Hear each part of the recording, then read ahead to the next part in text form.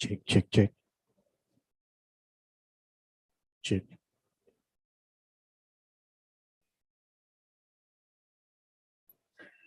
Yuvraj, can you hear me? Yuvraj, Yes, sir. Yes. सब ठीक है ना? Yes. वीडियो दिख रहा है आपको? Yeah. Okay, thanks. आप अपना वीडियो स्टॉप कर दो प्लीज, नहीं तो मुझे, हाँ, thanks.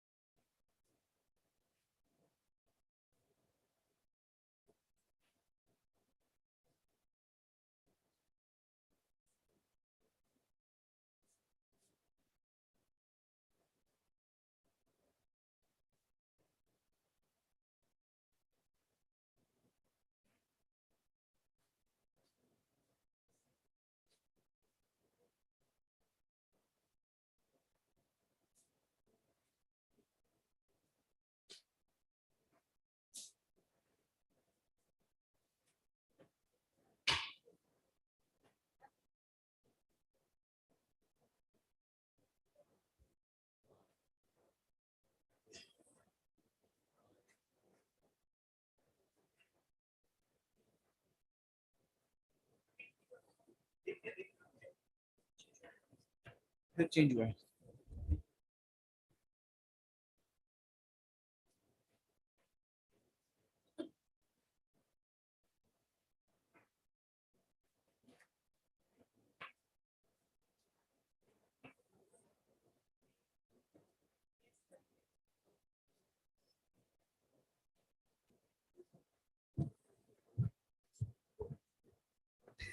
Good morning, ladies and gentlemen. Our esteemed speakers for this session have arrived, and we will begin in another 2-3 minutes.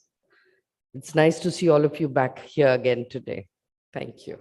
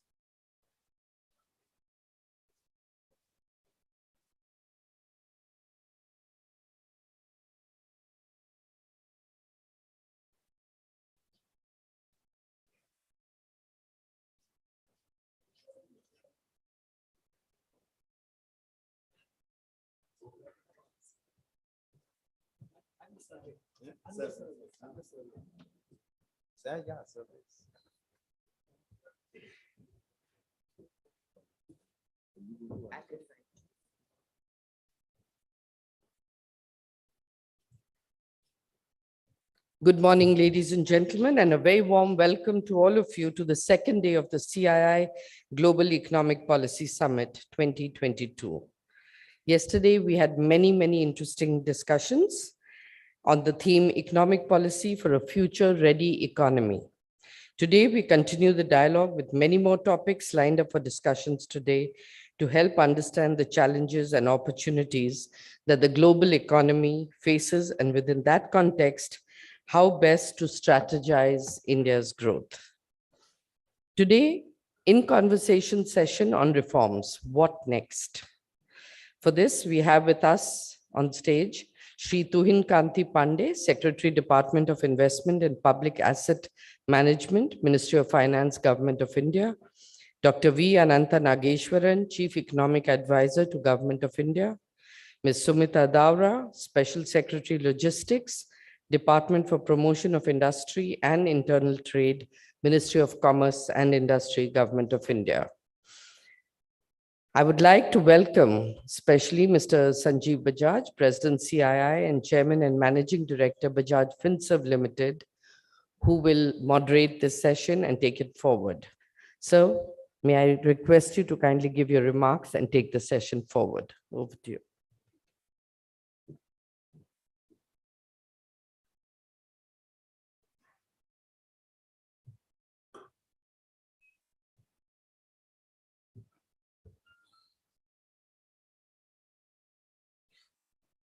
Shri Pandey, Dr. Nageshwaran, Ms. Daura, ladies and gentlemen, good morning. We are on day 2 of this conclave, and we're starting with an interesting session with 3 eminent leaders over here with us. Shri Pandey, who's Secretary DPAM, has driven India's divestment process in the recent period, particularly with Air India and LIC, and there's significant expectations from his department going forward. Ms. Daura, a dynamic policy practitioner, has, in a recent role at DPIIT, driven many prominent initiatives, the most recent one being the National Single Window System. And Dr. Nageshwaran is not new to us. Even for this summit, he spoke at the inaugural edition, and we look forward to his views as well. Let me start by mentioning a few significant points from CI's point of view on areas of reform that we believe our government needs to prioritize to help India move from a $3 trillion economy to a $5 trillion economy in the coming years, a $10 trillion economy by 2030, and eventually a $35 to $40 trillion economy in our Amritkal period. It's very clear in the last 12, 18 months that India has stood out quite resilient in its economy in a period of global turbulence, slowdown, and uncertainty. We today are the fastest growing large economy in the world. We earned that recognition in FY22. But we are not immune to what is happening around us. We can see that from record exports last year, exports has started slowing down. Our own economy, keeping in mind external factors and how it weighs down on us, and also inflation and the commensurate rises in interest rates is slowing down in some areas. And that's why it is important for us to focus on how do we get growth back. And 5 areas that I would like to briefly talk about before we naturally hear from our other eminent panelists. First is employment generation. Country of 1.4 billion people, we have no choice but to ensure we have good, high quality jobs for our youth. But this is also something that pays us back because we are an economy where 60% of our GDP comes from consumption. The more high quality jobs that we create, the more consumption is created, the faster we drive the wheels of our economy. The second area is enhancing manufacturing competitiveness. The world is looking to India to become a second support to them on manufacturing. The China Plus One strategy can very well, over the next decade, become the India strategy. But for doing this, we need to increase manufacturing. Manufacturing currently is around 16% of GDP. In the coming years, how do we take it to 20, 21%, and eventually to 25% of our GDP?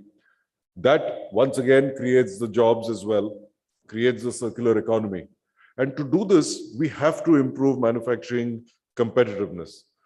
One suggestion that CI has given the government in the recent past is the way the GST Council has worked quite effectively between the center and the states in resolving issues, in taking GST ahead. Why not think of the same thing for areas of land, labor, power, which are subjects both at the center and the state level? Because eventually, if you have to set up a new business or you have to enhance capacity, it is going to happen in a particular city. It's going to happen in a particular state. And if we can find a way for states and the center to work together there, it will help in ease of manufacturing and help us with competitiveness. Second area is logistics costs. Many Indian companies are world-class in quality, pricing, and efficiency in what they produce within their factory gates. Once things move out, our logistics costs, by many estimates between 14 and 16% of GDP, make us highly inefficient. And this is where the Gati Shakti plan of the government can be a huge game changer in the coming years. We do have one request that the private sector should be allowed access to the Gati Shakti master plan to take advantage of joint synergies. A third area, and we have the Chief Economic Advisor with us, is fiscal consolidation. We know fiscal expansion was necessary through the pandemic. Lives and livelihood were important. Even now, our economic recovery and that of the world is still reasonably fragile. And that's why some amount of fiscal support is required to ensure consistent growth. However, fiscal consolidation is equally imperative. And that's why we believe that the government should continue its focus on capital investment, on spending for productive purposes, and at the same time curtailing non-productive expenditure, as well as augmenting revenue. Divestments need to be fast-tracked because this creates additional revenue for the government. The government does have a stated policy on PSCs, and we believe that a roadmap can be created where a rolling 3-year plan on which are the divestments that the government is looking at doing can be put out in the public so that it puts the right amount of pressure but gets the right support as well to be able to go through the divestment process. The fourth area is technology. No country, no developed country has become successful without innovating, without its own IPRs, which it then uses to produce not only for itself, but it uses across the world. Countries like ourselves over the last century have imported innovation from the developed world and produced across all kinds of categories. But in today's times, we are increasingly seeing, we're seeing that in the digital sphere, but we're seeing that in many other areas as well. We have the ability to innovate because we have the minds who are innovating all over the world anyway. We have the ability to innovate for ourselves and for the world. Towards this, we need the right government policies to further channelize technology investment, innovation, and incentivize the same in the right way.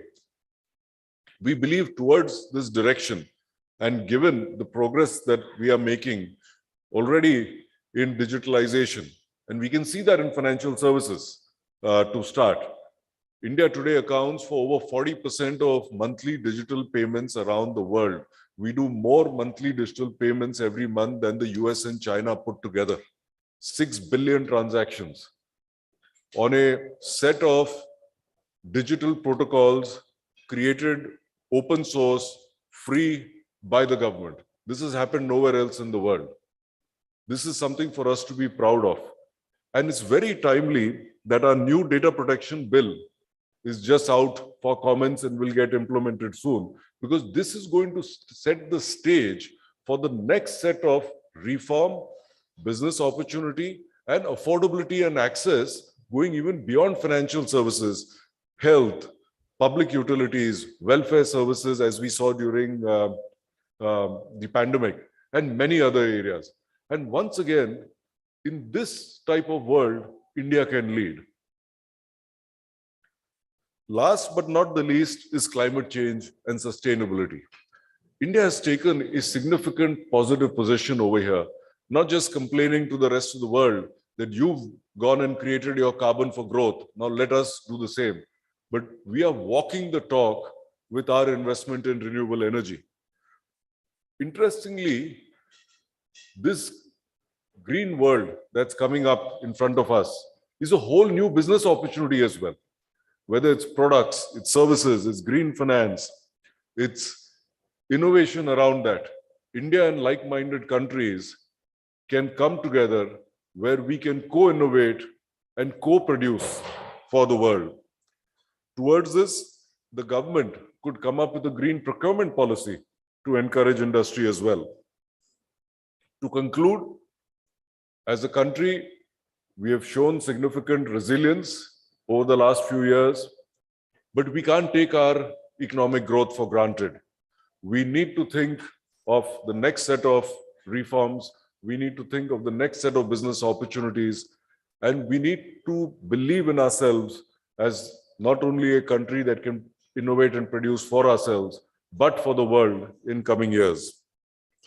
Keeping that in mind, may I now invite our panelists to share their thoughts, and post that, based on time, I will request them to take a few questions.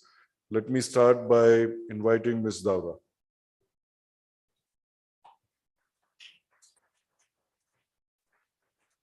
Thank you very much, Mr. Bajaj, for setting the stage for our discussion. Thank you very much for this opportunity today. As I understand, we are talking about three concerns here. One is about reforms. How are we going ahead? Secondly, what role infrastructure and logistics is going to play? and how the center and states are going to work together. As we would be aware now, the word reform does not just mean relaxing regulatory barriers. It also means how do we ease the processes? How do we bring better governance outcomes for both industry and our citizens? We've spoken about manufacturing competitiveness, it was flagged. And I do believe that the production-linked incentive scheme is a very important intervention. As the Secretariat for the PLI schemes across 14 sectors where it has been announced, we see that more than 650 applications have been approved and units are getting grounded. We have a reported investment of about 6 billion USD in the first year, which exceeds the target by 106%. Not just this, in certain sectors such as bulk drugs, telecom, white goods, food processing, electronics, we see very good results and significant amount of production, investment, and employment is being generated. At the same time, I would also like to point out the processes. We are all aware about the ease of doing business, how India has climbed up in the ranks, reduction in compliance burden, making it easier for businesses to operate and to invest. And how are we reducing the compliance burden through digitization, simplification of processes, reducing duplication, and rationalizing the processes. Also decriminalizing many of the unnecessary burdens which the business has been carrying. This does not mean that regulatory barriers are not being removed. If you look at the FDI policy, a number of relaxations have been given further, liberalization of the FDI policy. And if you see the recent sectors such as in defense, in civil aviation, in insurance, in the digital media, in coal, in telecom, considerable liberalization has happened. And we've just heard from Mr. Bajaj, the historic levels of FDI we attracted last year, about $84 billion. And this year we are on track to go beyond that to about $100 billion. Now, if we look at the processes we are putting in place to fast track investments, all the ministries today handhold the investors through their project development cells. We have the Cabinet Secretary, sir, himself heading the empowered group of secretaries to fast track investments and resolve cross-cutting issues. And we have put in place the National Single Window System. The soft launch has happened last year. It has already processed about 45,000 clearances for businesses. And that's where we urge businesses to look at the National Single Window System and use it more to cut down the time taken for them to get clearances. In this context, the National Single Window System is also becoming a diagnostic tool for us, a data-driven system where the states are joining the National Single Window System. All the ministries are joining this National Single Window System.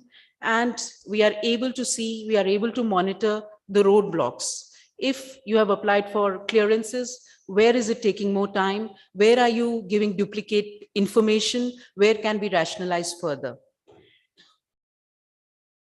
In this context, 37,000 compliances have been reduced, and we hope to use the single window more effectively with more involvement of business and industry.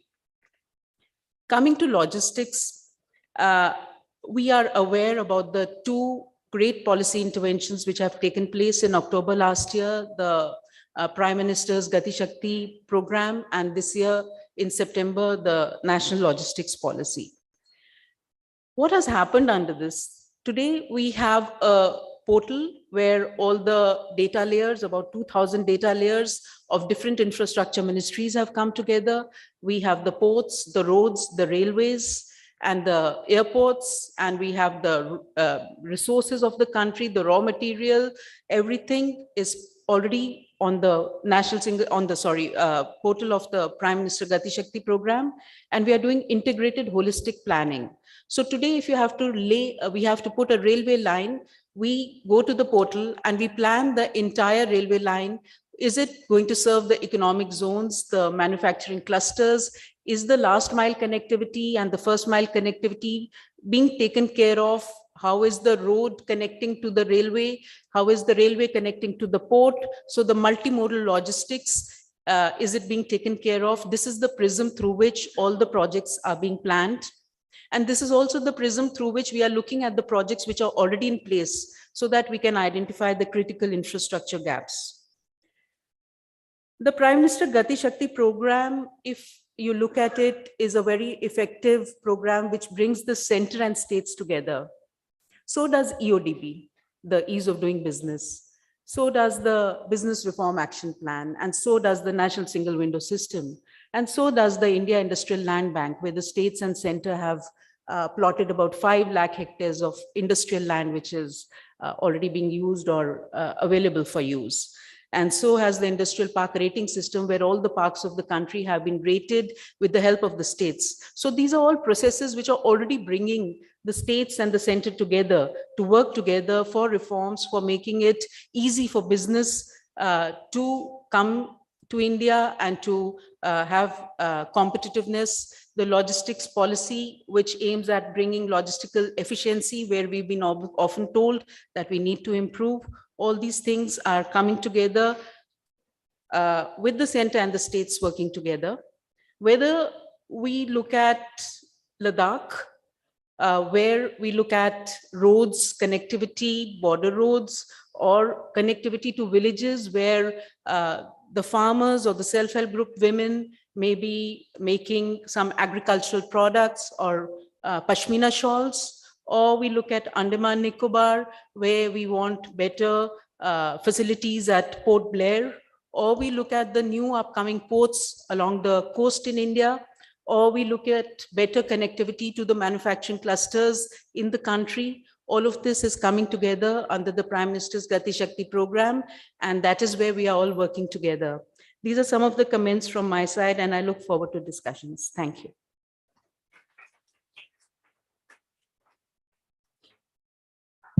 Thank you, Sumita ji. May I now request Dr. Nageswaran for his address.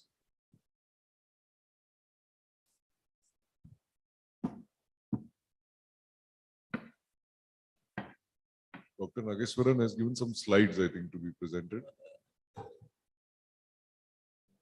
Yeah. So if it's a problem, don't worry about it.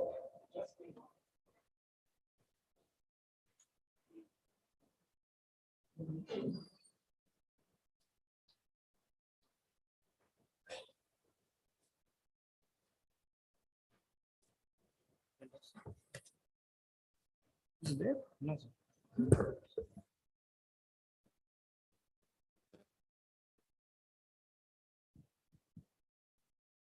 It's not coming out.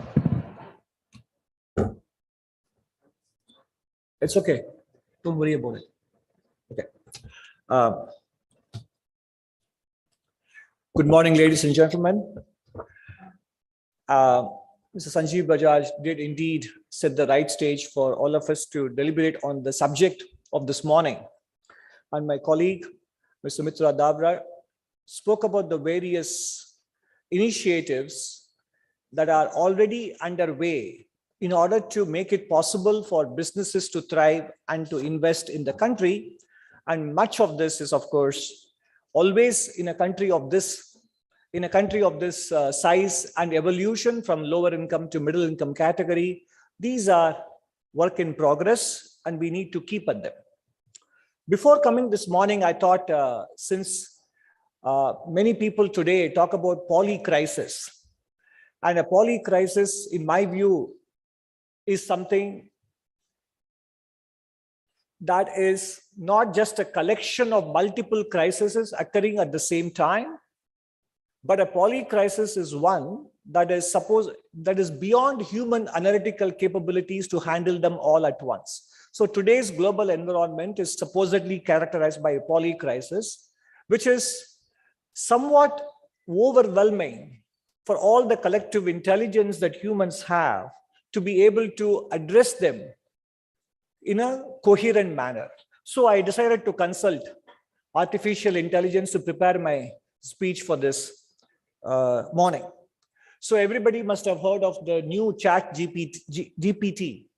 So I went and checked out that AI app. I said, how do I address the employment problem in India? And it gave a very interesting answer.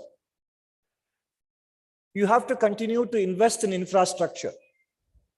Infrastructure will create not only jobs directly, but because it lays the foundation for further capital formation in the economy, which can generate additional jobs. Therefore, continued emphasis on infrastructure is your answer to employment generation. This was the answer that the AI app gave me. Not a bad answer, but it also left me very reassured. I don't think AI is about to take over human intelligence. It didn't give me a context-specific answer. It gave me a generic answer, and humans have the ability to place things in context better. But the important point about the infrastructure is not lost on us, for all three of us at the table, because in terms of public sector infrastructure projects, from 6.8 lakh crores in 2011-12, we have come to about 21.2 lakh crores of investment by the entire public sector system over the last 10 years.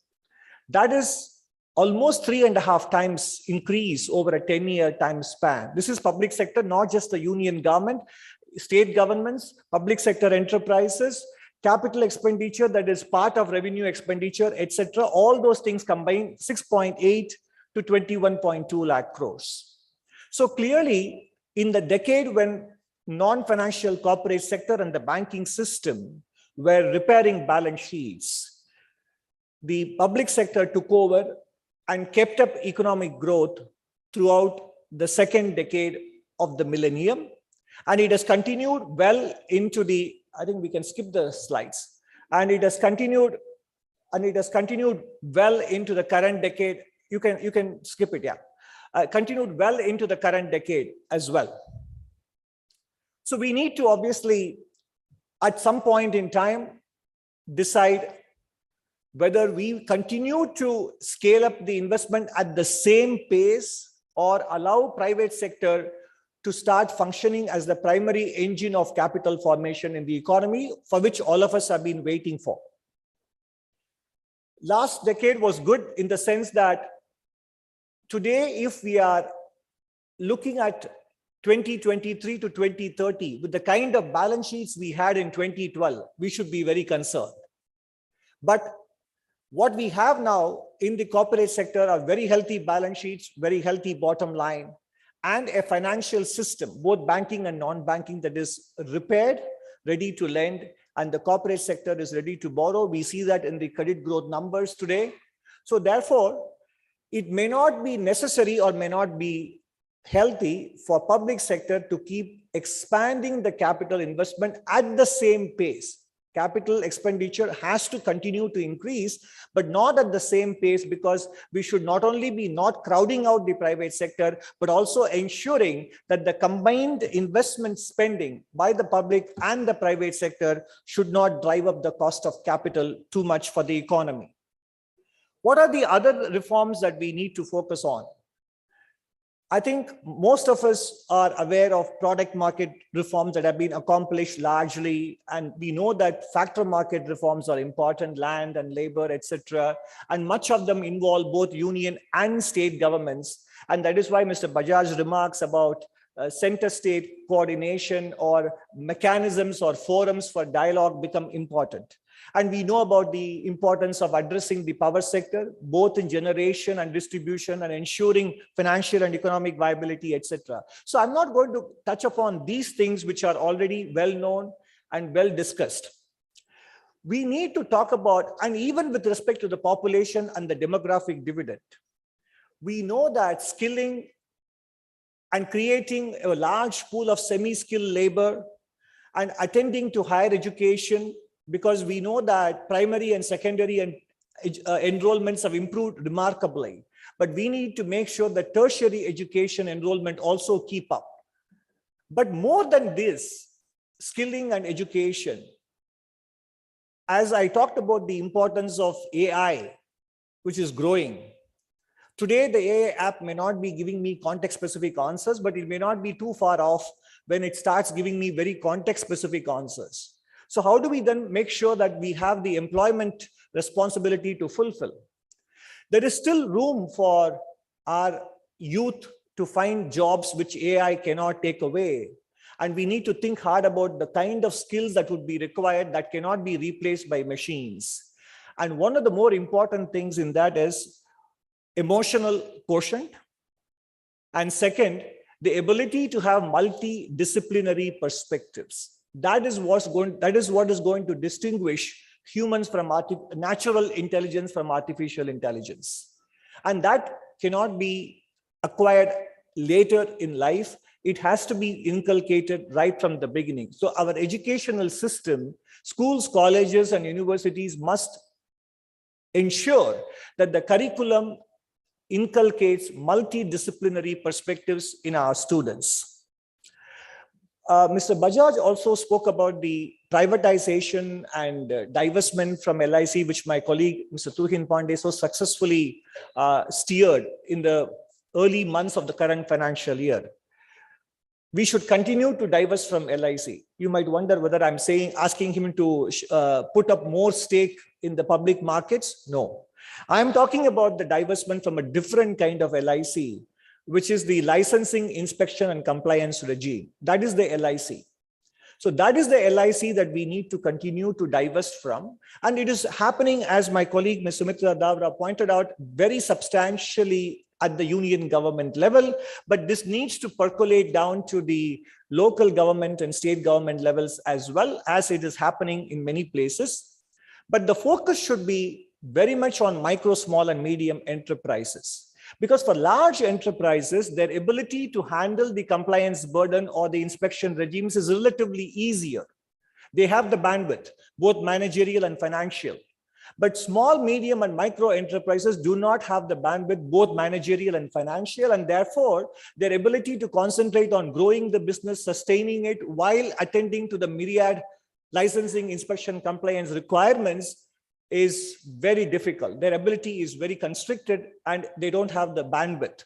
So therefore, from the point of view of MSMEs, continued LIC divestment is very important.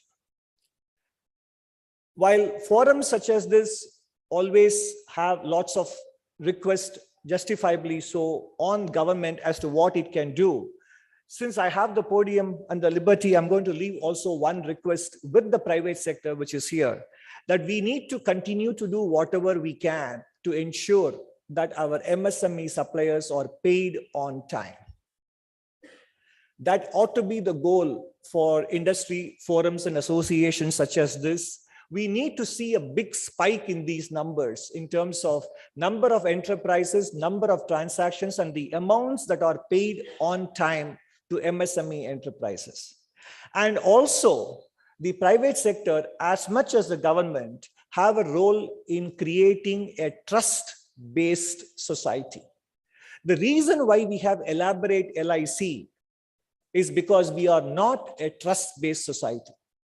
Whether it is with respect to time allotted for a speech, whether it is with respect to a deadline, whether it is with respect to the prices that our vendors quote, we know that what is set on paper is not the right one. We don't trust the price that is given there, we start bargaining. So the entire culture of bargaining, or the ease with which we ignore timelines given for speeches or remarks, I am aware of it myself. All those things are clear examples of us knowing what is given to us on paper will not be honored anyway. So we can afford to therefore take liberties or bargain, etc. And that in turn creates a lot of paperwork and a lot of second verification, self-verification, attestation, two proofs of address instead of one, because we are not a trust-based society. And therefore, whatever we can do to ensure that we become a trust-based society will take us from 7% GDP growth to 10% GDP growth. Infrastructure investments, ease of doing business, all those things will happen, will keep happening. We are at it, we are aware of them. But let's work on making sure that we become a trust-based society so that we can take each other at face value. Thank you very much.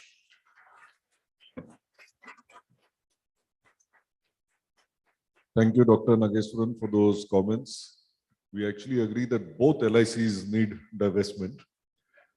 Your point on payment to MSME on time is very, very pertinent. It's something that I have only recently, as president of CII, written to all our members to ensure as well. Let us now move on, and may I request Shri Pandey for his special address.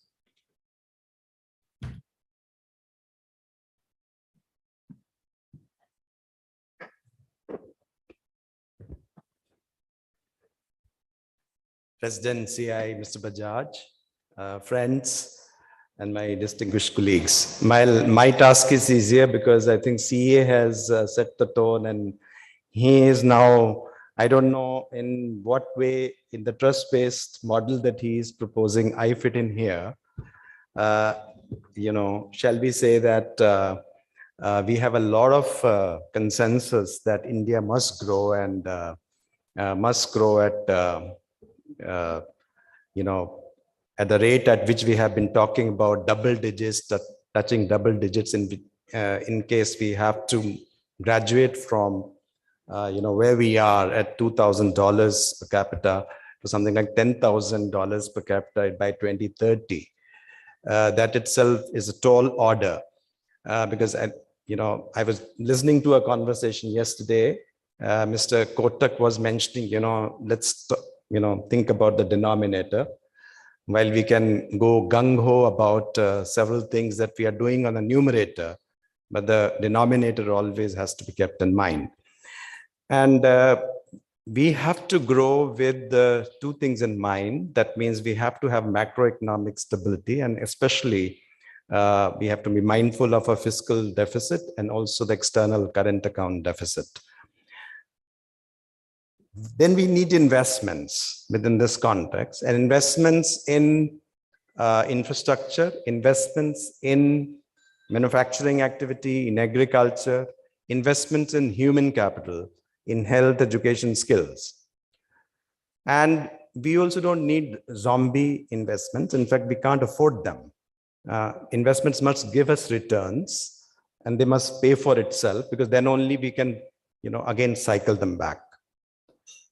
And this is where I think we have to have several elements which need to fit in. On the one side, we are talking of capex. On the other side, we must also talk about competitiveness and productivity.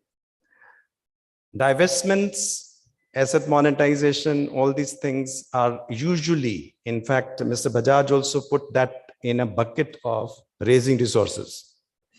I would rather say that it is more a cutting across item rather than simply a budget item. Why so? Now, basically, we're talking of productivity and competitiveness. Basically, we're talking of capex.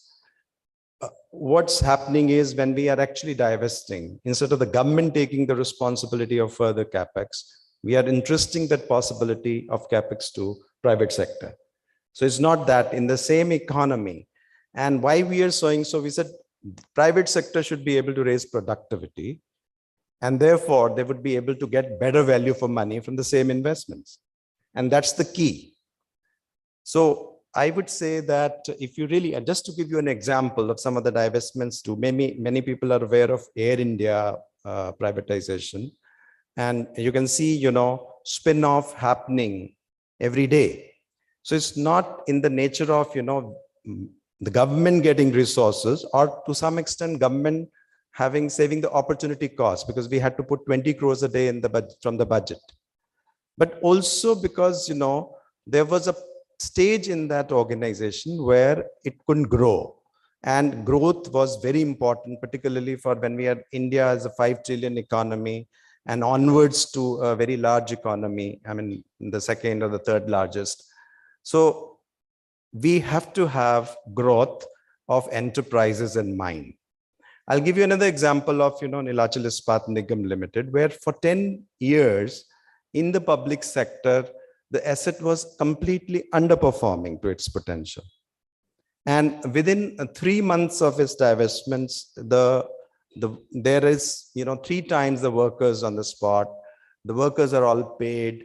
There is a growth path. There is an investment of $10 billion plan for this decade. Now, one single asset triggers an investment of $10 billion in a place, and possibly also a lot of spin-off, on the direct and indirect employment in that area. So this is what the divestments can do. And in mind you, in that government did not get any receipts in the budget. So therefore, if you really look at it, because we were not directly even having equity in that.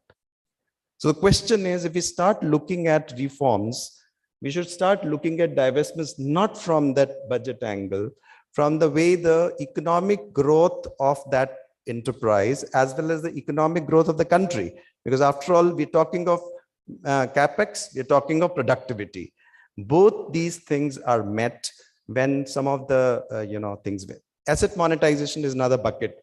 And what exactly is being done? The money is not coming to the resources of the government directly, but it triggers a capex cycle where, for example, if you have done some roads and you can upfront get the payment through either an InvIT model or through an TOT model or through a securitization, and put that money back into roads. So therefore, what you're doing is you are triggering a capex cycle, not really putting a burden on the government, direct government budget. So therefore, these are the kind of things we have to do. I mean, when we are saying unlocking the economic potential of enterprises, unlocking economic potential of India, bringing private sector, on the forefront to bring the capex thing, because government will require in any case investments to be done in several areas. There are certain areas in the social sector where the government must step up, in fact, faster in order to catch up. So I would say that sustainably investing in infrastructure and raising productivity and competitiveness is supposed to be a very major driver of growth. Otherwise, we might even get stuck. We have examples of very huge capital spendings in infrastructure in many countries, but they are not economically viable, and they are in fact leading to problem of macroeconomic stability in those countries. So sustainability of those investments have to be kept in mind, and India has a huge potential and we must exploit it. We must use that potential to grow. I think for this moment I will, and I'll be very happy to get questions later. Thank you.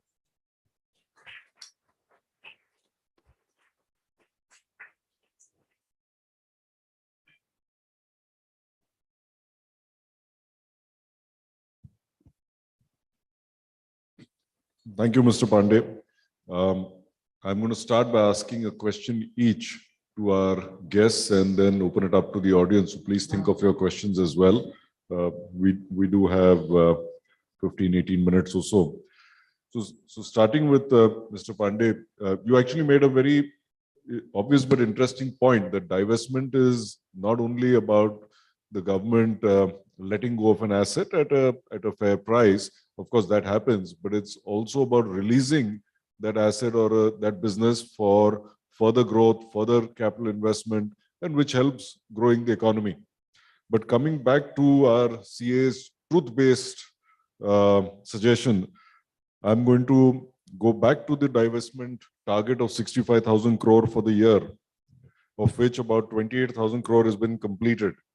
So to Shri Pandey, what are the next set of divestments which you can, whatever you can share with us, because we believe with the truth-based, trust-based, sorry, trust, truth, same thing. The trust-based commitment of the government to divest 65,000 crores. So what more can we expect in this year?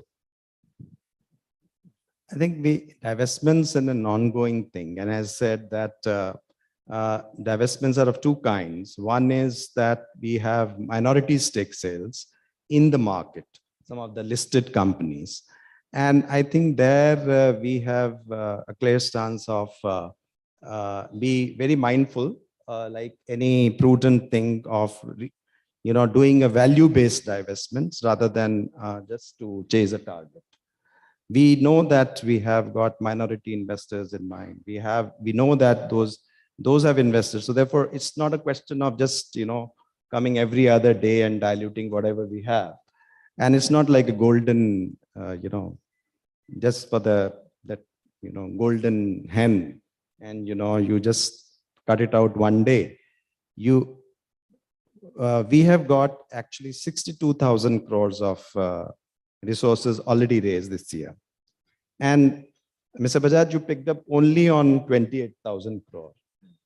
That's a very interesting story. And I would really say that why are you ignoring the 34,000 crore of dividend that we have received? Money is money, money is fungible. And so therefore, this is the thing, divestments are there, but they are a part of the entire spectrum. We also need that our CPSCs and PSCs must perform well. If they are a listed stocks, they must give good returns. And that is another very important objective that we have, that in our performance evaluation system, where some, they have got bonuses, etc., which are linked, we really want them, to what extent we have introduced the elements, like to what extent, your market cap has increased. What is your return asset turnover ratio? What is the return on capital employed that you are giving? And what is the consistent dividend? If you really look at it, our PSCs are giving consistent dividend, to the investors. And we have this year, due to all these measures, your BSC and CPSC, BSC CPSC index, as well as Nifty CPSC, has grown at twice the rate of general Sensex and general Nifty. So creating the value, after all, we have got market cap of about 22 lakh crore in the listed public sector enterprises, and of which about 12 lakh crores belong to the government, and the rest is outside. So we are also mindful of that. The second leg of that is the strategic sales. In the strategic sales, we have what we call privatization.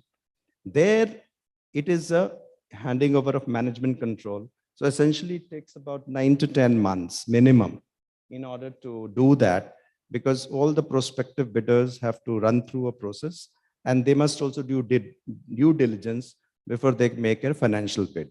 In some cases, we do have a system of hiving off of non-core assets. Sometimes, many of our public enterprises have non-core assets which are not really linked to the operating company.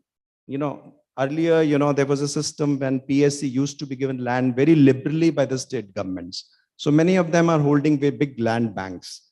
Now that land is valuable, and that land can be actually divested as a real estate, and it can actually spur a good urban growth, urban regeneration in several cities. So we have to take that land out, and we had two important amendments. One in the Stamp Duty Act, another was an Income Tax Act on capital gains, where the demerging the assets out of the CPSCs into another PSC, a separate real estate company, was made tax neutral. There was no additional tax on that at the time of demerger. So that would lead to some of these companies, some of the land being taken out and separately divested. So we are building up a model which is sustainable, which goes over the time, where not only the land which is taken out is also valued and separately and taken out. The others is operating companies are then divested as operating companies. So what I'm saying is, in the M&A, it is a little time-intensive activity. We do have, of course, an ongoing transaction of IDBI Bank, and we do have other announcements. We have got HLL Life Care, which is an ongoing. We have a consulting company, which is an ongoing. We have got BEML, which is an ongoing, which has got SCI, which is ongoing. So these are the things that we need to go on and complete those transactions. Thank you. Thank you. My next question is to the CA.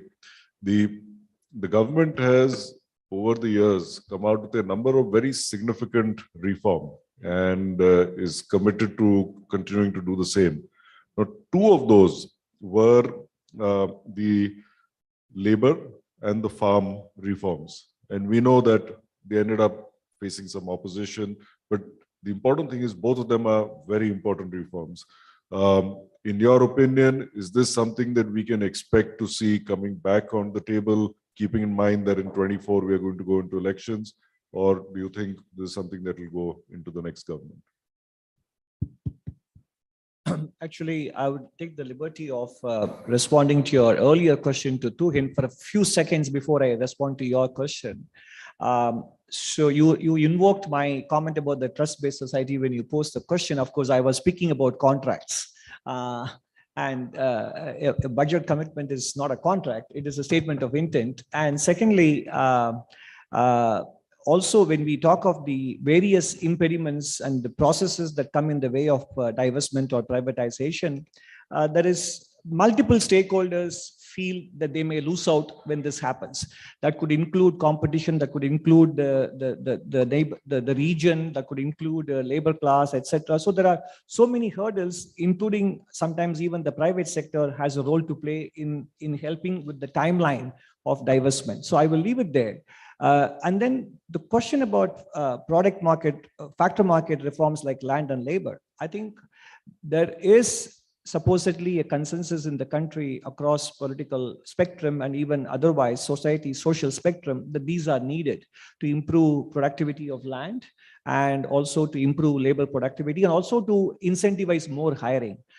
But obviously when this political consensus when somebody attempts to translate this political consensus into policy initiative, it again runs into the same political economy problem, and there is a sort of a time inconsistency. So I think many reforms in India, including, for example, privatization of Air India, etc., have eventually happened. May not have happened in the time span that was originally intended, but ideas whose time have come will eventually become a reality. Thank you. And I must say, not only as Indian industry, but just as citizens, we are very aware of the challenges it takes for privatization. And that's why privatizations like Air India, which were being talked about, I don't know for how many decades, are a very significant achievement of the government, and equally important that the private sector makes those investments work, because that's what gives confidence then to the government and to people to continue with those reforms. Moving on to Sumita ji. You spoke a little bit about the national logistics policy, and we think that this is something very significant, keeping in mind additional competitiveness. Can you elaborate in some amount of detail? What are some of the on-ground changes or benefits, say, in the next 2 to 3 years one can expect to see as a result of this policy? Well, as we are aware, the Gati Shakti program and the logistics policy looks at a convergence approach, a whole of government approach, bringing all the stakeholders together, whether these are the states, the government ministries, the private developers of warehouses or of the logistical related infrastructure. So this is a convergence approach where we are taking a holistic view to improving logistics infrastructure and also connectivity. So we have been working on standardizing the logistics related infrastructure, making it on par with international standards, developing better connectivity. You are aware of the multimodal logistics parks which are being developed, and bringing standardization there so that what are the kind of facilities we can expect gets standardized, benchmarked, and hopefully also looking at some point in time, meeting benchmarks for certification, global standards. So in the next 2 years, this is where we are going, bringing everybody together to deliver more logistics efficiency and better connectivity for both freight movement, passenger movement, and also for social infrastructure related facilities like schools, health centers, Anganwadi centers, as we are onboarding the social infrastructure ministries also onto the Gati Shakti portal. Now, if you look at telecom related infrastructure, which is already being planned as per the Gati Shakti portal and our policy, we are already using the facility to find out which are the areas which are not covered by the optic fiber cable, by the telecom towers, and these unmapped areas are being prioritized for giving better connectivity, to give one example. Another example is for the 5G rollout, states and union territories are using the policy framework to be able to plan better and to be able to have an integrated approach. Similarly, where do you locate your high schools, for instance? Will they have better connectivity? Will they have better access for people? So it is in the context of giving better outcomes for businesses, for manufacturing facilities, for manufacturing clusters, for social infrastructure, for our citizens. These are the kind of changes we are looking forward to in the next 2 years or so. Thank you for that. Let's try and take a couple of questions. We got 5 minutes. But let's keep them focused and short.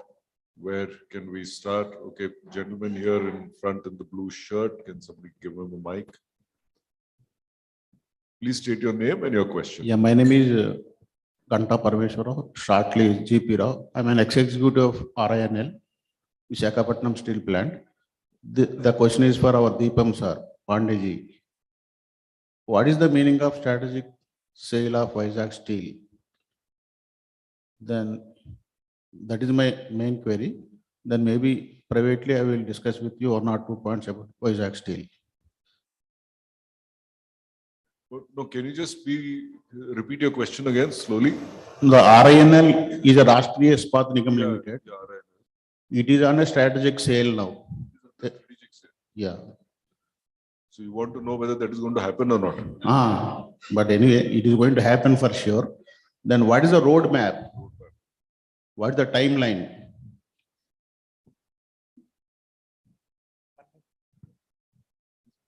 No, the in principle approval is there, and we are going forward in, working out the transaction structure and move forward.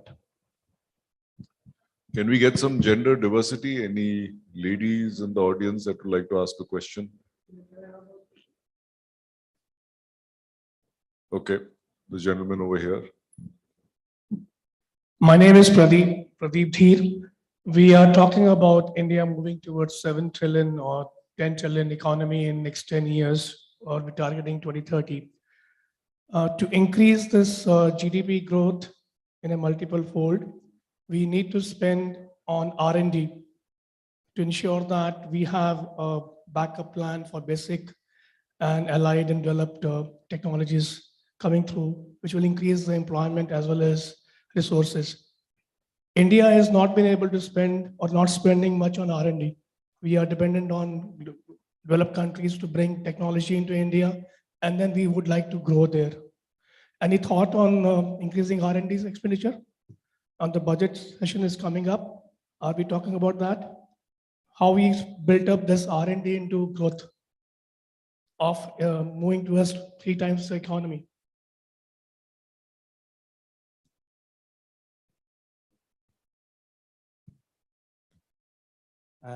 It's an important issue. The question is, how do you do that? Because we have been talking about, so who does the R&D, how it is done, how it is pulled back, I mean, as a self-sustaining model. Typically, there is, one is the funded by the state, R&D funded by the state. The second thing is the inherent interest of any producing organization to do its R&D to remain in business or to make business. For example, pharmaceutical companies will actually constantly be doing R&D, because if they do that, they can patent it and then, use the patent regime to actually encash it. And there are companies who are doing it.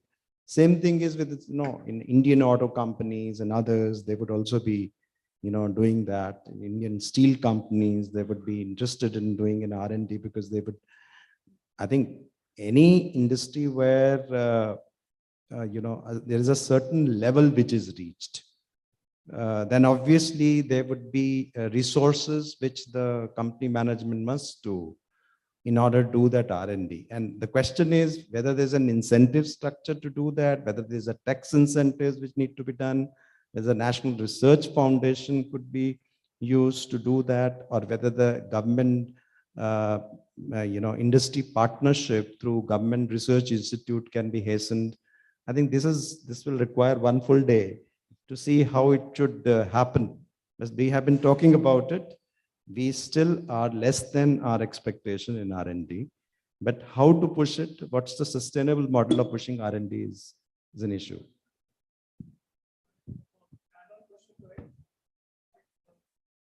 You have to increase your GDP, you have to have government spending first, like if you look at the US, from 56 to 80, they spend 56% or 70% of the budget in R&D on the basic, and then they start growing the economy. I don't see that kind of intensity in India. So we talk about economy to grow. See, different countries have done this in different ways at different periods of time. In addition to what Shri Pandey said, there is an equal responsibility on us as private sector to invest in R&D, to innovate for our own selves. The government cannot do everything. The government also has priorities. The US did not have 1.4 billion people. Keep in mind that. So different governments will have different priorities as well, and the government has a number of initiatives that spurs R&D growth anyway. But and as CI, we'll keep pushing the government to do more. But let us not take away from our own responsibility. Don't we want to build internationally competitive businesses ourselves? So we don't do R&D because the government is giving us some benefit. We do it just so that not only we stay alive, we get competitive, but we go and conquer the world. So I think it's a joint working that needs to be done. I know there are more questions, but we have run out of time. So please join me in thanking our guests for the time they spent with us this morning and for their interesting insights as well. Thank you. This session comes to a close.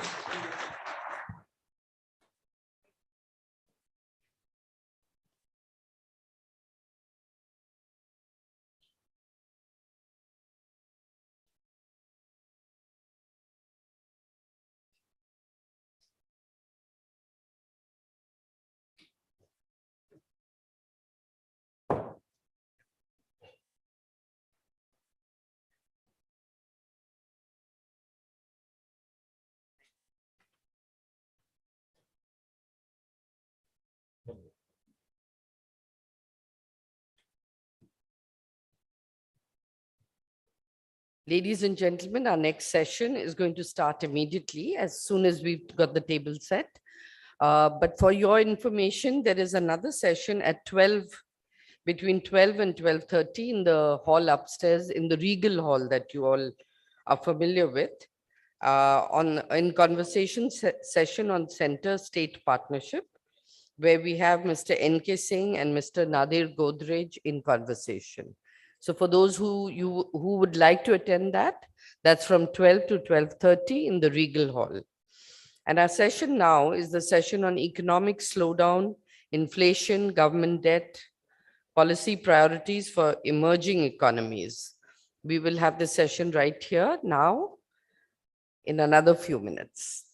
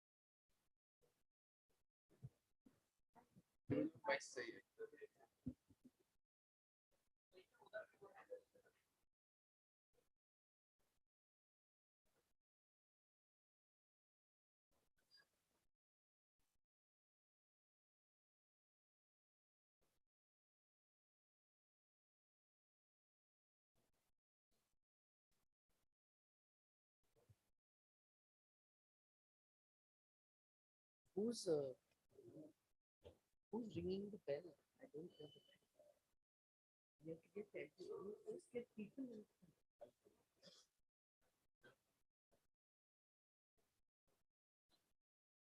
People in. That's okay, but there's no obvious. Send people from outside first.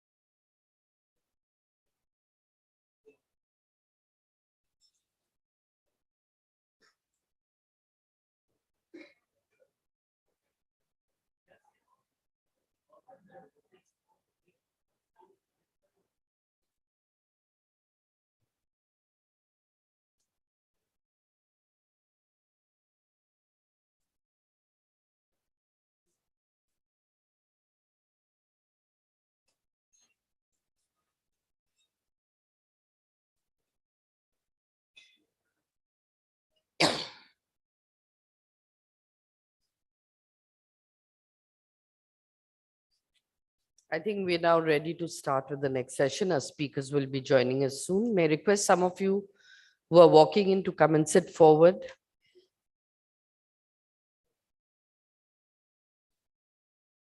Please come.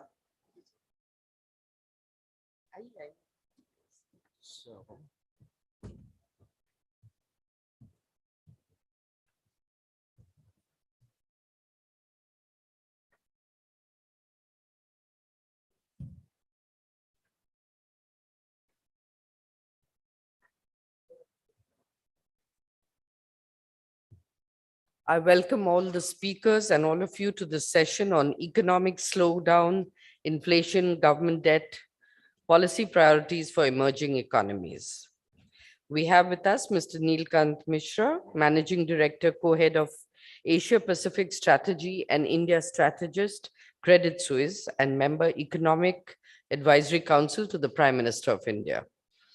We have with us Dr. Sajid Z. Chenoy, Chief India Economist, JP Morgan, and Member Economic Advisory Council to Prime Minister of India. Dr. Chetan Ghate, Director, Institute of Economic Growth. Dr. Taimur Beg, Managing Director and Chief Economist, DBS Bank. Dr. Emila Skork, Lead Economist for India, Macroeconomics, Trade and Investment Global Practice, the World Bank Group. Moderating the session is Mr. Vilayan Subaya, Executive Vice Chairman, Tube Investments of India Limited. Sir, may I request you to give your remarks and take the session forward. Over to you, Mr. Vilayan. Actually, I think given time and given that you're here to listen to the five of them versus listen to me, I'm just going to ask if Chetan can start with his presentation. We'll take presentation, just either presentations or brief remarks from all five of them to begin, and then we'll get into a Q&A. So Chetan, if you can just go ahead and start, that'd be great.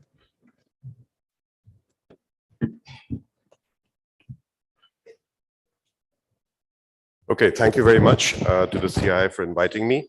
And hello, everybody.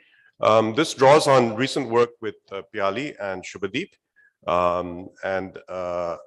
So it's about the evolution of Indian public debt. This was the topic today, which is inflation and public debt. So I'm going to take that title seriously and led some research to it. The focus is on fiscal dominance. So we know in COVID, different countries had different amounts of fiscal and monetary policy space to deal with the shock. Some countries had more fiscal space than others. India had limited fiscal space. And there's also this big discussion about how debt to GDP ratios are petered down by inflation. And there are reasonable views on this, that some amount of inflation is always good to reduce debt to GDP. But once you are in an inflation targeting regime, the question becomes, inflation no longer becomes the ways through which you can deflate away your debt. So are there other avenues of fiscal dominance that play out? And so we want to use the Indian public debt data to see what these other avenues are for fiscal dominance. And fiscal dominance here is going to mean that countries come in, they enact an expansionary fiscal policy, and the central bank is concerned about interest rate costs, so they try to keep the interest rate low. But the perspective I want to lend on this exercise is that it's important now for us to think about debt management, monetary policy, and fiscal policy jointly. They're no longer things we can treat in silos. Those are things that we need to treat jointly. So here's a little Venn diagram.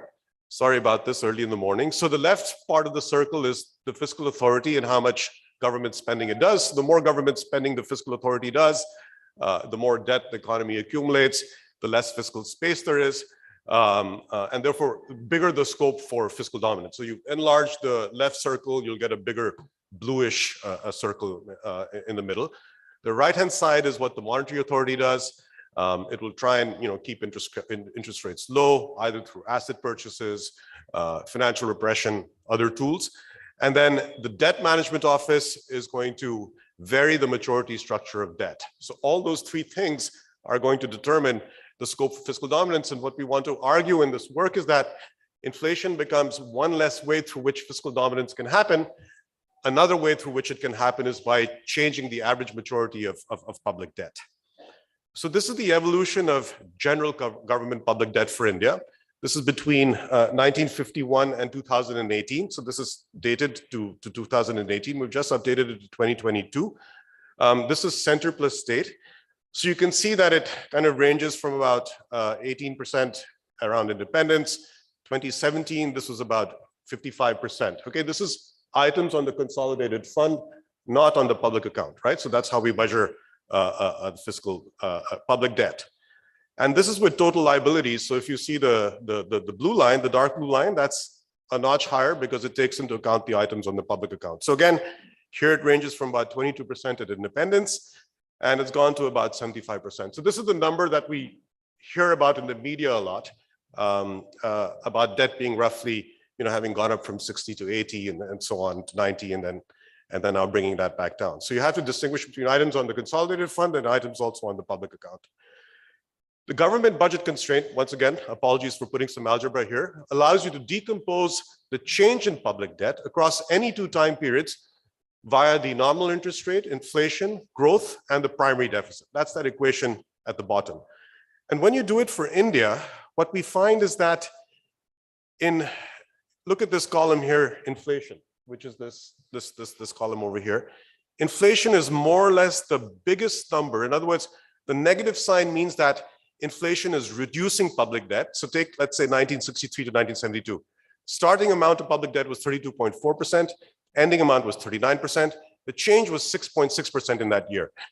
20.4% of the reduction in debt, it increased, but 20.4% of the reduction in debt came by inflation, and so on. So when you do the decomposition, you see that inflation is the biggest factor, more or less, for declining public debt, and then there are other factors that are raising it, like the primary deficit. Okay? So that's what the decomposition tells us. If you look at India's high growth years, from 1999 to 2008, starting public debt to GDP is 32.5%, ending public debt is 51%, so that's a change, positive change in 19.2%. And here growth, of course, in those years was very high, so it led to a reduction in public debt by minus 33%, but then there were other things that led to an increase, so overall there was an increase. So inflation is the biggest factor that is mitigating debt to GDP. Now, when you look at 2014 to 2018, look at the last column over here, inflation becomes a lower factor in reducing public debt. Take 2014 as the de facto year of adoption of flexible inflation targeting. Inflation targets are not formally part of the central bank's mandate, but discussion is on, the Urjit Patel report committee has been submitted, and a glide path has been announced. It's coming, there's anticipation effects. And what you see here is, sorry about that, you see that the decline in debt due to inflation gets mitigated. So the question is, how else did the central bank manage its interest rate costs on public debt? So the way to do this is to use Hall and Sargent, which we apply. So I'll just give you a brief schematic representation of this. We have all the central securities issued by the center from 2000 onwards. Okay, we break these into zero coupon bonds. We have the principal and coupon payments, so we can get the total payments. We multiply this by the yield to maturities, and we can track the market value of debt. So now in this analysis, what we do is we're able to find the change in debt also as a function of the maturity structure of debt. And when we do that, we find that the nominal returns on marketable debt are the highest. Okay, so this is about, so take this period from 2000 to 2022. This is again central securities, okay, not total, not aggregate, and only items on the consolidated fund. Central securities debt is 19.7% of GDP, ending 2022, just now, 47.7. So there's a change of about 28%. This positive change of 28%, 57% of this 28% was driven by nominal returns. Nominal returns became a big factor in raising this public debt. Inflation, of course, is negative. It's quite big because this captures the high inflation years from 9 to 14 and so on. Now, what's important here is that because you have the total yield to maturities, you can break down the total yield between the safe rate, the 1 year, and the term premium. So this analysis here allows us to show what was the contribution of the safe rate and the term premium in driving changes in public debt during this period. So the safe rate, remember the safe rate is the one that responds to monetary policy. So if it's high, then presumably monetary policy is tight, and then that's leading to a high nominal return, which is then driving the change in public debt. And then in the last row, you have these numbers for the primary deficit. Again, in the 2022 period, it's quite high, it's 29.4. So that's leading to a positive change in public debt. So let me end by giving you 3 pictures, and this is very tentative, but I'll put these out anyway. If you look at the average maturity structure of Indian public debt, it's been roughly constant, right? So this is this green line here, and it varies between 5 to 6%. And if you look at the 1-year safe rate, the 365 T-bill rail, it's been moving around like the blue line is, okay? So what this suggests is that as the central bank has been cutting rates, and this is from about 14, there have been periods when it's gone up slightly, but it's kind of on this trajectory over here. The average maturity of Indian public debt has stayed sticky and hovered between 5 and 6%. And what that suggests is that market participants may think that as the central bank cuts rates, they either may think that the central bank is credibly going to meet its inflation target or not credibly meet its inflation target.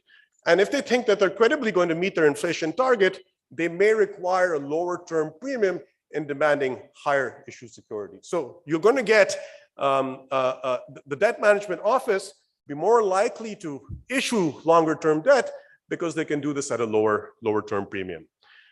When you do the same exercise between the fiscal deficit and as a percentage of GDP, not the primary deficit, the fiscal deficit is a percentage of GDP, and average maturity, so that black line continues to be average maturity, this is the fiscal deficit, you find that the correlation is minus, but it's not significant.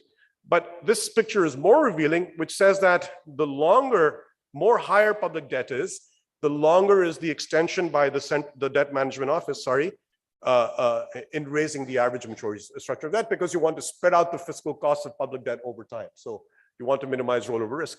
So what we're arguing in this paper is that the average maturity of debt could be an independent tool used by the debt management office to control the interest costs of public debt. And what seems to be suggested here, and again, these are correlations, but this is not a hard causation analysis, is that there's a lengthening of the average maturity structure of debt, and that may be the avenue through which we see fiscal dominance now because we're constrained by inflation target. Thank you. Great. Thanks so much, Chetan. That's great. Sajid, will you go up next?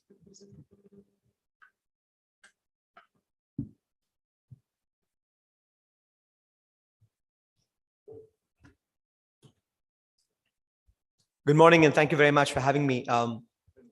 Chetan's given you a wonderful macro lesson, so I'm going to talk more in the here and the now. We began 2022 with an R word. It was called reflation. Right? This was before the war. People thought this would be the year where growth picks up and inflation picks up. By the middle of the year, we used another R word. It was recession, and there was a real concern that the global economy was going to slide quickly into recession, given the sequence of adverse supply shocks that we saw over the in the previous 12 months. But I would venture to say that we're ending the year with another R word, which is resilience for the global economy. And why am I saying that? Because just think of what's happened in the last 12 months, right? We've had the strongest global inflation in 50 years around the world. We've had the most aggressive and synchronized monetary tightening cycle in 40 years. We've had, for much of this year, the strongest US dollar in 20 years. And we've had, what's less appreciated, is the weakest Chinese growth in about 46 years, barring the year of the pandemic. Right? Now, in a normal year, two of these shocks would have been enough to tip the global economy into recession. We've had 4 such shocks, and we're still standing. Growth for 2022 globally is expected to average 3%. The US economy in this quarter is tracking 1.5%. In fact, consumption and investment have been accelerating in the fourth quarter in the US. Right? So we must appreciate that given all the recession risks next year, and I'll talk about that, the fact is there's been a lot of resilience that's been shown in the global economy this year. Why? Because this crisis was always different. Because the private sector and advanced economies came into this crisis with much stronger balance sheets. US households had $2.7 trillion of excess saving this year. Corporates had come on the back of record profits in the last 2 years. And these strong balance sheets have allowed private sectors around the world to absorb these shocks and not tip the global economy into recession. So that's the good news. Now, add to that the fact that inflation is coming down, oil is back at 75, the US dollar has depreciated by 10%, and this would seem like this is a Cinderella outcome, right? This is a soft landing. We should all pack up and go home. And I would have ended on that to say, but in fact, we're in this crazy world where good news is bad news and bad news is good news. And the good news I've laid out is actually not very good. Why do I say that? The resilience of the US economy, for example, has meant the labor market's red hot tight. We had a jobs number that came out last Friday night where wages were still running at 7% on an annualized basis. And this is a year with among the lowest recorded productivity growth in the US. So from a firm's perspective, you've got wages running at 6-7%. You've got productivity growth slowing, which means unit labor costs are rising even further. And 6% wage growth is just not compatible with 2% US inflation. And that's perhaps the most important variable to track in the coming months, that the Fed is not going to be comfortable at these dynamics. They're going to have to raise rates perhaps more than we think to slow the labor market down, bring wage growth down, so that they have more conviction that they're getting closer to their 2% inflation target. So in fact, with every month that the labor market remains hot, the odds that the Fed has to do more and remain elevated for longer grows, which then means the prospects for growth next year around the world, 2023, 2024, are lower, and the prospect of a soft landing recedes, and a central bank engineered recession around the world actually rises. And the concern for emerging markets in 2023 is going to be, even in a benign scenario, like what JP Morgan forecast, where global growth slows to 1.5%. So growth globally was 6% last year, 3% this year. Even in the benign case, it's 1.5% next year. You won't have a Fed that's cutting interest rates. And I think that's the key point to realize, that 2022 became difficult because the old correlations broke down. Normally, when you have a strong dollar, you have weak commodity prices. When you have high commodity prices, you have a weak dollar. And as a commodity importer like India, you get a natural hedge. If oil is high and your current account's under pressure, the dollar tends to be weaker and you get help on your capital account, and vice versa. But it became a difficult year because you had both higher oil and a stronger dollar. Now, 23 could be a difficult year for emerging markets because you could have slowing growth and yet very tight global financial conditions. So this was a long introduction to say that we're not out of the woods yet. Emerging markets are not out of the woods yet. 2023 could be a tricky year because of a slowdown, because interest rates will still remain elevated, because the world hasn't seen US rates at 5% in 25 years. And there's a real chance that something somewhere may actually break around the world. We saw it with the UK pension system. We saw it with crypto. We're seeing it with some real estate funds. So we need to be extremely wary. What does all this mean for India? I think we have to look at India from 3 different horizons: a 9 to 12-month horizon, a 2 to 3-year horizon, a 5 to 7-year horizon. I think the 9 to 12-month horizon has to be double down on macroeconomic stability, right? Exactly like what we've done in the last 6 months, that this could still be a very dangerous world. And we want to make sure that imbalances have come down. I guess the key variable, and everybody in this room is aware of this, is the current account deficit. And this is understandable when you've got such a large terms of trade shock with oil and other commodities moving up. India's current account has widened. The IMF estimates about 3.5% of GDP this year. And one focus will have to be, if you're in a difficult world next year, you want to bring that current account deficit down. Now, Chetan spoke about fiscal in a bit and government debt. I want to just link fiscal deficits with current account deficits, because on a more fundamental basis, I'm going to avoid being too technical. The current account deficit is simply the investment savings gap of an economy, which is therefore the sum of the consolidated fiscal deficit, which is the investment savings gap of the public sector, and the investment savings gap of the private sector. And to the extent that, so why did we have a situation where the fiscal increased in the pandemic year as it did around the world, but the current account remained contained?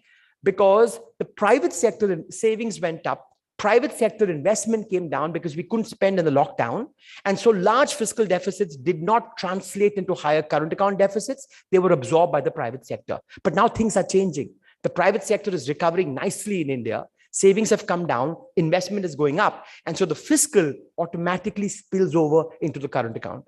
So if we want to bring the current account deficit down, and we want the private sector to flourish, for savings to come down and investment to keep rising, the fiscal will have to keep consolidating away. I think the government has a very sensible plan to reduce it by 2% of GDP. And I think that becomes important.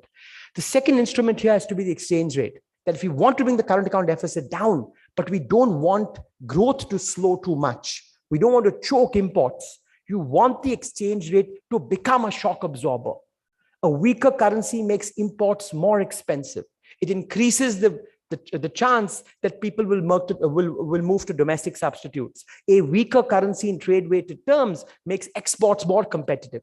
So you want to have both expenditure compression, but expenditure switching, right? And you want the weaker currency to help you bring the current account deficit down.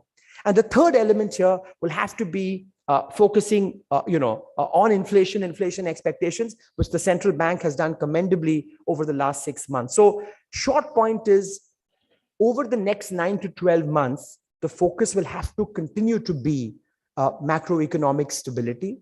And to the extent that there are renewed global pressures, these will have to be absorbed across multiple instruments. You don't want to overload any one instrument. You want to use reserves judiciously. You want to ensure that the exchange rate becomes a shock absorber.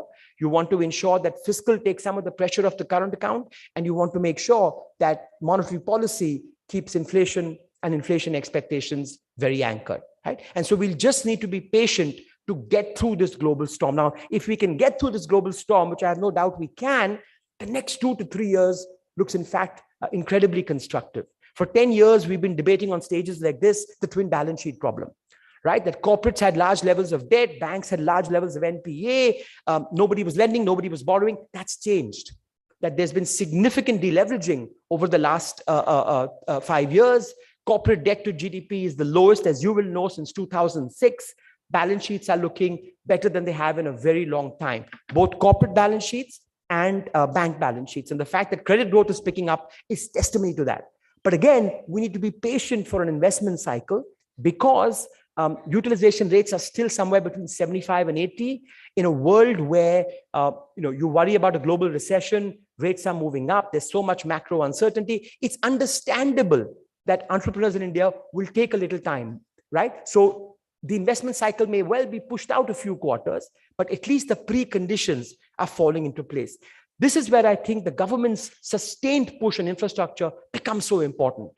That we've seen a big push by the central government. It's important that state governments and PSUs follow suit and complement the government's efforts, because a big push on infrastructure does what? It increases aggregate demand if the private sector is investing. It helps the private sector increase utilization rates. It creates blue-collar jobs to compensate for some of the scarring in the pandemic, and it makes India more competitive in the medium term. So I think over the next 2-3 years, the good news is if we can get through this global hump in the next 12 months, balance sheets are looking better. If the infrastructure push can continue, that lays the groundwork for a private investment cycle 6, 8, 10 quarters from now. Very quickly on I spoke about the need to consolidate the deficit, and I'm speaking about the need to do more infrastructure spending. How do you reconcile this? You need more tax to GDP. You need more revenues. You need more asset sales. This is where I think the GST is showing much promise, but we'll need to do continuing tax reform in the coming years so that tax to GDP goes up, asset sales go up, and you can do both things, reduce the deficit for macro stability, but keep doing infrastructure spending for growth.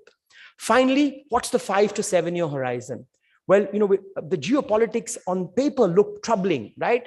More protectionism, more deglobalization, more economic balkanization. But within that is a unique geopolitical opportunity for India.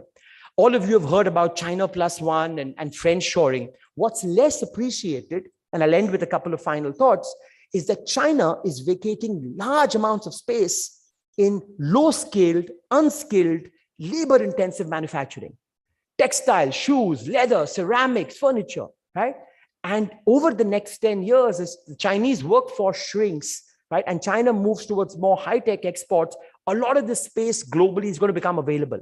And India really needs to fill this vacuum.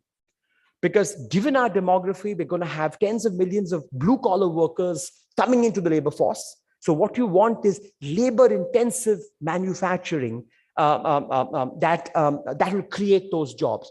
The services sector is doing fine. Our global share of services has been rising secularly the last 5 years, but those are white-collar jobs. The focus will have to be on occupying this space in the export front, labor-intensive exports, to create the blue-collar jobs. Exports are key because of a very simple empirical regularity. No country in the world has grown at 7 to 8% for a decade without strong export growth. And so India will have to pursue that policy, and the geopolitics over the next decade becomes very favorable. So let me end by saying we should look at India in these horizons. The next 9 to 12 months, buckle down, hunker down, get through the global storm, focus on macro stability. On the other side of this, the prospects of a private investment cycle appear bright, helped by government capex and tax reform. And then we have to keep doing all the reforms, land, labor, power, financial sector, to capture this unique China opportunity. I'll end with the cricket analogy. My favorite batsman used to be Sunil Gavaskar, who used to say, on a green wicket, the first hour belongs to the bowler. Get through the first hour, the next 5 hours belong to the batsman. I think that's the stride that India must pursue. Thank you. Thanks, Sajid. I like the optimism. Taimur, over to you. Thank you very much. Good morning, everybody. Pleasure to be in Delhi. I would take some of the points made by Chetan Ghate and Sajid Chino and expand on them. You heard Chetan talk about the government debt drivers from inflation growth perspective. You heard Sajid talk about the global environment for next year becoming a bit more adverse because the Fed will not be able to cut interest rates. So let's take those things and think about it from a more international perspective, how India scores from a EM scorecard perspective. So first, the issue of interest rates. So I concur with Sajid and JP Morgan's view that the Federal Reserve will have a very hard time cutting interest rates next year, even if growth slows, even if inflation comes down, because we have all these underlying drivers of wage growth and labor market dynamic, which would make the Fed uncomfortable about cutting rates, because the risk then would be to undermine inflation expectations and allowing it to come back again. So next year, globally, India, US, wherever you see, there will be disinflation. It just will not be sufficient disinflation. But this is a very problematic story then. We will have nominal interest rates unchanged. We will have inflation come down, not enough for the Fed to cut, but coming down a lot, meaning real interest rates will go up substantially next year. For all the shock that we experienced in the global economy this year, from the war to the pandemic to the rise in inflation, as well as the Fed raising rates substantially, real rates have by and large been negative or zero. Next year, whether it is in India or in the US, real rates will turn positive with a vengeance. I estimate real interest rates to go up by at least 200 basis points, both in the US and India next year. And this is not just an esoteric discussion about that dynamic. It is something that matters to the bottom line of all companies.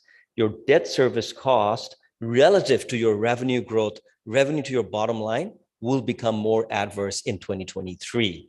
And around that, we will see greater distress and surfacing of vulnerabilities that were under the wraps this year, because high inflation, the base effect that comes from nominal growth, masking a lot of that. We will not have that luxury next year. So watch out for that interest rate shock. It will not be nominal interest rate shock. It'll be real interest rate shock next year. You saw in Chetan's slides, or maybe he went over it so fast that only those who sort of think about that dynamic equation saw it, is that when you break down the drivers of growth, you have to think about the interest rate, the primary surplus, the underlying growth. But the interest rate is the real interest rate. You can inflate away a lot of debt, as you saw on Chetan's slides, that in the past, when India used to be a high inflation economy and exercised some degree of financial repression, real rates were always negative. So it didn't really matter if at the central government level or the consolidated level, debt GDP ratio was pretty high. It all got taken care of by inflation over time. But now that we have an RBI over the last decade or so becoming more and more serious about tackling inflation, that little freebie that we had from inflation eating away debt is evaporating, and the going would be tougher if indeed the government remains serious about macroeconomic stabilization. So that's issue number one. 2023, higher real interest rates, both in emerging markets and in developed markets. And around that, one should be girding oneself for some degree of corporate distress. Second, you heard from Chetan a discussion on India's public debt. Of course, there is other debt, and you heard Sajid talk about it a bit, that debt GDP ratios with respect to the corporate sector has improved over the last decade. But the fact of the matter is, India is a large debtor nation. Large public sector debt, large corporate sector debt, and increasingly rising household debt. When you add it all up, it's not just a question of the rupee debt, there's also a very big question of the dollar debt. 600 billion plus India's external debt as we speak. So I work for DBS, I sit in Singapore, we have operations in ASEAN, China, India. So when I look at a matrix of countries, the metric that I use to understand their vulnerability for the coming year is what we call gross external funding requirement. So we don't focus on the domestic debt funding requirement, we talk about the external debt funding requirement. What does the public sector plus the corporate sector have due next year in dollar terms? What is the current account balance in dollar terms? Add it up, that's your gross external funding.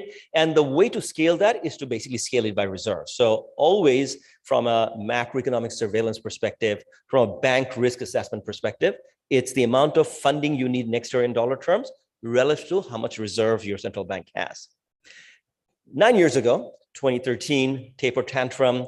At that time, we saw many emerging market countries see their exchange rates come under a lot of pressure, their debt coming under a lot of pressure, yields going up, because the global markets were very concerned about a possible rise in US interest rates having a destabilizing impact on the funding of various emerging market economies.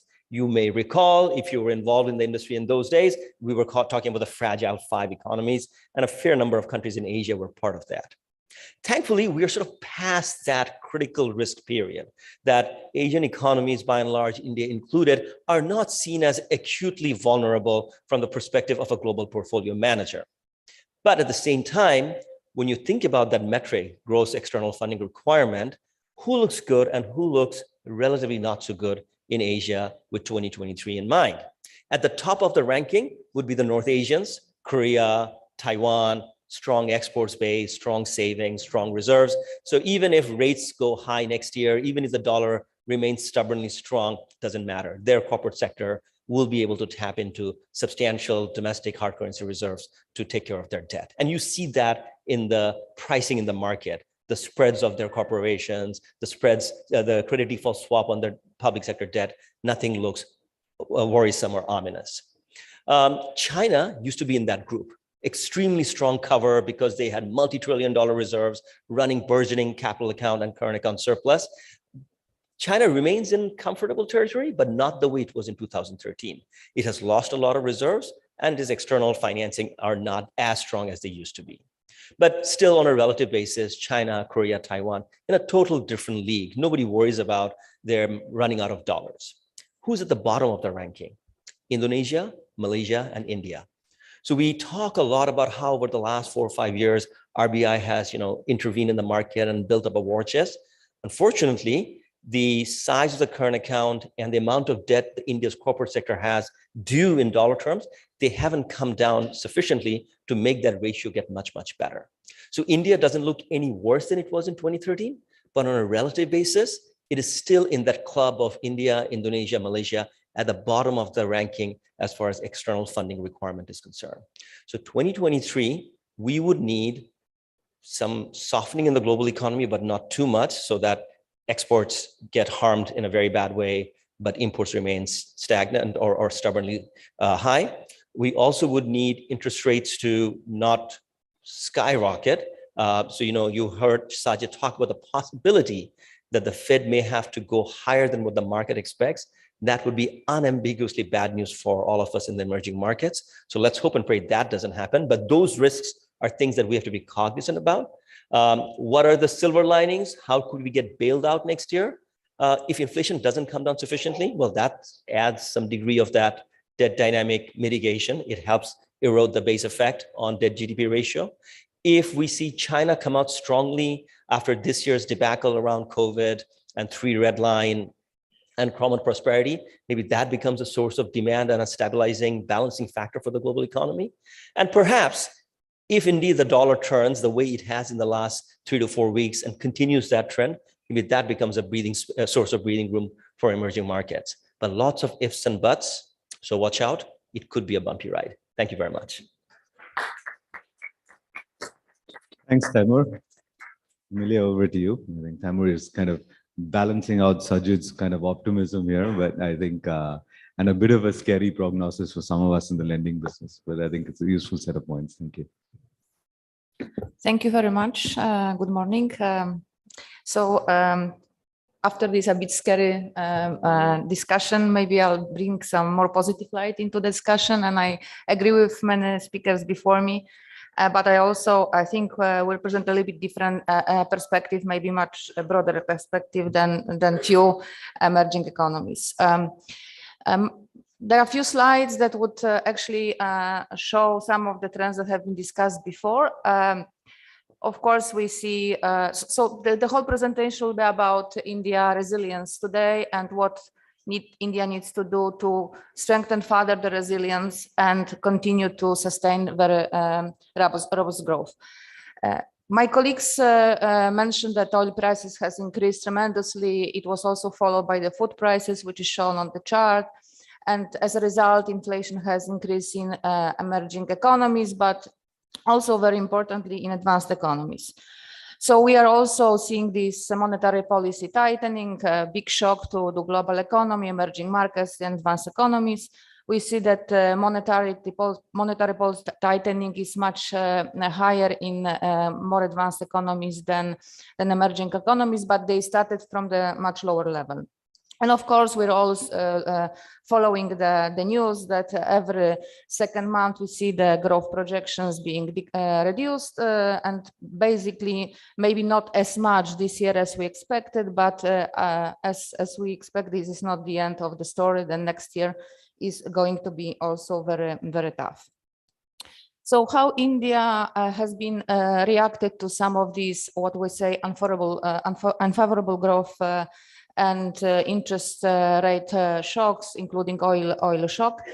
We have done a little analysis on the how some of these shocks affects India vis-a-vis other emerging economies. We took into account 23 emerging economies, and we see that for India, the spillovers from the US growth slowdown, China and emerging and advanced economies is a bit smaller than for other emerging economies. So India is much more resilient to these shocks. 1 percentage point in decrease in the US GDP growth will result in 0.4 percentage point decrease in India. Similar size of the shock would affect India from the euro area, 1 percentage point decline of growth.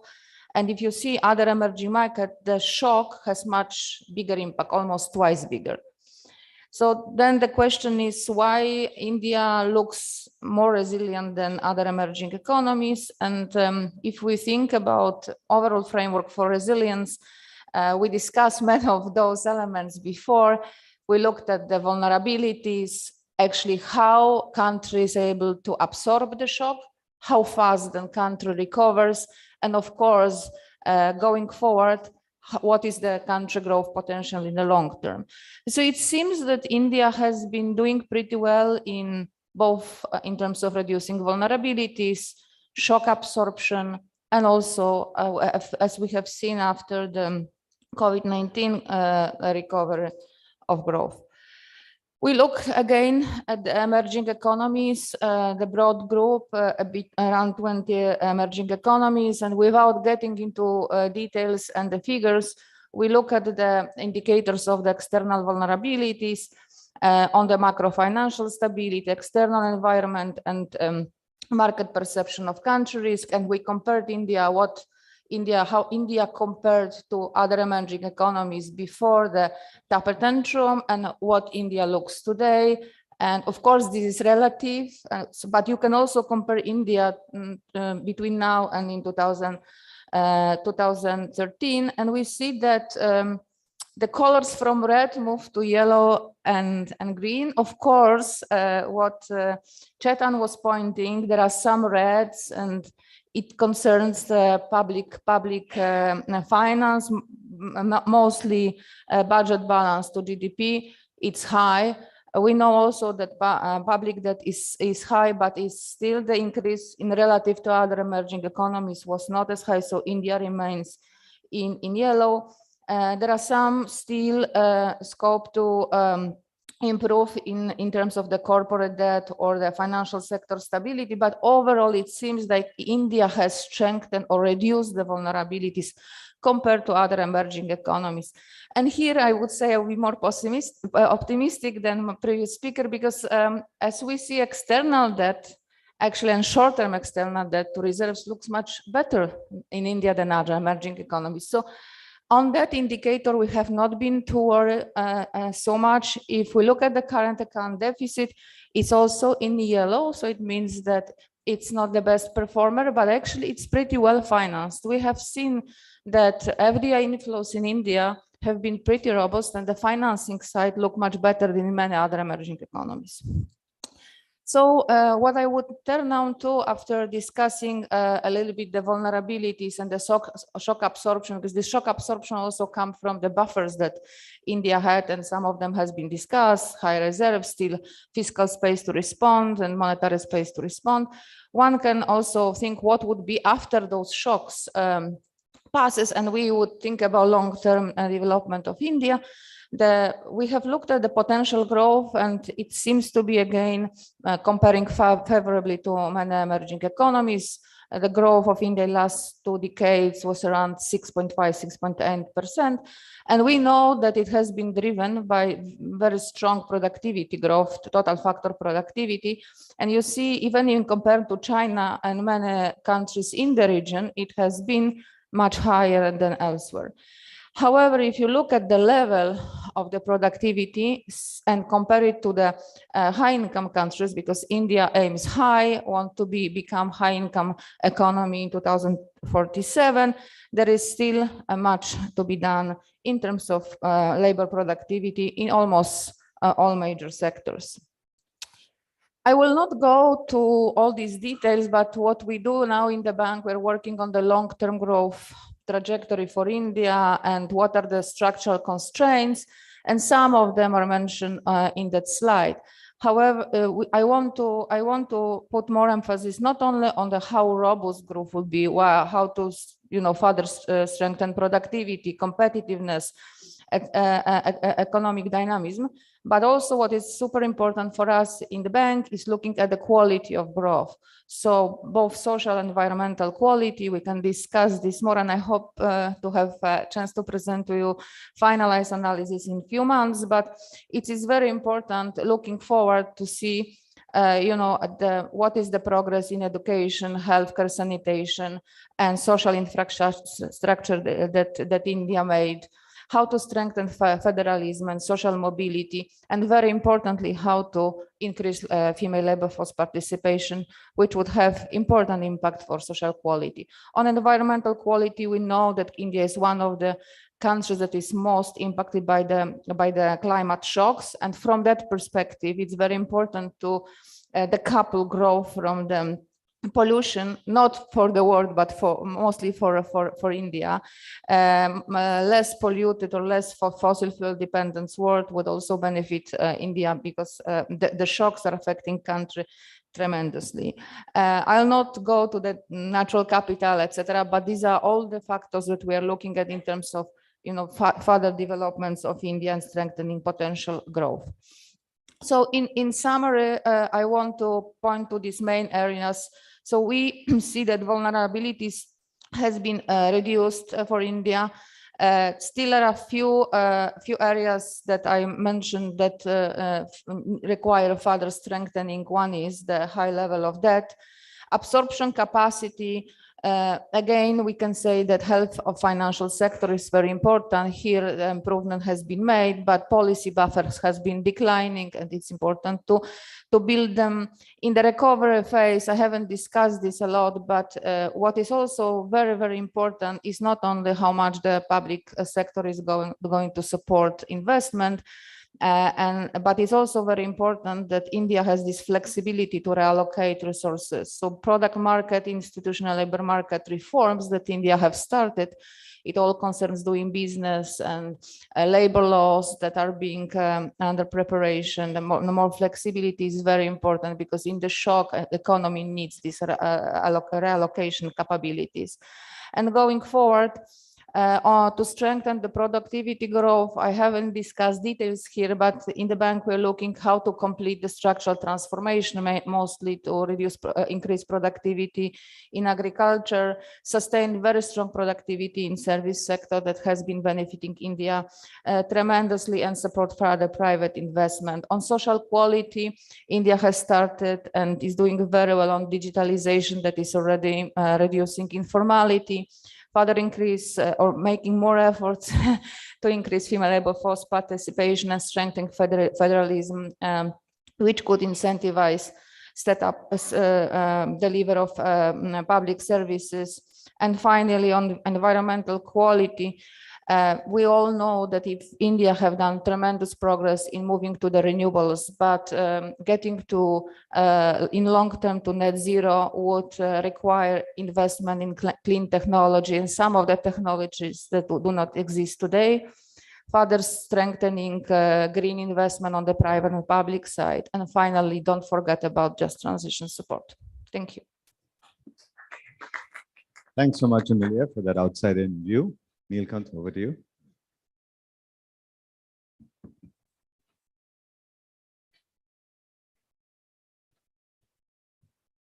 A pleasure to be speaking to you. Let me start the timer. So one of the challenges of speaking after four excellent speakers is that you need to add on to what has been said or disagree if you need to.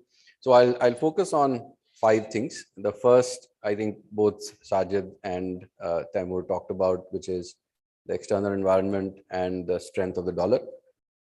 My own view is that even though the trade weighted dollar has depreciated in the last couple of weeks, I don't think we are done yet with dollar strength or the concerns around the dollar. And the most important issue here is, as they also said, the duration for which interest rates remain high. There is a lot of obsession in the current commentary on what the peak rate will be. So as we start to get closer to the peak rate, I think the next concern would be how long the rates remain high, because the concern will be that as loans come up for repayment, the companies and individuals will find it harder and harder to justify paying much higher rates. And given that concern, I think the risk of dollar shortages emerging again next year would be quite high. Once that starts to happen, in fact, the other day I heard from a peer that in all of the first half of next year, there is $0 bond issuance in all of Africa. In fact, if you talk to companies, and I'm sure some of you here would have experienced that as well, that if your dollar bonds are coming up for repayment next year, it's going to be very hard to find sort of commensurate rates or easy rates at which to borrow in order to pay that. So very likely that individuals and companies will think of repaying their dollar debt, in effect, increasing the demand for dollars. The second aspect here is the slowdown in growth. The dollar is also considered to be the safest currency. Whether it should be or not is a different debate. But if everyone believes it is the safest currency, then it remains the safest currency. And whenever there is a problem with growth, so as the growth slowdown really starts to bite, so you saw the first glimpse of that a couple of days back when we saw China's exports numbers weaken, where the world really starts to worry about the impact of slower growth. And while India is, I think, slightly less impacted, our export dependency is lower, though, of course, over the next decade, we need to get it higher. I have some ideas on that. But I think the challenge for the rest of the world is going to be, in a slowing growth environment, finding dollars to repay. And as that happens, and as risk appetite falls, it will become what we call the money multiplier. The credit creation in dollars, I think, starts to come down further.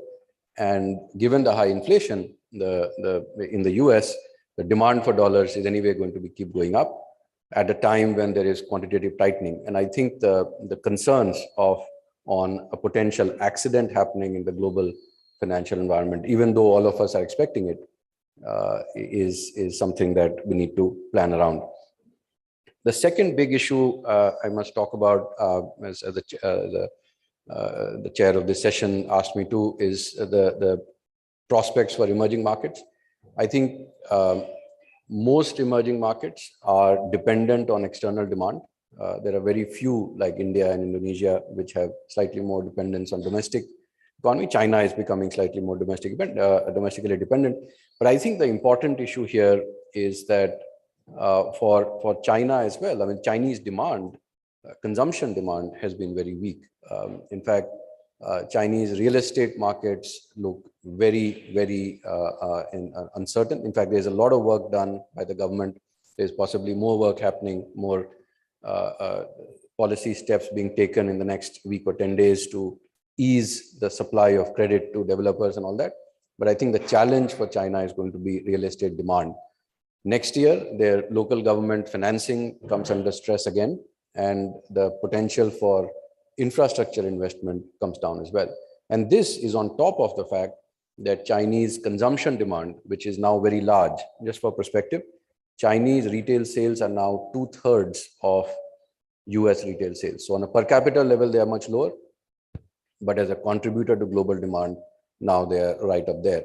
And so if the Chinese consumer remains weak, even after the relaxation of the COVID pandemic, the COVID restrictions, I think that's a very big problem for all of emerging markets as well.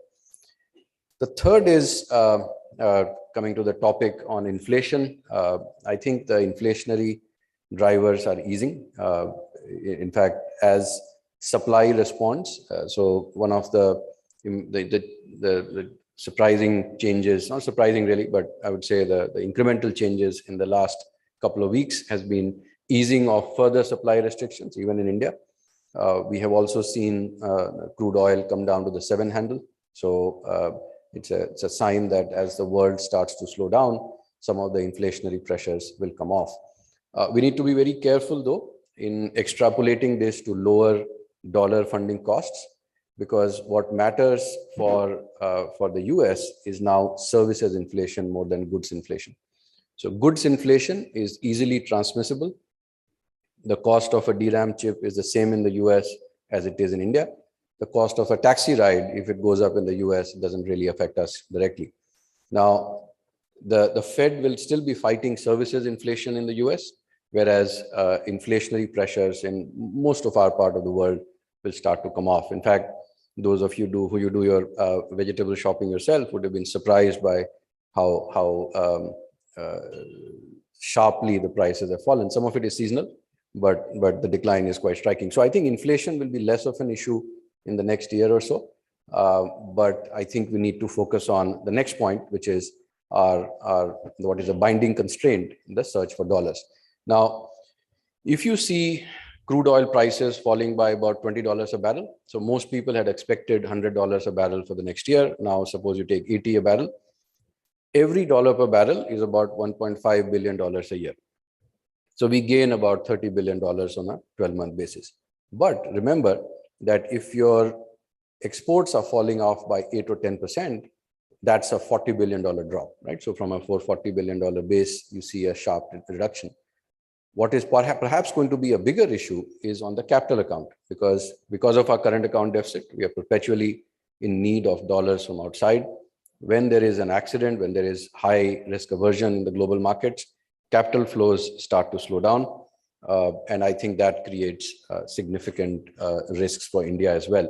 Now, the lesson for us, therefore, is, I think Sajid mentioned this as well, that try to focus on stability. In fact, the very visual example I'll give is that if you're forced to slow down, so suppose there's a global accident and you are forced to slow the economy down very sharply. As we all know, if you're going at 100 kilometers an hour and you have to stop in 50 meters, it is very hard to do that without breaking someone's bones.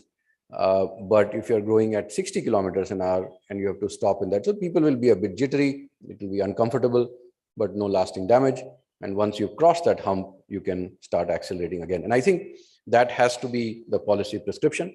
One last point, the fifth one, and then I'll stop, which is we have about 30 years to grow fast so that we do not grow old before we become rich, right? So there is a very real risk of China and Thailand and some other countries which are aging really rapidly and perhaps faster than their economic growth.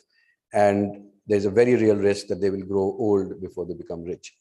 Our average age is projected to cross 40 in 2053. So we have about 3 decades to solve that problem. We need to grow at 8 to 9%, if not faster, in order to reach $25,000 per capita GDP. If we do not, if we keep growing at even 7%, I don't think there is, then we will still be a middle income country. And after that, then it becomes harder and harder to grow. What do we need to do that? We need to attract much more capital. We need to attract a lot of FDI. We need to be a lot more accepting of foreign expertise. And there are a whole host of changes that perhaps need to be done, improving the tax treatment for tolling, what we call, when a foreign company brings goods in here, converts it and then re-exports it. Vietnam, which is doing so well in exports, a large part of their exports are actually tolling. till you get good clarity on some such things on a policy perspective, it's going to be very hard to accelerate growth. But I must say that the signs on these fronts are very positive. In fact, I'll close on a slightly more positive note. In fact, I'm the most currently, other than the external risks that I talked about, from a domestic drivers of growth perspective, I am the most positive I have been in all my years of tracking India's economy on our medium-term growth prospects. On that count, I'll stop. Thank you. Thanks, Neelkanth. I think I really like the balanced view that we've got across the panel here, kind of, from all 5 participants. Given that we've got, predominantly industry participants here today, I'm going to first ask the 5 of you kind of an industry question that faces kind of Indian industry today, and then turn it over to the audience. So we've got for questions, and if they don't, we've got a couple of questions we will ask. Basically, like a couple of you alluded, to, corporate balance sheets have really deleveraged, right? Most people are, either sitting on cash or kind of very deleveraged balance sheets. And the question, actually, if you kind of to go across, I think Indian industry in general is much more optimistic about the next, medium to long term than it's ever been before. That's reflected in credit offtakes for banks, like you all know, has been kind of up 18% this year. And so the real question I have for you is, given that some of you had a more bullish view, some of you had a slightly more cautious view, do you think it's right that Indian industry now starts investing heavily in growth for ourselves, which will obviously mean that we will start levering up our balance sheets more? So do you think that that's the right answer for the next couple of years? And if yes, then where should the market focus be? Should it be on the domestic market, or should it be on the Western markets or on the Asian markets? So it'd be good to get kind of just a quick read from each of you, and then and perhaps we'll start off with you, Amelia, and then kind of get a quick read from each of you, and then we'll turn it over to the others for other questions as well. So thank you. I will not answer whether to invest, because I think audience knows better than I. But certainly, what we see and what was clear from the presentation is, since we believe that India prospects of growth in the short to medium term are favorable, of course there is time to invest, and there is time to expect the returns. So to me, the answer is clear, but of course, where to, domestic, which market, maybe I leave it to my other colleagues. Yeah, no, I definitely think that there is a big opportunity to invest. In fact, one of the issues that is perhaps not as well highlighted, but it must, is the changing attitude of state governments.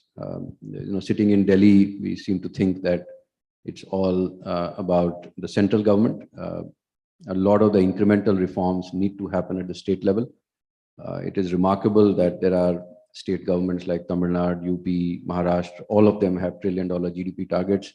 There are consultants who tell me that Karnataka is doing a lot of excellent work. Gujarat is doing a lot of good work. And even my home state of Bihar, I mean, we are still, a long way to go, but there is acceptance finally that you need private investment, you need capex. And I think this is easing of the process of acquiring land, the better availability of energy, a much better infrastructure in terms of highways and railways. And I think even from the talent perspective, we have seen a 5x improvement in the percentage of adults about 25 who are in college or have been to college. So over the last 15, 20 years. So I think this is a good time to be investing. We need to be aware that in the next 12 months, we are going to see a lot of spare capacity globally. So depending on the industry you're investing in, just plan it out. It may be possible if we are fortunate to acquire capacity globally as well. On which market to focus on? I think they're all three markets. I would say there are three markets. There is a market for exports, there is a market for import substitution, and there is a market for catering to domestic demand. And I think all three over the next 10, 15 years look to be very attractive to me. Thank you, Mr. Zubair. The reason I laid out these three horizons is because we need to be realistic about the near term, right? We have to kind of accept the fact that you're going to see a sharp deceleration in global growth. As Temur rightly said, real interest rates are going to go up. I agree with Emilia that we're perhaps less exposed from an export perspective, but as Nilkant alluded, exports were a huge driver of growth the last couple of years. Just to put some numbers on the table, we grew at 8.7% last year. 3.1 percentage points of that, that's 35% of growth, came from exports, which are 20% of GDP. Now, in the last 6 months, understandably, as the global economy has slowed, the export contribution has come down. We need to be realistic about next year's growth prospects in India. You know, if global growth at 1.5%, monetary policy, fiscal policy is tightening around the world, all emerging markets, including India, will have to kind of understand the implications for growth of that. So we need to be realistic.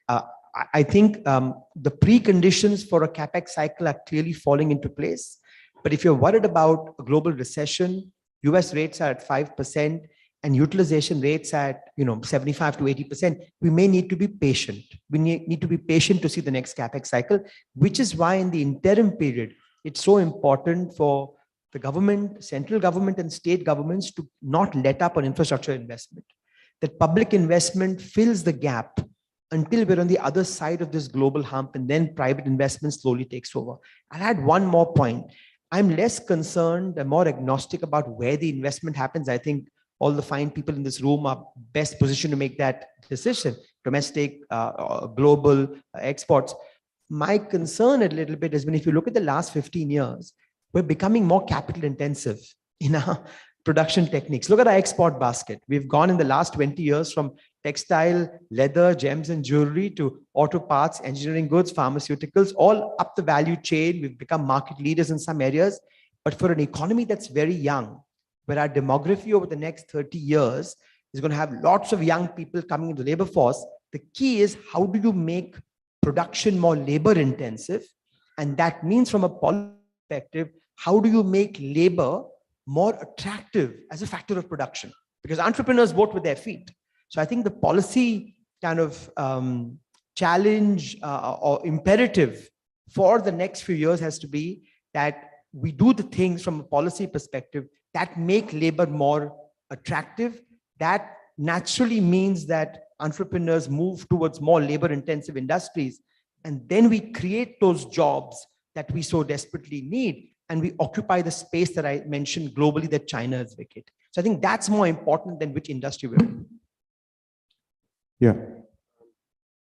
So if there's a lot of uncertainty, I think the option value of waiting will rise. So that's probably going to deter some investment. But taking a longer term view, if you look at breaking up India's growth over the last 40 years, from 1980 to about 2019-20, 60% of that growth has come from capital, 35% from labor, and 5% from total factor productivity.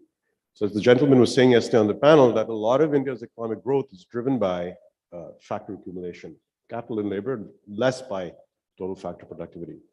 Now look at the 2008 investment rates. 2008 investment rates were 37-38%. Okay. Growth was roughly 8%. Okay. Investment rates now are about 30%, and growth is roughly 6.5%. So if you take the delta on investment rates, 38 minus 30, about 8%, as a percentage of, let's say, 40% investments, about 1/5, and you take 1/5 of growth, that's about 6.4, so 1.6 minus 8, you get 6.4. So investment rates are crucial for growth, and that 8% investment gap, just using a back of the envelope calculation, is something that will need to be filled to get growth rates high up to that mark. Now, the question is, do you fill that by public investment? Do you fill that by PPPs? Do you fill that by private investment? If you fill it by public investment, what's the implication for public debt?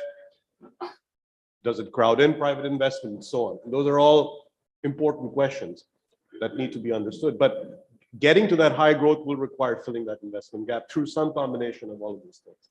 On exports, I think two of the anchors of thinking about growth and development internationally as well as domestically, we're coming off a period of hyperglobalization. And that's been playing into all kinds of other features of the economy. But also the domestic, so globalization is now maybe going to be seen as possibly less of a force to export growth. But even domestically, the model for growth was always that, if you had export-led growth, then that would lead to structural transformation, that would absorb labor from the agricultural sector, and then you would get wages to rise and so on. And that channel is also growth. So the question is, what should be the growth model in this world? Now, if the export-led channel is mitigated by this reason, and if the hyperglobalization, or coming off from a period of hyperglobalization, where does the growth come from? Does it come from services? If it comes from services, break up services between traditional services and modern services. Modern services are only going to absorb the given amount of human capital in the economy, right? Traditional services then becomes one engine for which growth should happen. But if traditional services becomes the engine through which growth is going to happen, that's not a great path to industrialization. Then you say, well, if manufacturing is not going to absorb the jobs that are going to be coming out of agriculture, maybe it's going to be the smaller, the MSME sector that is going to be the engine of job growth. I suspect that is where policy needs to concentrate. Needs to think about the MSME sector, needs to think about its role in global value chains, needs to think about public infrastructure investment, that 8% gap in terms of making this competitive in a global sense. Because that's going to be the numbers we have is roughly 6.3 MSME sectors. Most of them are micro, but roughly 11 crore, sorry, 6.3 and 11 crore employment, 110 million employment. So I think that's where the policy focus must be to make the growth employment intensive. It's going to require maybe not industrial policy because that has a bad name, but we always talk about picking champions in the formal manufacturing sector, but it's going to require some hard thinking on what to do in the MSME sector. I will talk a little bit about vulnerabilities within industries. System-wide, the debt numbers don't look alarming, but then there are certain sectors in India which have added up quite a bit of debt in recent years and decades. So think about the technology sector, particularly tech services. A lot of enthusiasm, exuberance, and a lot of money has gone in. The harbinger of things to come is clear. Already in the US, you've seen substantial layoff in the tech services sector. And sooner or later, that will translate into lower demand for tech services out of India. These are not inelastic industries, acyclical industries. They do go through cycles, and that is coming. And to the extent that we have seen a lot of exuberance and exceptionally high expectation of return on investment, there will be disappointments and there will be some debt-related distress. Is there substantial leverage on the property sector? There is leverage, no question about it. Is it going to be undermined by the fact that real interest rates are about to go up by 200 basis points? Probably to some extent as well. I think that we make that assertion that India is a low beta economy to our peril. India is not a low beta economy. In fact, I think a lot of work done by Sajid and Jahangir Aziz at JP Morgan over the last decade has shown it repeatedly that the cyclical amplitude of India's economy actually mimics that of the global cycles. So it is not the case that while the rest of the world suffers, this area can be a cocoon of stability simply because there is a large domestic demand dynamic. It is not the case. The fact of the matter is Indian industries prospects do go up and down with global prospects. And so 2023, if we're going to be in a rough neighborhood in the midst of lower growth, as in lower demand, as well as higher interest rate, it would hurt industries that are on the high leverage side. You sitting here probably have a much better sense of which those industries are. I think about the technology sector as well as the property sector, but maybe there are others. Great. Thanks, Naimo. I think we have time for perhaps one question. Maybe I'll take that gentleman back there. I think you had your hand up first, so we'll give it to that gentleman back. Now the other one. Yeah. Go ahead. Yeah. Hello. My name is Dr. Animesh Naskar from Hansraj College Economics Department. I have a question on regarding the monetary policy. First of all, the first question is that is this monetary policy hawkish? And the second thing is that if this tight monetary policy continues, and to tackle this inflation when the inflation is responsible for most of the supply side factors. So what should be the accommodative fiscal policy which can help us to achieve the 5 trillion economy? Because tight monetary policy, it has a negative impact on the investment-led growth. And other side, what should be the fiscal incentives so that, there should not be any policy, there should not be any conflicting in the policy goals. I'll just take 30 seconds. We have an ex-MPC member here who is the right position. We should just need to put this in perspective, right? Temur says it's really important in periods of high inflation to look at real interest rates. I would not characterize India's monetary policy as being excessively tight. In 2019, real interest rates were at 2%. Nominal rates deflated by inflation looking forward. Even after the rate hike this week, with policy rates at 6.25, even if you go forward and say inflation is going to fall to 5.2%, which is what the RBI says, real interest rates are 1%, right? And I would not call that excessive by any stretch of the imagination, especially what's happening globally, and given that expectations have hardened. A fiscal policy also, I think we have to accept, has been very accommodative. If you add up the center's deficit, state deficit, these are large, and they will over time have to come down for the reasons Chetan mentioned, Nilkant mentioned, I mentioned. So I think we have to recognize that in this dangerous 12 months that we're going to face, right, with policy already being accommodative, monetary and fiscal from the pandemic, we need to tighten our seatbelt a little bit and focus on stability. Where will the growth support come from? It'll come from public investments, the quality of spending, not the size of the aggregate deficit. But just underscore one last point Temur made. If the global economy is going from 6 to 3 to 1.5, all EMs are going to slow a little bit. India will be no exception. Think of this as what's necessary to bring imbalances down and protect and preserve macro stability. So, US monetary policy is going to remain tight for a while. We're not going back to possibly pre-COVID interest rates anytime soon. And one of the things that is different about, it's important to distinguish a pandemic recession from a regular recession. In this particular recession, even though central banks have tightened, you don't really see the impact on their job markets having softened much. So what that suggests is that one may not see deep contractions in these economies. And in that sense, it's good because you get a soft landing. But on the other hand, unless you don't see substantial softening of job markets, trend core inflation certainly is going to stay high, and that's going to keep interest rates elevated. So I think part of the strategy of central bank EMEs is figure out, whether they want to keep an interest rate differential and so on. But that's going to be something that is going to be around for the next few quarters or years. Great. Yeah, I think we're out of time. We need to kind of get ready for the next session that Suman Berry is joining for in a few minutes. But I'd like to thank all the panelists here. I'd like to sum it up by cautious optimism. And I think industry will always take a bit more optimism than economists have. So that's a perspective we'll take. But thank you so much for all of your inputs. And thanks again to the audience for joining us today. Thank you.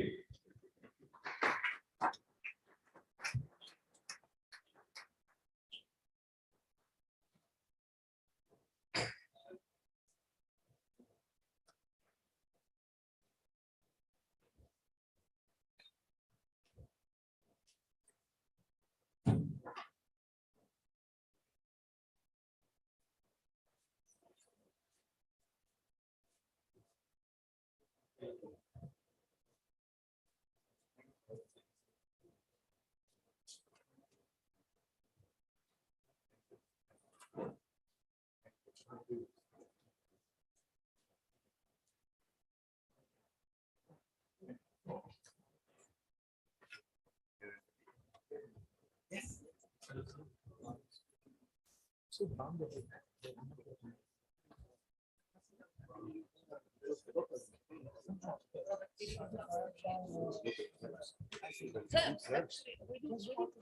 But we have to compare notes, right? Because there is capital labor is zero, but productivity is how? No. Okay, I'll send you what we did. Maybe we have different assumptions on the TFP on GBA is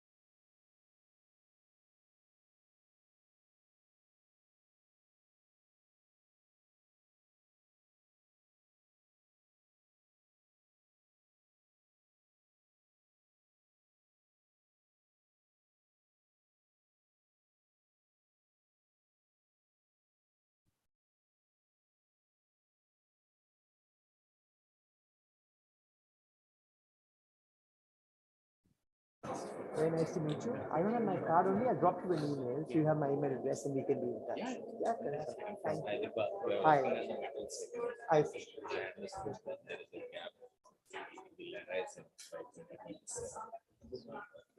Got it. Very nice to meet you. Thank you. Nice to meet you.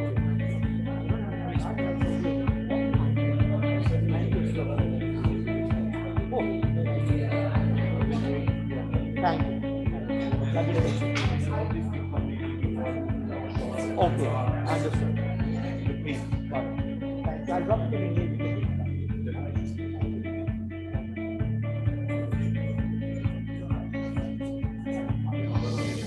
Hi. Oh, okay. Excellent. I don't have a card on me. Let me drop you an email. Thank you very much. Thank you. Nice to meet you.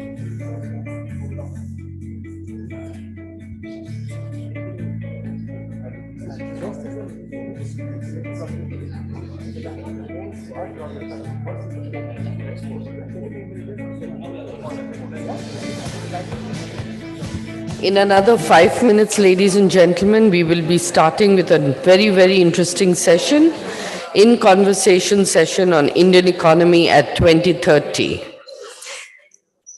We will have as the chief guest, Shri Suman Berry, Vice Chairperson Niti Aayog, a very, very interesting speaker, in conversation with Mr. Sanjeev Bajaj, President CII and Chairman and Managing Director Bajaj Finserv. So in 5 minutes, I'd like you all to please settle down so that we can start with the session on time.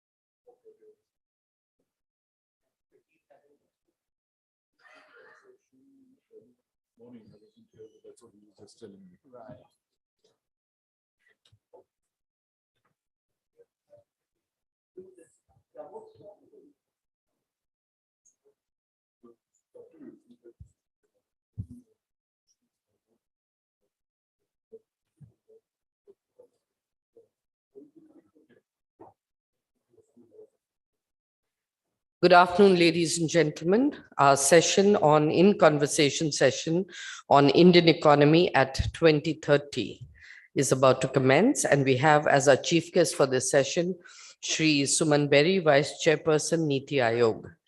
In conversation with him is Mr. Sanjeev Bajaj, President CII, Chairman and MD, Bajaj Finserv Limited. May I request you, sir, to take the conversation forward.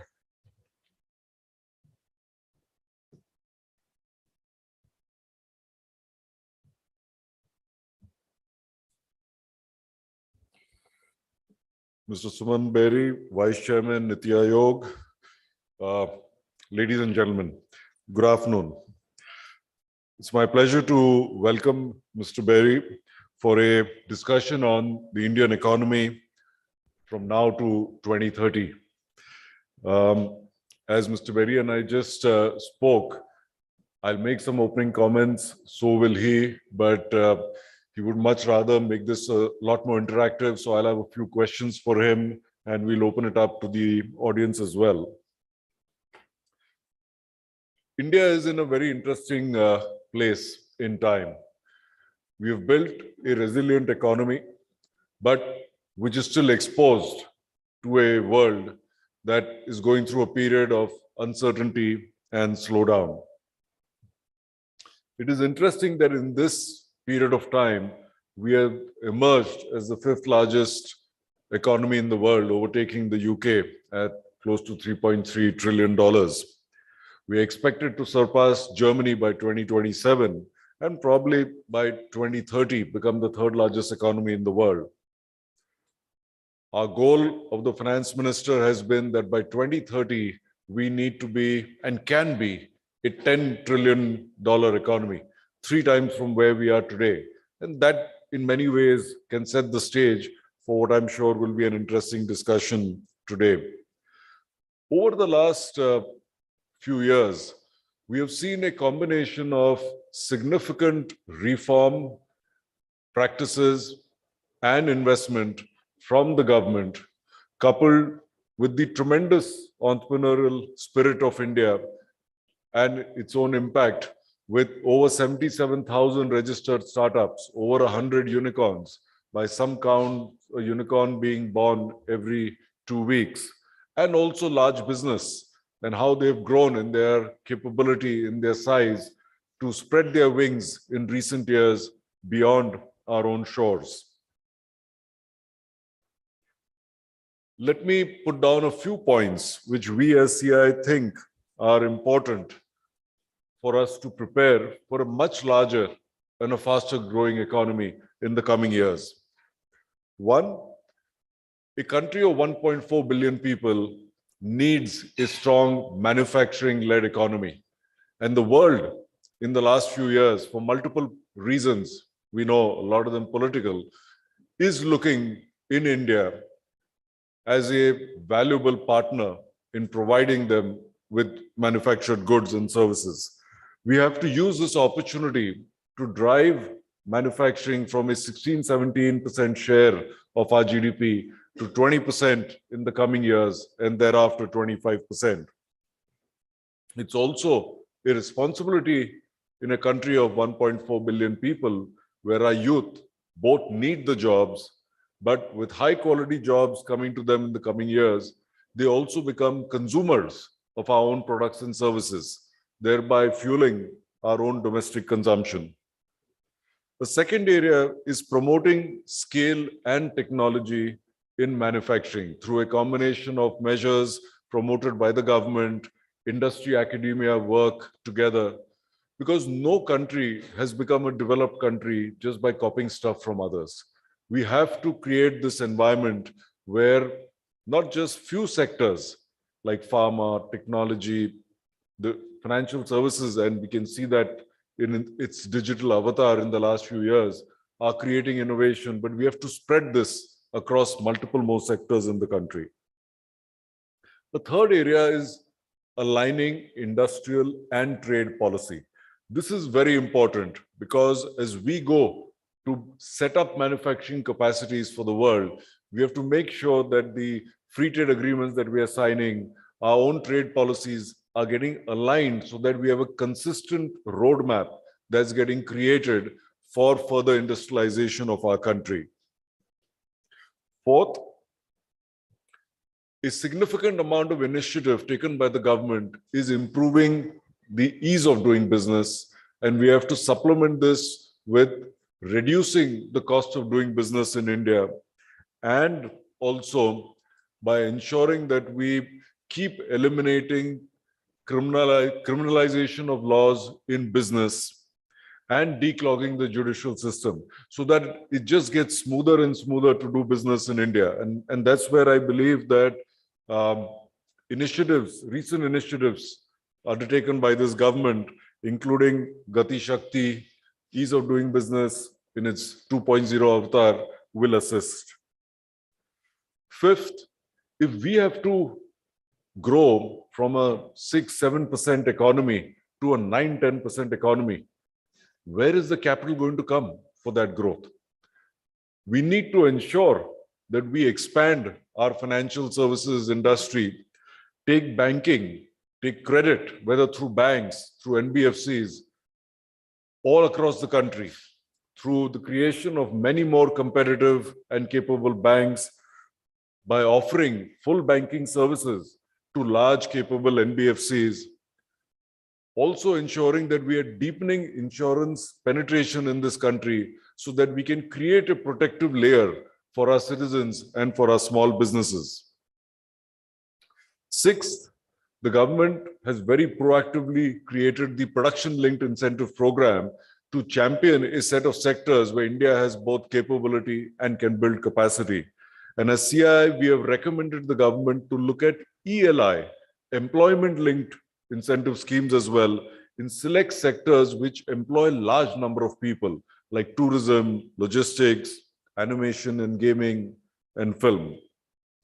7, center and states need to enhance their expenditure on health and education. Health is about 1.8% of GDP, education is about 3%.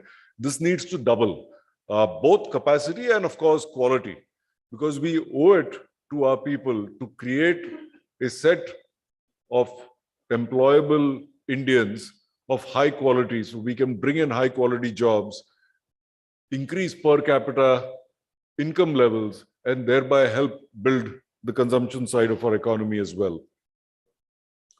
The 8th point is, as we've come through a year of record exports, and we have to make sure that that's not just a flash in the pan, but something that we can consistently deliver on.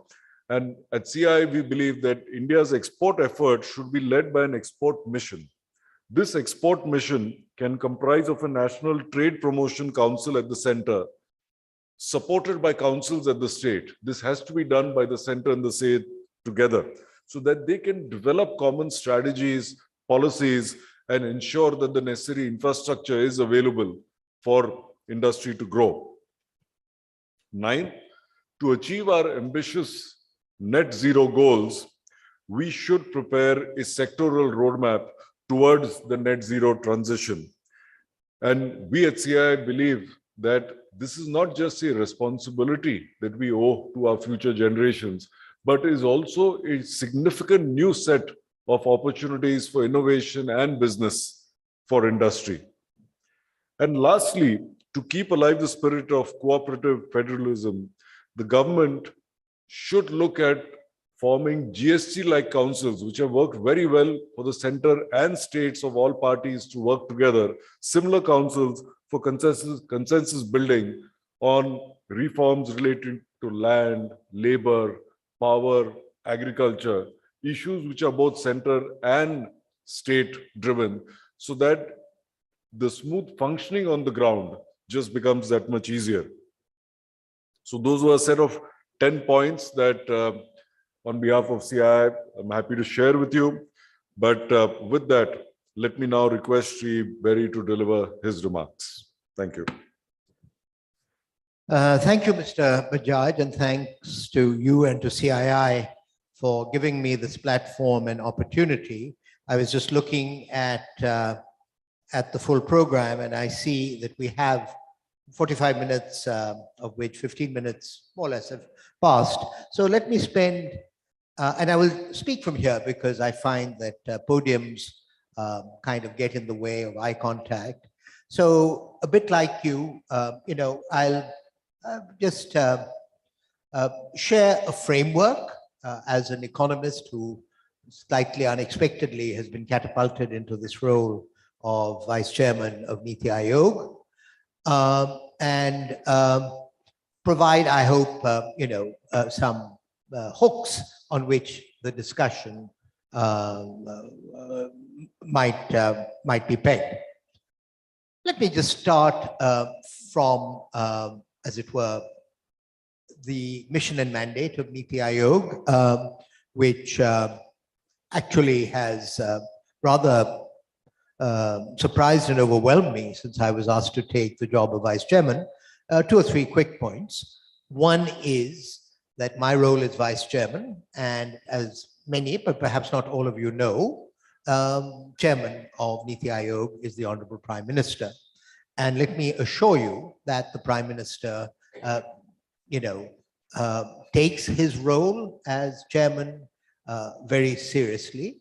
And equally, in many ways, we exist to assist in the realization of his vision. It is a quite different organization from its predecessor, the Planning Commission, but certain dimensions of what Niti Aayog does remain. And it was the case that the Planning Commission, which was its predecessor, had strong relationships with the states. Those were financial relationships. We are charged to have, as it were, intellectual relationships with the states, and I'll come to that a little later in my remarks. Given that relationship with the Honorable Prime Minister, it will come as little surprise to you that our, marching orders or the framework within which we operate is very consistent and indeed driven by, as it were, the guidance that the Honorable Prime Minister has given to the nation most recently on August the 15th, where he has painted a vision of India in 2047, a vision of Viksit Bharat, with all of that implies, and I'll talk a little bit about what that might imply. I say that because the setting for this meeting is India at 2030, and I will talk about that, but then that has to be sort of nested into a vision of India at 2047. It's the, as it were, the first tranche of that, an important tranche because many of our goals, particularly in decarbonization, are calibrated to 2030, and then again to, of course, 2070. I think what is also important is that this meeting is taking place soon after India has assumed the presidency of the G20. And I was privileged to be a participant in a all-party meeting on the G20 convened by Honorable Prime Minister in Rashtrapati Bhavan earlier this week. And I think it's relevant for this gathering because the very emphatic point that the Prime Minister made, and he got support across the political spectrum, it was an act of political leadership and of political, if you like, bridge building, was that the G20 presidency is not a responsibility of just the Prime Minister, just the External Affairs Ministry, or the party in power. This is an event for India, all of India, states and center combined. And I'm making that point because it is also an event for the private sector as represented by CII. And I believe that CII is heavily involved with the B20, one of the engagement groups of the G20. But I wanted to make that point early on, because some of what I'm going to say is going to touch upon how we in NITI trying to think about, as it were, shading in the perspective of Viksit Bharat in 2047, trying to also think about and think through for ourselves, but in due course, hopefully in partnership with CII and other chambers, is so what is the vision that India collectively needs to have of the role of the private sector in 2047. And, it is common knowledge to all of you, but just to place what I'm about to say in some context, the private sector was extremely active in the preparation of the Bombay Plan right at the time of independence, and indeed was influential, I think, in some of the decisions that were taken by Congress in the lead up to the second five-year plan in 1956. There was an important redefinition of the role of the private sector that was implicit in the economic reforms of 1991, 92. And I think, what I'd like to reflect a little bit on is where we are now and how we might collectively think of the trajectory and the direction of travel for the private sector from here, 2022 to 2047, in this period that Honorable Prime Minister has chosen to call Amrit Kal. So we are here at an important moment, as Sanjeev ji said, in terms of India's climb up the size of economy ladder, not per capita income, but size of economy. We're here when the eyes of the world are on India at the G20, where the private sector has a role to play. We are here with the mandate given to us by the Honorable Prime Minister to think through Viksit Bharat. And all of that provides a kind of background to what I hope we'll discuss. Let me, though, also make two important points about the Panch Plan that the Honorable Prime Minister articulated from the Red Fort on August the 15th. He talked about freeing India from corruption, from nepotism, and for, as it were, acknowledging and supporting the important role of women in Viksit Bharat. And I would say that each one of these sets an agenda, if I might say so, for the private sector in its conduct and its behavior. Again, these were calls for the nation, not calls only for government.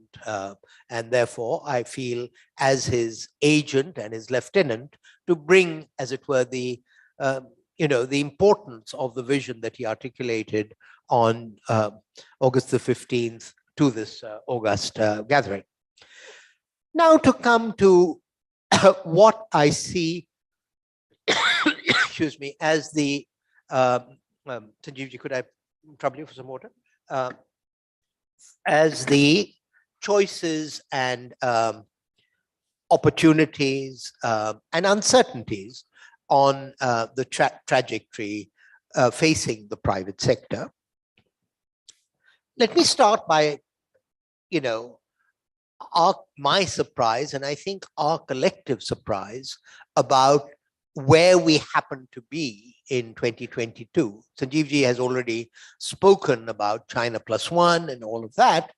But, when I was commenting as a private citizen on what India would look like, post-pandemic or in the middle of the pandemic, it would not have been my expectation that we would have a booming stock market, that we would have a financial sector that was in much better health than it had been in the previous decade, and that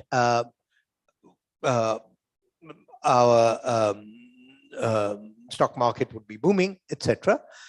I don't want to spend a lot of time, but I do want to link it to, as it were, a narrative on India, which I came to believe in my 4 years as chief economist of Royal Dutch Shell, which is that India has an innate resilience. It's complicated, and I don't think I have time to get into this, but I do think that what we have seen is that despite the many criticisms that are made of both the Indian policy establishment and the Indian policy, private sector, that when there is a challenge, the system seems to work. And so, as I'm a natural conservative, I would say that our watchword going forward would be, if it ain't broke, don't fix it. So we need to, in a sense, appreciate, as it were, in an incredibly complex, diverse, even polarized society, that there is something that works and that the world is increasingly beginning to respect. But that said, there's no scope for complacency for all the reasons that that Sanjeev ji mentioned. And so because I see that I've already spoken for 15 minutes, let me just indicate some of the forks in the road. And I say this as somebody who was a member of the Shell scenarios team. And what we were taught at Shell was the only certainty in life is that a forecast will be wrong, but you have to do them, but don't trust them too much. So you need to deal with, as it were, identifying sources of uncertainty and equipping yourself for uncertainty. And what I would say is that perhaps with a little assist from the IBC and the NCLT, I think that over the last few years, corporate India, formal sector corporate India, got the message, smelt the coffee, and basically future-proofed itself by deleveraging in a big way. And I think that has been an important part of the resilience. So what do I mean by thinking of the role of the corporate sector in the Amrit Kal? What are the choices? What are the opportunities? I think just 2 or 3 quick points so that we can engage in conversation. It is very clear that there are 2 fundamentally different concepts of the right relationship between the corporate sector, the private sector. I'll talk about the corporate sector because this is CII, but let us remind ourselves that the private sector is both the corporate sector and the MSMEs. And we need to have a discussion, a separate discussion perhaps of the MSMEs, but here, let me talk about the corporate sector. So the US basically, I would argue, has a system where the corporate sector is influential, certainly in politics, perhaps increasingly so, but it does not necessarily always look to, it's almost suspicious of the government, as it were. So the United States, in my view, is a naturally conservative, almost post-revolutionary society. And then you have, as it were, Europe and to some extent Japan, where the corporate sector, by the way, one important dimension of the corporate sector in the United States is its commitment to philanthropy, what we would call, CSR over here, on the grounds that public services, public goods need to be the responsibility of the corporate sector. They should not be left entirely up to the state. And then there is the, as it were, the European perspective, where you have a much higher taxation level, and the expectation is that the state will provide the essential public services, and not particularly the corporate sector. I would judge for our discussion that India at the moment is sort of in between, obviously at a much, much lower level of per capita income, but our tradition is that of the Mabap state. And so we're probably closer to the European/British model without having the fiscal resources to support it. So I would hope that a debate might go on, and Niti Aayog would be happy to be part of that debate about, all elements of society that, what gets in the way of one vision or the other?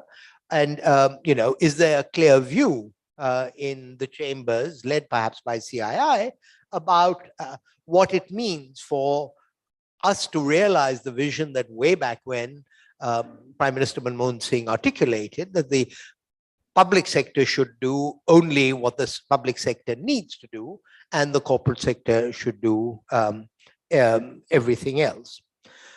Secondly, I think as part of this debate, we need to understand better what the corporate sector wishes and can provide at the subnational state level, where you are also very present. And finally, I don't have time to go into this, the question of the role of the corporate sector in a fast transforming energy sector with decarbonization affecting everything from urban form to energy intensive industries to infrastructure. I think that's another large conversation we need to have. So I hope I haven't disappointed you, Sanjeev ji, in not giving you concrete points for 2030, but I just thought that, widening the discussion in service of Honorable Prime Minister's vision of Viksit Bharat might be a different perspective I could bring to the meeting. Thank you. Thank you, Sumanji. And as you said, you've covered actually a wide range of topics and issues, which sets a good stage for some Q&A. And as the audience gets ready to ask questions, let me take a stab at the first one. You talked about India having just taken over the G20 presidency for the next 1 year. Now, we know on one hand, 1 year is just 1 year out of many years.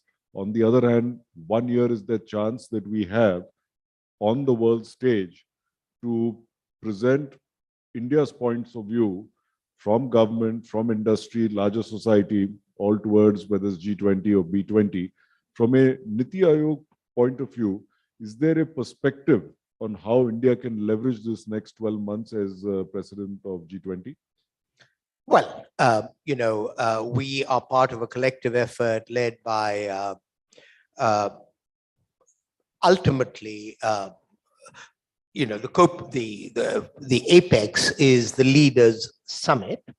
But as many of you would know, the G20 actually has its origins with finance ministers and central bank governors in what's called a finance track. So, I would say that while ultimately the Honorable Prime Minister is supported by the External Affairs Ministry and by the External Affairs Minister, the Finance Minister has a very important role to play. So let me talk about the diplomatic and then talk a little bit about the economic. I've been something of a student of the G20 from my earlier incarnation as a think tanker. And the G20 was born twice in crisis. It was born out of the Asian crisis when the so-called G7, who was used to running the world, which is, basically some European, Japan, 3 European countries, the US and Canada, found at the time of the Asian crisis, and it's important that this was before the stellar rise of China, that they needed to get more people into the room. And so the central bank governors reached out, led by Canada and the United States, to create a finance G20, and that continues until now. And then again in the second crisis, the global financial crisis of 2007, 2008, this was escalated to the leaders level. I'm saying all of this to make the point that the G20 fundamentally, even though it meets at the leaders level, is about what they keep repeating and repeated very recently, is about robust, balanced, sustainable, and inclusive growth. Okay. Now, for me, to answer your question, it is to get the focus of the G20 back on inclusive growth. That is India's mandate and mission, frankly, out of following a period, particularly during the pandemic, where the growth was sustained, but was not particularly inclusive, and where the response in things like vaccines, again, was not particularly inclusive.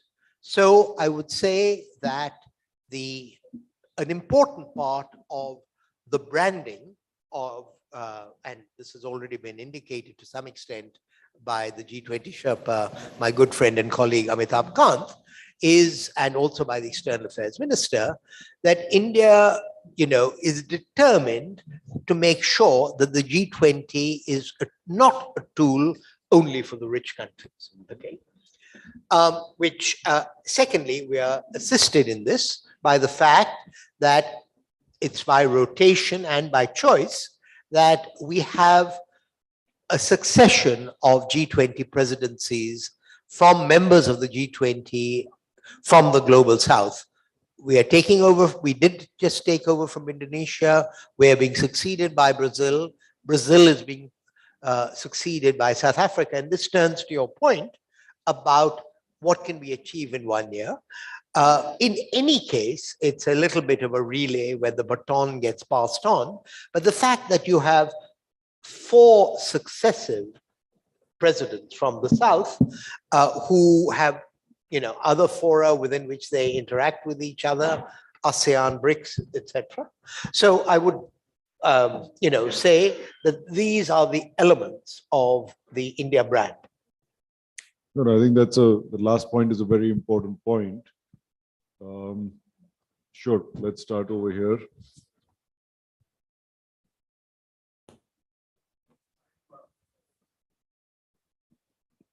I'm Siddhant Kaul. I'm with a company called Nikko Engineering Services and the Deputy Chairman of CII's Eastern Region. My question is in infrastructure, especially social infrastructure. India has a unique model where there is a government delivery of this infrastructure as well as a private sector delivery of this infrastructure. And we need to find ways to kind of synergize the both. So we have delivery in, all throughout the country, which is essential for our growth and for development of industry too. How do you see Niti Aayog's role as a transformation agency in helping find gaps, and what you suggest should be the path forward in these areas? Um, Again, I'm fairly early in my term, and it so happened that there was a dual transition, which is that I took over in May, on May the 1st, and Amitabh Kant was appointed Sherpa at the end of June. And so his successor, Padamaya, took over in July. And, we are still, I wouldn't say settling down, but still in a sense, chalking out how, if at all, Niti might be not different, but how Niti can remain responsive to the mandate we get from Honorable Prime Minister. I say this while acknowledging that I think from what I've seen, both under Rajiv Kumar and from under Amitabh Kant, I think Niti was fairly porous in being open to interaction with the private sector in a number of contexts. And, in schemes like Ayushman Bharat, where there is, and I think this is relevant to what you've been, the field of social infrastructure, but you could also say in terms of PLI. So what we attempt to do is to receive inputs from the private sector to, as it were, shape an agenda, given access to both PMO and to the Honorable Prime Minister. We are unusual. We call ourselves a think tank, but one of the benefits we have from being the, from having the legacy of the Planning Commission is that we are part of the file traffic. I mean, there are other government think tanks which are trusted by parent ministries, RIS, ITSA.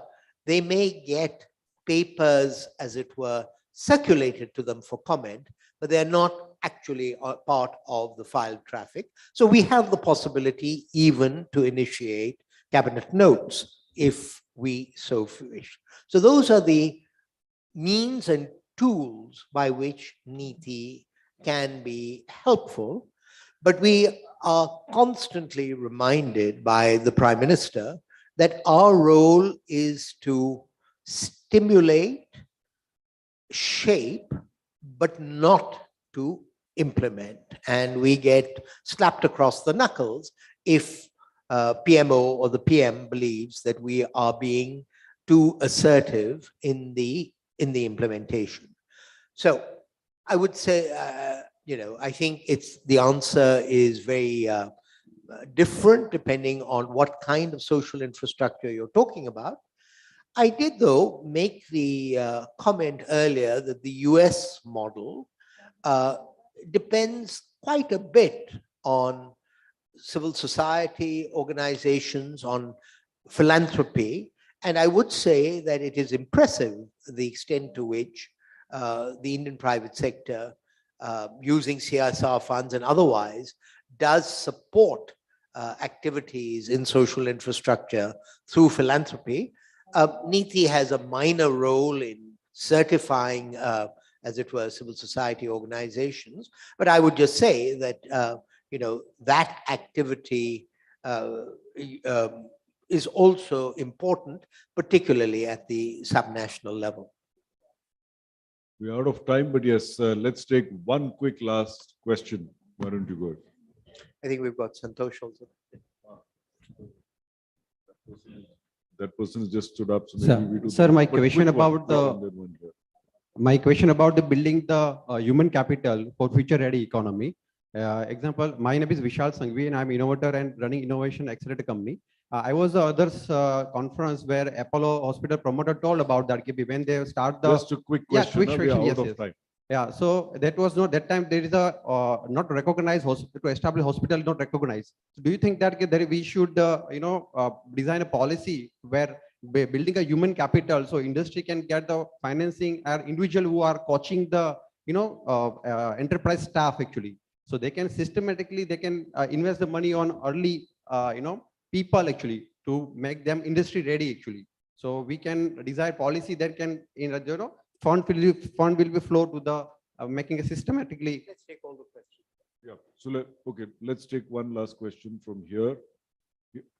Yeah, next to you. Thank you, Mr. Bajaj.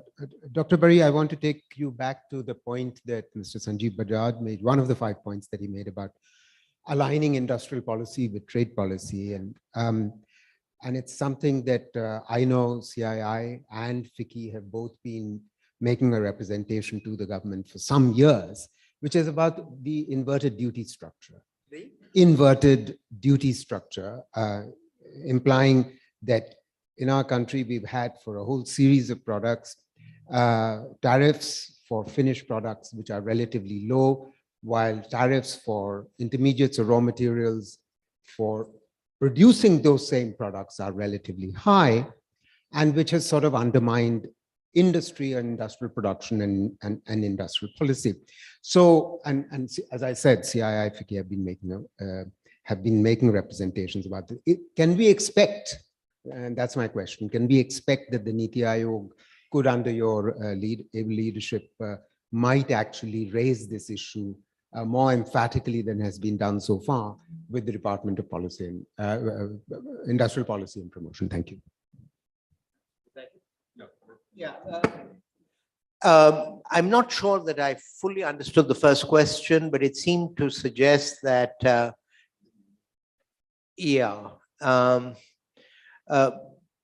look, I mean, Niti Aayog, amongst other things, hosts something called the Atal Innovation Mission, and it is a mechanism. It has its own budget and has been quite successful in supporting both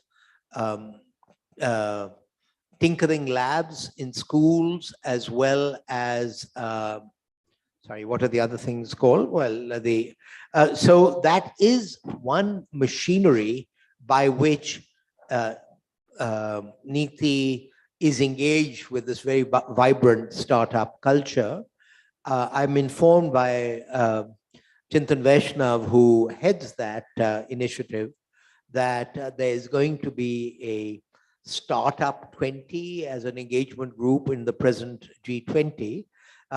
So I'm not sure that I'm quite responding to your question, but those are the initiatives that we are attempting to make sure that the enormous amount of entrepreneurial energy there is in India, particularly amongst youth, has some support and ability to be mobilized. All of this actually finally has now comes under a group chaired by the Honorable Education Minister, Dharmendra Pradhan. Look, I think that nobody wanted an inverted duty structure.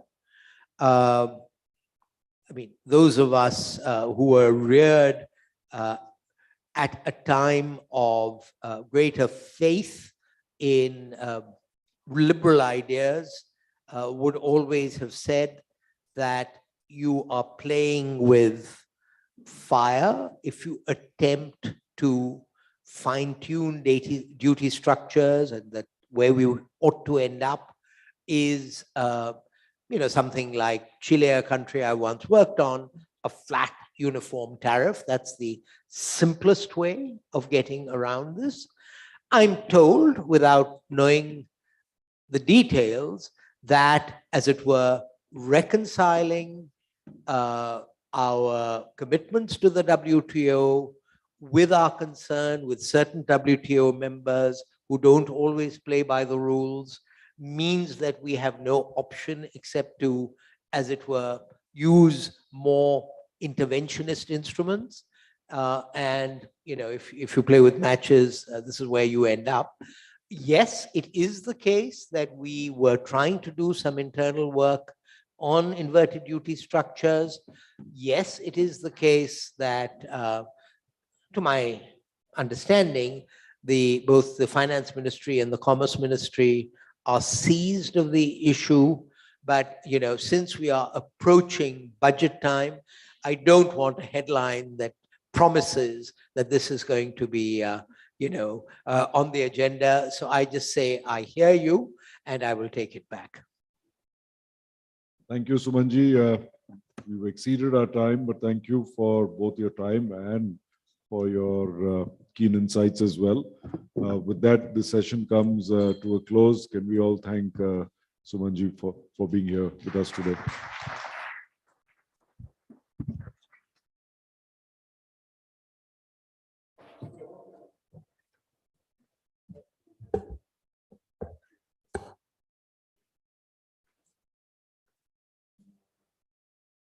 Thank you, sir, for this excellent conversation that we've just been privy to. Thank you very much for it. Ladies and gentlemen, we have the next two sessions. 2 to 3 are parallel sessions. One on financing the green transition, which will happen in the Crystal Ballroom. And the next one is conversation session on social contracts and economies of the future, where we have Baroness Minusha Shafiq and Mr. Hideki Mori in conversation again with Mr. Sanjeev Bajaj in the Regal Hall upstairs. So please keep this in mind. We have the two parallel sessions post-lunch, one in the Crystal Hall and one in the Regal Room. The Regal Room is a in-conversation one with Mr. Sanjeev Bajaj. Look forward to seeing you all.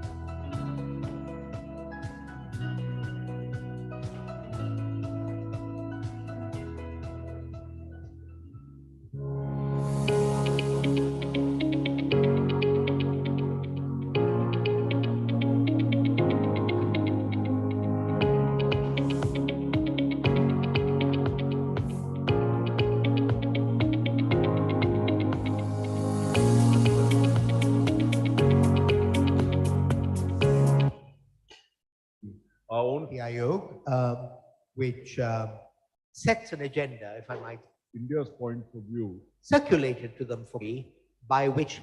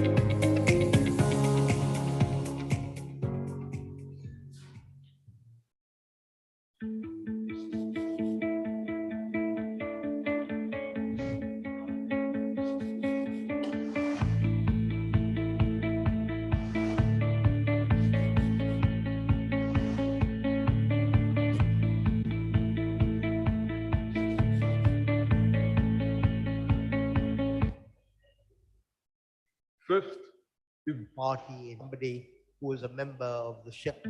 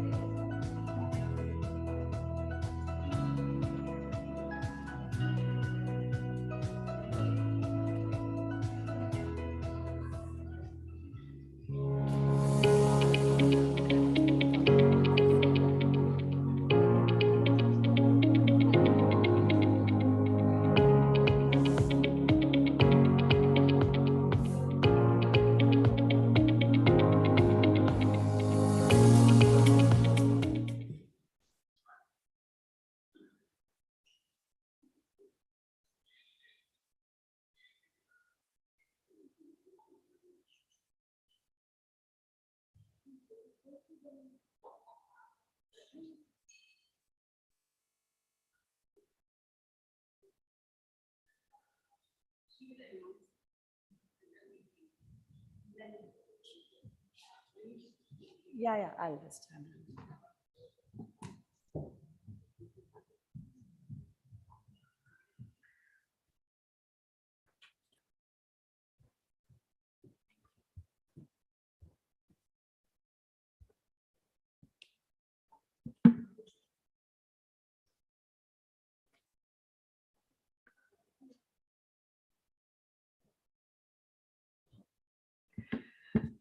Good afternoon, ladies and gentlemen. We'll be beginning our next session on financing the green transition shortly. Kindly be seated, please. Thank you.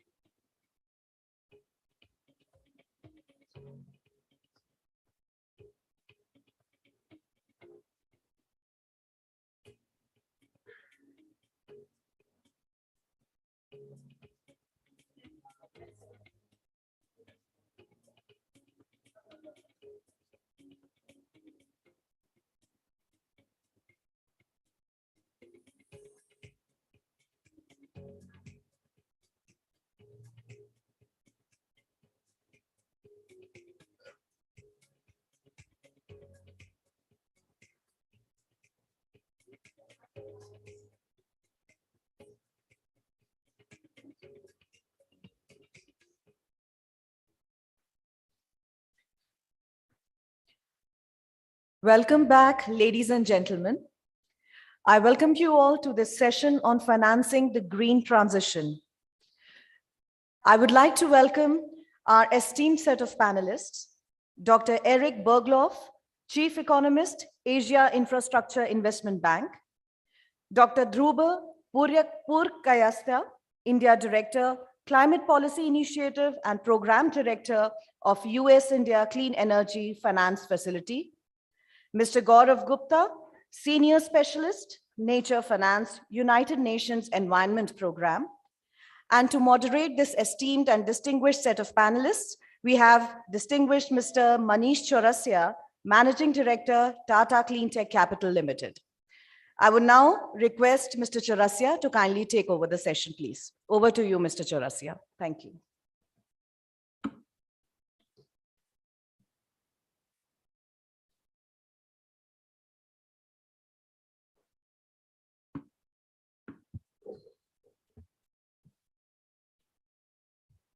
Good afternoon, esteemed audience. A very warm welcome to all of you in this very pertinent session on financing the green transition. My name is Manish Chaurasia.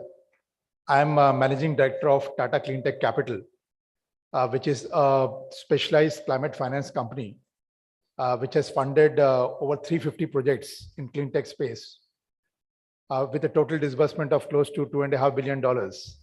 And our book is close to about $1.3 billion US. Now, when we talk about climate finance, I think it is very important to give the context. Climate change today is possibly the worst challenge, the toughest challenge facing the humankind. And this has been created, I would say, over the last 200 years. 200 years in isolation looks like a long time.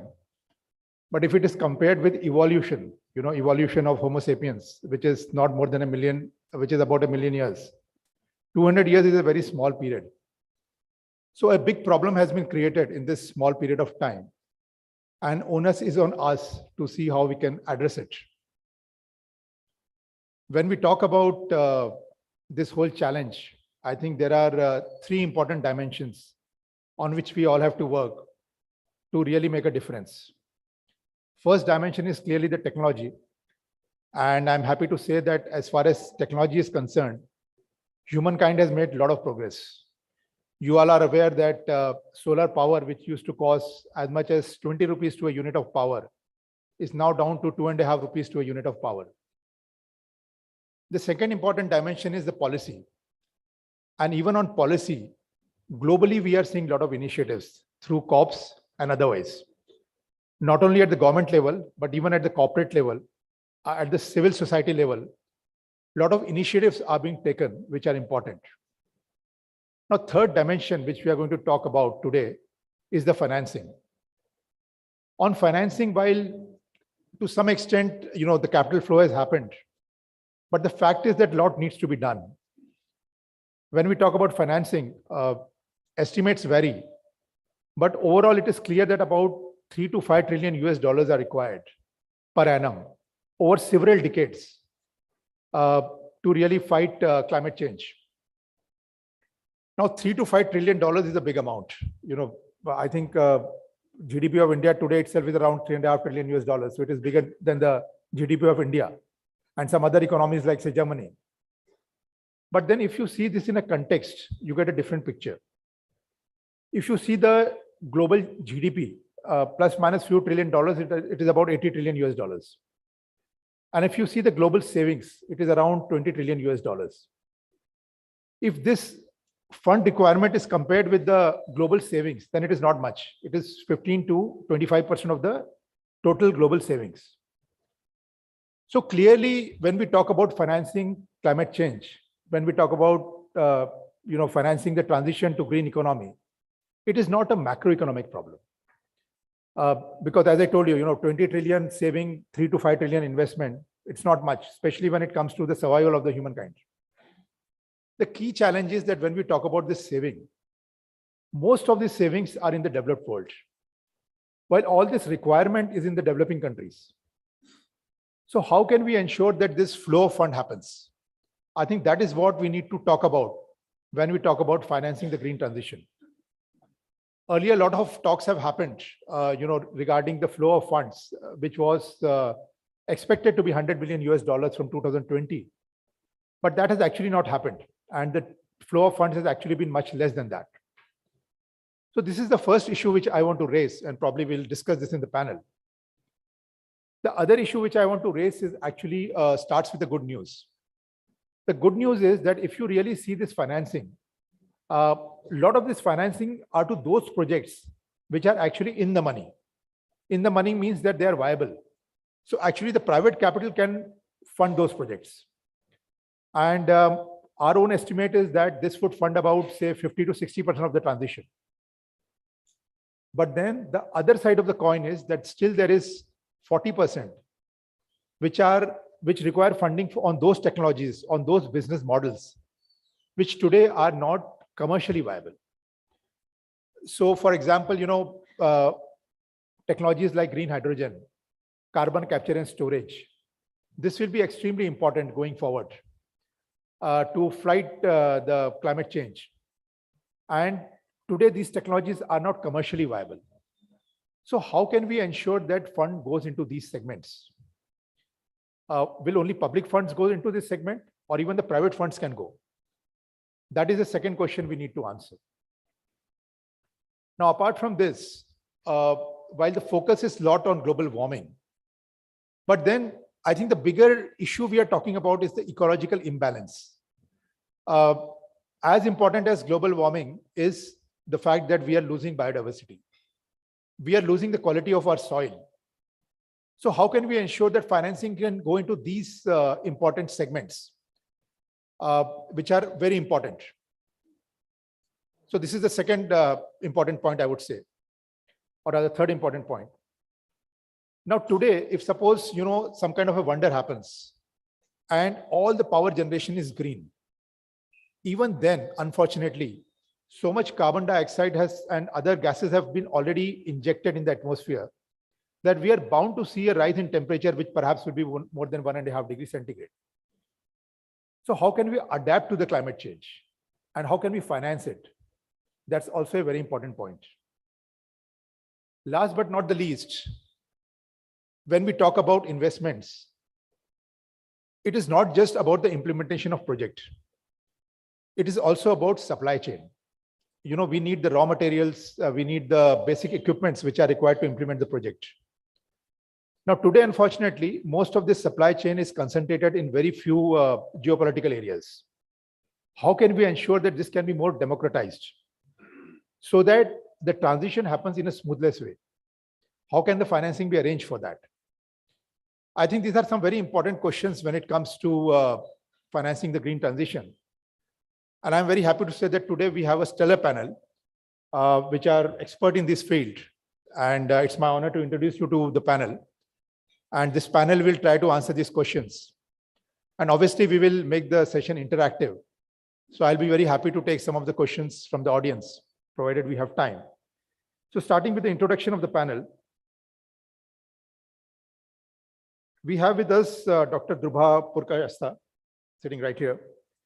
Dr. Dhruba is India Director, Climate Policy Initiative and Director of US-India Clean Energy Finance Facility. Dr. Purkayastha comes with over 20 years of experience, and his expertise lies in management consulting, investment banking, credit rating, international development financing in Asian countries. In addition to his role at CPI, he is a guest faculty at leading business schools in India. Dr. Dhruba also advises a wide range of government and public sector institutions, banks and financial institutions, multilateral institutions, regulators in areas of policy and institutional banking. Very warm welcome, Dr. Dhruba. Then I come to Dr. Eric Buckloff. Dr. Eric is Chief Economist, Asia Infrastructure Investment Bank. Dr. Eric sets the vision and strategy for the economic department and leads the planning, implementation, and supervision of its work plan in support of the bank's mandate. Prior to joining AIIB in September 2020, he was Director of the Institute of Global Affairs, London School of Economics, and Chief Economist of the European Bank of Reconstruction and Development. He is an expert in transition economies and institutional transformation through private sector development. Very warm welcome, Dr. Eric. We come to Mr. Gaurav Gupta. Mr. Gaurav Gupta is Senior Specialist, Nature Finance, United Nations Environment Program. Gaurav leads the organization's new initiative on multi-jurisdictional financing mechanism for diversity and climate. Prior to joining UNEP in 2021, he led WWF's Landscape Conservation Program by Myanmar for 6 years. Gaurav has over 15 years of experience spread across biodiversity conservation, investment banking, digital, poverty reduction in Asia and Africa. Very warm welcome, Mr. Gaurav Gupta. So now I'll request each of the panelists to give their opening remarks for about 5 minutes. And after that, we'll start with the question answer session. Thank you. Over to Dr. Dubey.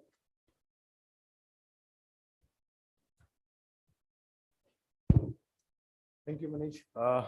Good afternoon, and thank you, CII, for inviting me to this important session.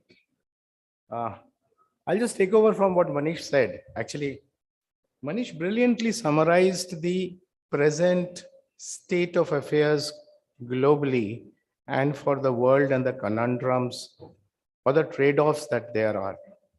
But just getting back to what Manish sort of ended at saying investments are required in emerging countries and not in OECD countries, and investments have to be shifted. But before that, let me just articulate this overall problem of what we are facing as far as climate is concerned.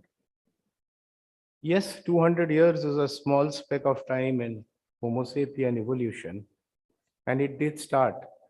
The recognition probably started at the Earth Summit in Rio, got captured in the Kyoto Agreement in '97, and that ran for a certain period of time before it actually gathered steam from Paris 2015, and here we are talking in 2022, when there is an increasing recognition.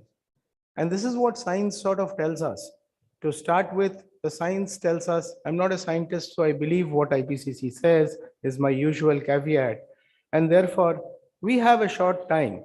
We have a short time, a window till maybe 2032 to bend the curve of CO2 emissions. So bending the curve of CO2 emissions is what we need to do within a short span of time, and there is a longer term horizon. But what is the issue here? The issue is, in very simple terms, is to think about, it's a problem of stock, and I think Manish also alluded to this at some point of time. It is a problem of stock in the atmosphere of carbon dioxide, which has a certain limit which you cannot cross. If you cross that, then you are in a trajectory and the plane takes off. Then you cannot bend it back. Now, assuming science is true, what is this problem that we are talking about? We are talking about a problem where, and let me give you a very simple analogy. You have 450 kgs of food to be eaten. We have already eaten 400 of that. And we are now fighting over who eats that balance 50. The point is, we are trying to solve a problem of stock by controlling and reducing flow. And that is exactly where the problem is, that you have the OECD world which has contributed to the stock. It's a global commons problem. But therefore, there has to be a transfer onto emerging countries who are now being pushed and said that the flow has to be reduced. And the flow, we have to reduce the flow. Now, this leads to what I can see through COPs after COPs, some amount of disagreement on compensation, on money, and lots of it. But having said that this is where it lies. Our efforts towards, if I picture India, India has done great on NDC, on meeting its NDCs, which were committed. In fact, exceeded and upped its NDCs through Panchamrit. And it's also taken a net zero target till 2070 on a long-term horizon. And in this situation, we end at a place of saying, while this is a problem which has been created by and significantly contributed by the West, it is a global problem, and therefore India participates in it as equally, and India is equally committed to addressing the global commons. But for that, we get back to flow of finance. Therefore, finance needs to flow from where it is currently invested to where investments are required. And that is a mechanism which is broken in the world today. Whether it is that 100 billion that Manish referred to, it's a broken record started at 2010 Copenhagen, 13 years. there is no 100 billion on the table. And without that 100 billion, it is, well, it's 1.3 trillion on the table. Effectively, if you counted 100 billion to be given to developing countries for climate investments. Therefore, world needs a mechanism. The world needs a mechanism to make capital. Let's understand that capital and technology is in the OECD, the developed world. The needs are in the developing world. In fact, the resources for renewable, if you take solar, and if you have in India, we have International Solar Alliance, the resources are in the tropics. Technology and capital lies outside the tropics. Therefore, there is a need to shift. Again, Manish mentioned technology. There's a need to shift, equalize technology and socialize the cost of capital across the world. And without this socializing, the world is today broken. There is no mechanism to do so. Without this socializing of cost of capital, I think it will be extremely difficult to prevent a pathway and keep it 1.5 degree or 2. Thank you.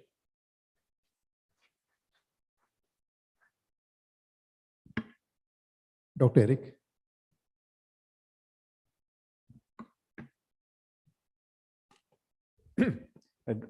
Group, I couldn't have made a better job of teeing up my remarks, so thank you very much. And so first of all, thank you for inviting me to this very important meeting, and I'm absolutely honored to be here. And of course, India for AIB is our, by some distance, most important market, and we work with many companies that are in the room here. And of course, climate finance is, our ambition is to have 50% climate finance by 2025, and we are almost there already. So I was going to talk exactly, start exactly where Dhruba kind of ended, where, so I think he's absolutely right. This is the fair way of trying to address it. And this was the discussion that was leading up to COP27. For the first time, this was actually on the agenda at the COP meeting, and there was an agreement to establish some kind of mechanism.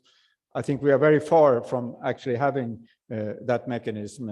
And the question is, how can we get closer to establishing that mechanism? And what I'm going to say in my opening remarks is, how can we maybe create the conditions for coming closer to it?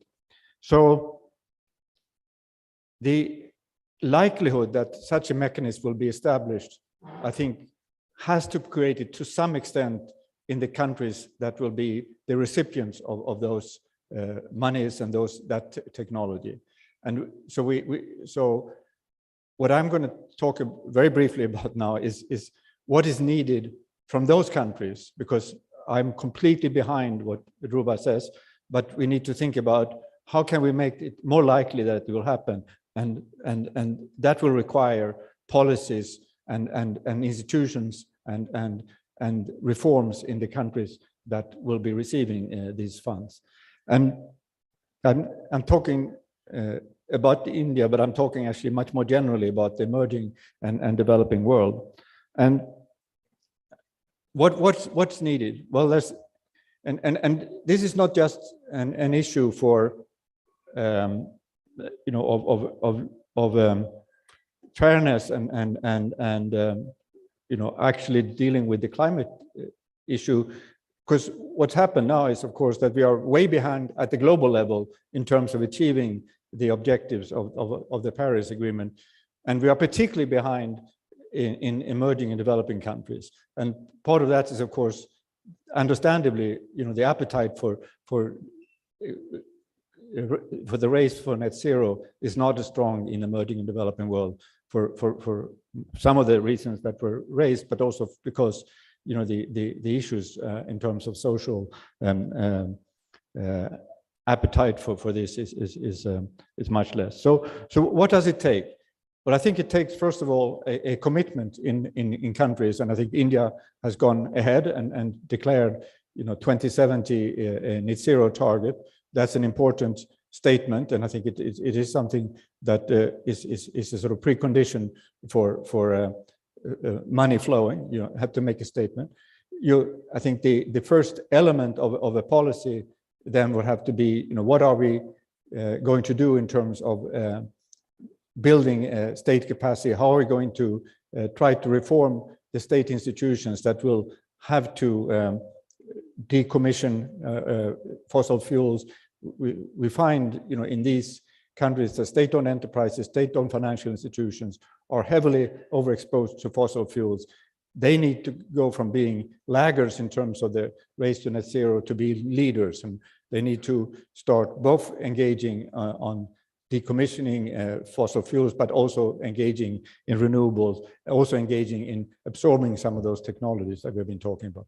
They need to engage with the private sector in creating the right conditions to get the best out of the private sector. It's about capital that we talked about, but it's even more about skills, about getting the experience, the dynamism out of the private sector, and also helping the private sector, helping to build state capacity to deal with the net zero transition, getting in place a framework for absorbing these new technologies. They are quite complex, and they are, they require changes in the energy system, and that is something that needs to be in place for us to get the full value out of renewables. I don't think it's a major issue in India, but it's a major issue in many developing countries. We need to get a commitment to carbon pricing. That's important to drive down consumption, but it's also incredibly important to drive innovation and absorption of these new technologies. We need to get the carbon price will not be enough. We need to get coordination across sectors, and we need to find tools for getting those kind of institutions in place. Finally, and this is probably the most important element, and it was touched on in the initial remarks, we need to make sure that this happens in a smooth and fair way. And this is, of course, the real challenge, for example, when you talk about the carbon price. How do we implement that in a way so that it doesn't hit the most vulnerable? And we know how sensitive that can be in a country like India, but across the whole emerging and developing world. So these are I think the main elements of a policy and a framework that will allow this mechanism that Dhruva was talking about to actually happen. Of course, there's a lot more that needs to happen on the side of advanced economies for this to happen, but I think this is what is really needed. Ultimately, I think we are on a trajectory that could, even in a very short term, create some elements of what Dhruva was talking about. There is now a discussions of a mechanism that would allow India, for example, to benefit from some concessional finance from some G7 countries to help with the decommissioning of fossil assets, and maybe also help to speed up the renewables. So I think there are possible models for how we can get not that final mechanism that we need, but there are some elements that we can put in place. So with those remarks, I thank you very much. Gaurav, over to you.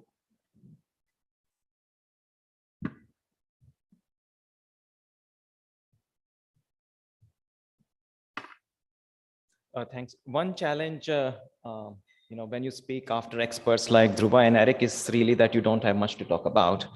So I will just focus on two elements. One is on natural capital, and also I will talk a bit about the current state of finance as far as environment is concerned. But first, I want to thank the organizer for inviting UNEP to speak at this event. Within UNEP, my team specifically works on unlocking private financing for sustainable land use. So when we say private financing, it's not CSR corporate, it's really how we can unlock mainstream capital from institutional investors such as pension funds into nature conservation. And we specifically focus on sustainable land use because land use has been one of the biggest drivers of the challenges that we face today, which I'll talk about in a bit detail. So first is really the natural capital. So we have lost in last 20 years about 40% of our natural capital. We have lost about 70% of biodiversity in last 50 years. And this natural capital is critically important for adaptation against the impact of climate change. Land degradation is the second issue, and this is particularly pertinent for India. Globally, we have about 25% of the land which is severely degraded, which is about somewhere around 2 billion hectares plus. And that degradation of land is actually accelerating. And by 2050, we expect that 90% of the land will be degraded. And in case of India, we stand about 30%, which is slightly more than above the global average. And in India, the main drivers have been basically the soil erosion from water and wind, as well as the loss of vegetation. In India, the loss of carbon, organic carbon content in the soil is also one issue. Globally, in terms of climate change, the agriculture, forest, and land use, it contributes to about 25% of the greenhouse gas emission. So it is significant, but not as significant as energy sector. And how these three sectors that I explained, three challenges that I explained, natural capital, biodiversity, land degradation, and greenhouse gas emission, it applies really different to different countries. When we look at LDCs, also building on to what Dhruva said, if you look at greenhouse gas emission per capita, it is about 0.3, which is 100 times less than greenhouse gas emission per capita of a country like Qatar. And it is these countries, for example, Afghanistan, Sudan, Myanmar, Bangladesh, these countries which are, and also the south eastern coastal region of India is also very vulnerable to climate change. And for these countries, the question is whether greenhouse gas emission is more important, or it is really building the resilience of the communities, and through natural capital, that's critically important. So in terms of finance, that's the second point I want to talk about. Globally, we need about 800 to 900 billion US dollars per year for nature conservation, which is, what the 3.5 trillion is for net zero, but specifically when it comes to nature conservation, we need about 800 billion US dollars. Out of that, currently about $154 billion annually flow into nature conservation. So there is a gap of about 80%, 75, 80% of what is available and what is actually needed. And in terms of private sector contribution, it's about 16%. So 16% of that 154 comes from private sector, and that is mainly through biodiversity offsets. So rest 84% of the funding for nature conservation really comes from the government. And when we compare that to the amount of money that comes through ODA, Official Development Assistance of DAC countries, it's about 2 billion US dollars. So the contribution of ODA for nature conservation is really small. It's about 1.5% of the total funding that goes into nature conservation. So that sets the context. I also want to highlight two really important recent developments that have happened in last, let's say, 3 years. So first is the increasing constraint in the fiscal space for nature conservation. If you look at the external debt, both external debt of the countries, actually public debt in general, it has increased quite a lot in last 2-3 years. It has increased in about 15%. And when we look at the low and middle income countries, it has actually increased much more. For example, for least developed countries, LDCs, in last 2 years, the debt service for external debt has gone up by 50% in last just 2 years. So with that increase in debt, the fiscal space to prioritize nature conservation is also becoming more difficult. So that's really the first development. The second development is that there is increasingly a market for ecosystem services, particularly carbon credits. So in last 2 years, for example, in 2020, the total volume of carbon credits was around 630 million, 660, 70 million US dollars. And it has in 2021 increased to over $1 billion. And in 2022, it's expected to be somewhere between $1.5 to $2 billion. So on one side, the public financing is becoming more and more constrained, but there is an increasing potential for leveraging private capital for nature conservation. So I'll stop there and I'll be happy to answer more questions. Thank you, Gaurav. Very pertinent points. So now we'll go for specific questions to the panelists. Dr. Eric, you made some very pertinent points. A lot of policy initiative needs to be taken by the government. A lot of commitment needs to be shown. Carbon pricing needs to become reality. But at the same time, while all these things are being done, probably we'll find a scenario where private capital will come in and we'll see green financing taking off. But at the same time, there are technologies. I spoke about green hydrogen. Dhruva spoke about the stock and flow aspect.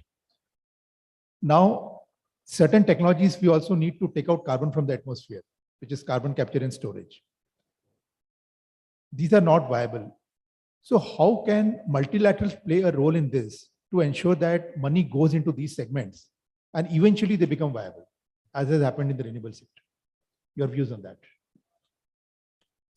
Thank you. And first, I should say that we should be humble probably about how much multilaterals can do at the very front end of this, because we are not set up to evaluate technologies that are, not yet, maybe not yet even in the market, or so we have to be realistic about what we can do. But we are trying, and I think we are maybe more than some of the other multilateral development banks focused on this, because what we have seen in the infrastructure sector is that infrastructure sector is the worst sector in terms of absorbing new technology. So we spend a lot of effort on trying to think of ways in which we can be a useful partner in facilitating that absorption.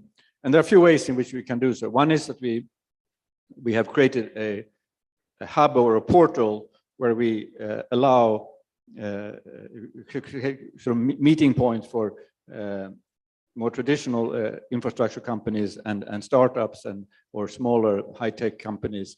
I think this is also something that we would very much like to do more actively in India. We are also investing in a number of funds that are trying to push into the frontier of technology. I think, again, we can't really develop capacity to evaluate these type of investments very well.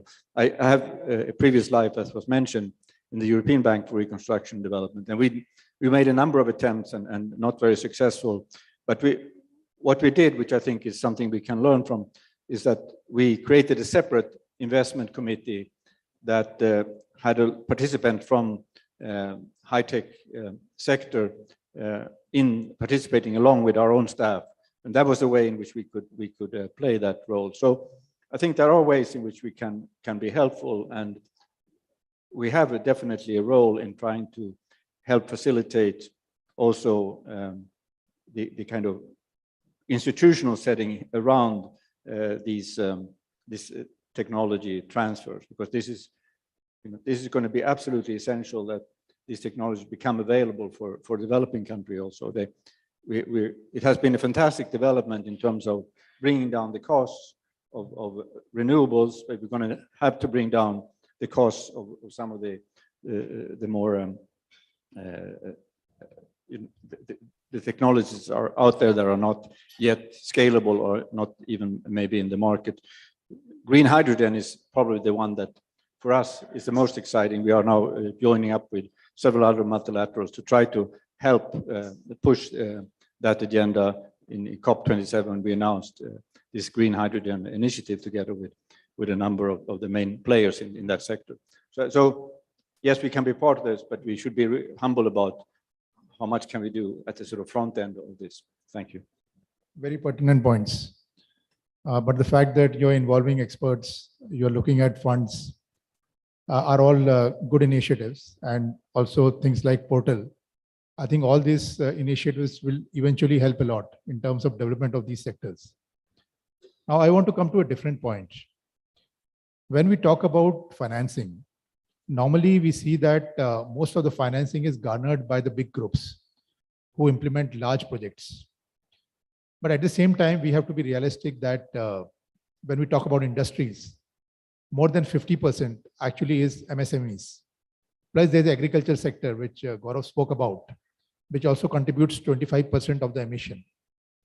So I would like to put question to Dr. Dhruva that how can we create incentives to ensure that MSMEs and agriculture sector also benefits from the funding?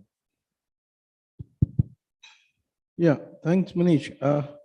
Let me just re-understand the question clearly. So MSME financing is access to credit in India is a problem for a long time, independent of climate change or not. Sorry. So unrelated to climate, MSMEs are engines of growth, are providers of employment. You have significant contribution to GDP, but there the access to finance has always been a problem in India and elsewhere too. And one of the reasons clearly is a very wide information asymmetry between the lender and the borrower, lack of disclosure, lack of standardized accounting systems. So you have a credit market failure when it comes to MSMEs. And India credit is what? If you look at a pyramid in India, India credit is available right at the top. Credit is available to those who do not need it, and credit is available right at the bottom. Right, so what we call is the missing middle, where credit does not flow in. There are dedicated ways of doing it in terms of creating specialized DFIs, specialized, which India has been attempting. There are credit guarantee solutions where you mitigate the risk. There are credit information aspects. Now, how does this relate? Would you want me to relate this to climate, or I'm just talking about classical problem of MSME finance, which exists independent of whether we talk about climate or not? So just to understand your question better. So clearly, Dhruva, you raised an important point. So already it is so difficult. Yeah. So how can we ensure that in this kind of a scenario, financing actually goes for climate when it comes to MSME, because they have an important role to play. Okay, so now that's slightly complicated. The problem of climate is not because of MSMEs or otherwise. We are today in this problem because as private, corporate, and the public sector and the government, we never recognized and factored in the externality which is getting created and never made an attempt to internalize it. Whether we did not internalize for a large steel plant or whether we did not internalize for a small auto parts manufacturer, the problem remains the same. The externality cost, neither the world imposed any standards on GHG emissions, nor was it taxed or priced in some way as a classical taxation, Pigovian taxation. So the recognition of the problem is different and the solution of the problem is different. Here, I would think all industries would be subject to the same information disclosure because you're dealing with an issue which affects irrespective of whether it is large or small. So the question of credit is not because it is a climate issue. Credit to MSME is an issue by itself. Climate probably does not compound the problem at the same time because the same issues pertain. There are sectors which are hard to finance: primary healthcare, infrastructure, agriculture. So agriculture does not work in because you don't have adequate agricultural insurance. You have Fasal Bima Yojana in India, but agricultural finance needs to also change because climate will necessarily make insurance companies, or rather a lot of potential risks and potential insurees uninsurable, because insurance is going away because you're basically having more water, more rain, more floods, more heat, more facilities coming under water, coming under physical risks and stress. So insurance is moving away. So the solution also to credit in some ways lies in linking insurance to credit, which India does make an attempt at in some ways. If you are able to link insurance to credit, that improves. The second thing thinking about is insurance models are classically loss and damage property casualty models, which is assessed insurance value. But we need to shift because current climate insurance is shifting to parametric insurance, which means if there is an event, you have to be paid $10,000, you have to be paid $10,000, irrespective of what loss. There is disaster risk financing, which I'm sure AIIB or the World Bank, they are moving with disaster. So you have a variety of protective mechanisms. But where I'm possibly differing is that climate does not necessarily compound the problem of access to finance. Yes, it exacerbates it to a certain extent, but equally across industries. MSME access to finance has always been a problem. Some attempts are being tried. Some are getting solved, some are not getting solved. Thank you. Very pertinent point. It has always been an issue, as you rightly pointed out, possibly with better disclosures and possibly with better supportive products like insurance. I think things can be much better in general. Dr. Eric, your views on this? I asked, of course, you're responding to this, the one thing that I think multilateral development banks can do and have done in other parts of the world, I don't think enough, I haven't seen enough of this in India, is to extend credit lines to banks to on-lend for energy efficiency or for introduction of these new renewables, for example. And I've seen it work fantastically well in Eastern Europe, for example. I remember particularly a baker who in Sofia who had been struggling for a long time to find a loan, and then eventually he found this energy efficiency credit line, and he went and got this financed, and then became an advocate, and he traveled around Eastern Europe advocating for energy efficiency, and what it required was a little bit of concessional finance to train the bank to assess this kind of investments, and a little bit of incentives to entrepreneurs to come forward to, or MSMEs to come forward to apply for this. And then in the second credit line, there was no need to train the banks because the banks had already been trained. Maybe there should be still some incentives for these small companies to come forward. And then eventually this become a commercial product for the banks because these are so many low-hanging fruits. And I think this could be something in India that could be really powerful, I think. And I'm sure there exists some of that, but when I talk to banks here, I don't see enough of this. And I think multilateral development banks could play a much more active role in this. And this can be directed towards also some other technologies than just renewables. Thank you. Very pertinent points. Dr. Eric, thank you so much. Gaurav, your views on this? So I will talk more about the smallholder farmers and from the perspective of the countries that I am focused on, which is Latin America and Southeast Asia. So when it comes to smallholder farmers, there are two main issues. One is the ticket size and second is the risk. So on the ticket size, the fact is that the bank and the mainstream financial institutions, they require a particular ticket size, otherwise they will not lend, and that's the reality. And the solution could be consolidation, aggregation of farmers on the ground. But that is a very, very resource and energy intensive exercise on the ground. So there needs to be an organizer, a developer on the ground that does this work. Another way to go around this is that if the government has well-established institutions that have, really on the ground reach, there are ways to navigate through with this as well. The other element is the risk.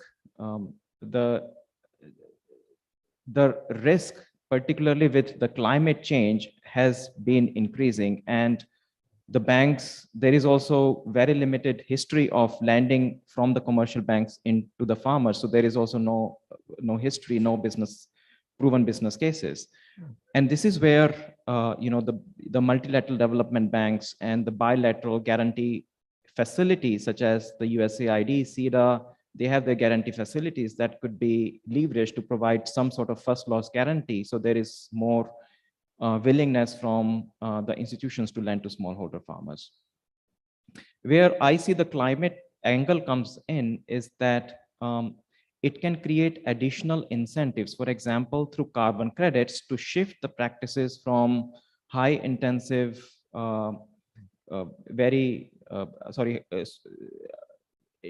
high input intensive and short cycle monoculture agriculture to a more agroforest, permanent agroforest, more sustainable agroforest.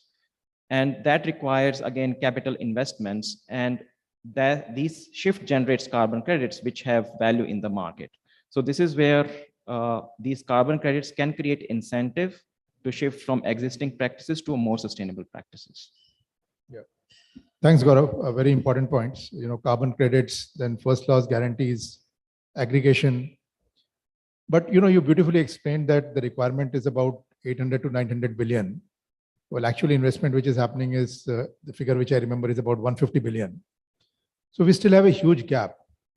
So what are the specific steps which need to be taken at a macro level to ensure that private financing comes into this? I would like to know your views on this.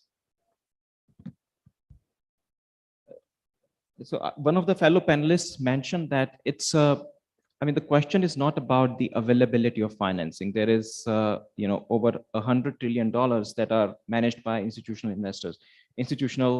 investors alone. The question is really the availability of viable business cases. And for that, having an enabling environment is critically important. So let me mention, let's say, 2 points. So first is creating an enabling policy environment, and then creating this policy instruments to incentivize the shift from current practices to more sustainable practices. And I will give you some examples. So when we look at the climate policies or biodiversity policy strategies, most of them in most of the countries that I have been involved in, they have been developed in silos by Ministry of Environment. That's it. So it's the Ministry of Environment that does this work. And then maybe the maximum they do is they do consultation with the other ministries, and some junior person from the team joins, and that's the extent to which they go. This needs to change, because natural capital is the basis of everything. We look at this building, we look at this architecture, we have sand, cement, this table, wood, everything comes from the ecosystem services that nature provides. So when you are developing policies around that, it has to be a coordinated effort of different ministries. So that's point number one. The second point is, I'm actually a bit nervous about saying this, because this is very obvious, is that there is in many countries limited evidence of land use planning. So we have experienced for the last 10-15 years in many countries in Southeast Asia, Latin America, where agricultural concession, oil palm, rubber, maize, cattle, soy have been given into the forests that have important hydrological functions. And that was the case with Myanmar as well, that have incredible biodiversity. And if you clear the land, if you plant oil palm in that, of course, you're going to have flood next year, right? So that is, in doing an inclusive land use planning is critically important. So it is really important to identify where the natural capital is, where the impact of climate change is going to be, and how you're going to protect and restore natural capital in those areas, so you minimize the impact of climate change to the local communities and to businesses. This exercise needs to happen sooner or later. And then the next step is, how can you create economic incentives to move from current land use to your target land use? And for this, I can give you an example. I think maybe that's the best way to communicate this. So we are working on the design of a tiger ecosystems bond in Southeast Asia, in a few countries.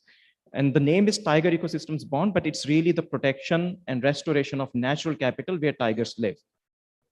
So here, there are, of course, different land uses, and the main issue is that there has been increasing deforestation by communities that don't have the land title, and they are practicing very damaging agriculture, and they are expanding into the forest in some countries. So this is where the idea is to bring upfront financing through the issuance of bonds and use that financing to work with the local communities and authorities to do the land use planning, to move from current practices to sustainable agriculture, to improve law enforcement. Law enforcement is another key challenge in many countries, not just in the agriculture zones, but also in the protected areas. So improve that law enforcement, and this will result in generation of carbon credits, generation of biodiversity credits, which is also an emerging asset class, and also the development of ecotourism and agriculture enterprises that also have potential to generate revenue and use that revenue to pay back the investors. So these are very specific instruments. Again, the type of instruments that work for a specific country really depends on the context of that country. Sure, please go ahead. You gave some numbers on the gap in climate finance, and that's where you indicated. Let me take this problem at a global level. You indicated $4 trillion, and if I bring it down to just renewable energy, it's also, well, this COP said 6 trillion, by the way. So the total climate finance flows globally, we track that at our global landscape report. We track that for India too. It's about 630 billion against 3 trillion is what you're talking of as far as the gap is concerned. Now, when we talk of having $100 trillion in institutional investors, is actually more, a little more. You know, GFAN's signature itself brought to 130 trillion. But if you look at their portfolio, their investments in renewable across the globe is minuscule. So the question is, it's about 2-3% is what we are talking of.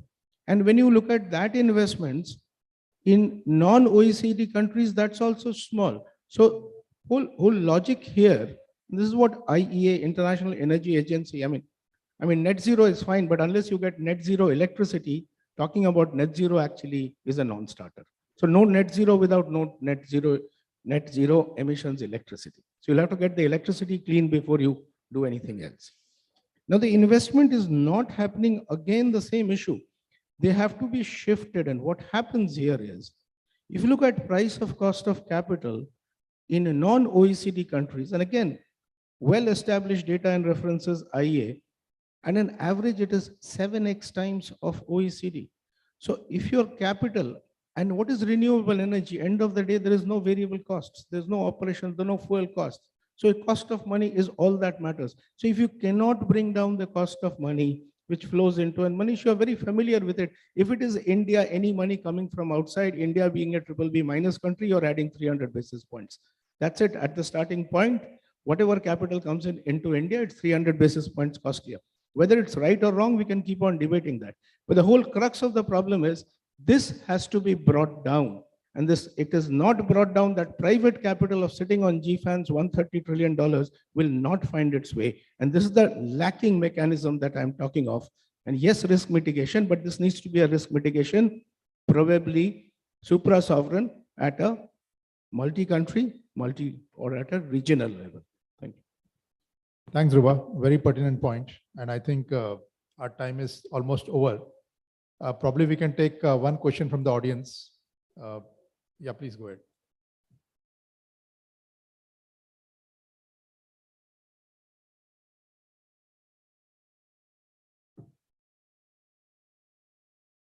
Hello. Can the state of climate proof attainable? And if yes, then what is your take in terms of economic policy reform or biodiversity or environmental centers? Am I clear? If you can just repeat the question, please. Yeah, I mean, can the state of climate proof attainable in terms of economy or infrastructure, or is that attainable? If it's yes, then what do your take in terms of economic policy reform or biodiversity or environmental? In terms of investment policy, or it's for everybody, you know, in the panelist. I mean, it's not clear.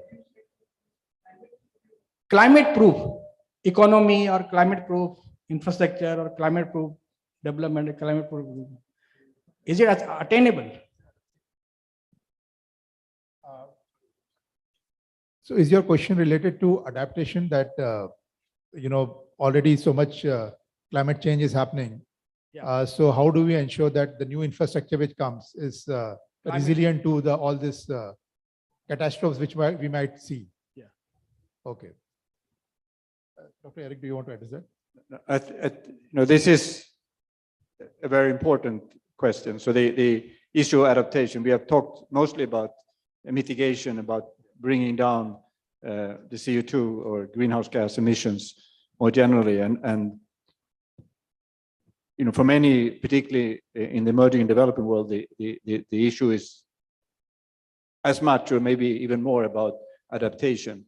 And this is a much more tricky problem from a financing point of view, because there are very few sort of revenues coming from this. And there are maybe some possibilities here in the future in the kind of things that Garo has been talking about in terms of nature-based solutions and so on. But so from an MDB point of view, we are trying very hard, and we have now I think about 1/3 of our climate finance goes towards adaptation, and we look at every single project to look for adaptation opportunities.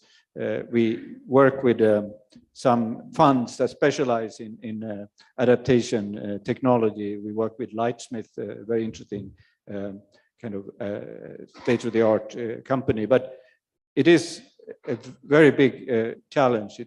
It will have to be led mostly, I think, by public sector for now at least, and we need to find ways of channeling resources towards this.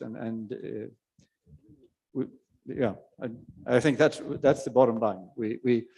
This cannot be solved purely by private sector. This has to be very significant contribution from taxpayers. Our time is up, so or maybe we can take your question. Yes. Sir, my question is that regarding the technology switch, because the farm for green financing for the new investors, it is easy to accept the new technologies. But those who are already existing in the system and their technology is much more carbon intensive. So there is a huge sunk cost when they switch from this technology to the green technology. So what should be the appropriate policies to tackle these situations?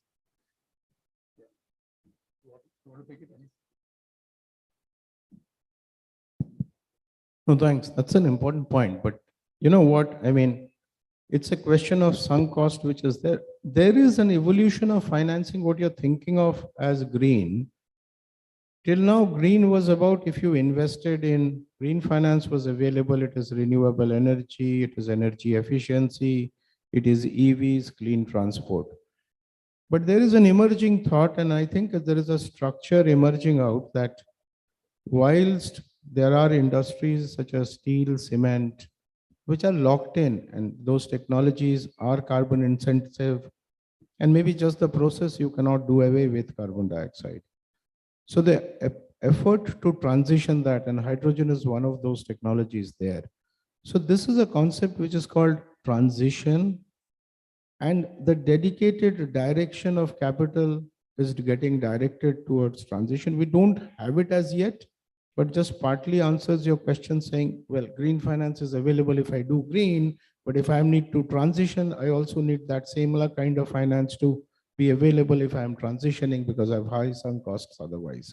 So yes, this has been, there is a cognizance of this fact, and there is an emergence of transition, and you will see across the board a lot of support from multilateral development banks and otherwise for a so-called energy or a low carbon transition to net zero. Let's put it that way. Thanks. And the other side of this is, of course, that if we don't do something about this, many of these facilities may be what we call stranded, and you will not be allowed to use them because so we have to deal with this problem, and it's very urgent actually.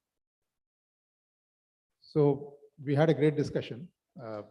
Clearly, global warming is a global problem, and this can be solved only by global collaboration. So, developing countries have their own responsibilities, as Dr. Eric said, in terms of policies, commitment. Developed world also has a great responsibility. And I think all of us have to work together. And once we create an enabling framework, then I guess the financing will not be a challenge, because as we discussed, it's not a macroeconomic challenge. Thank you so much.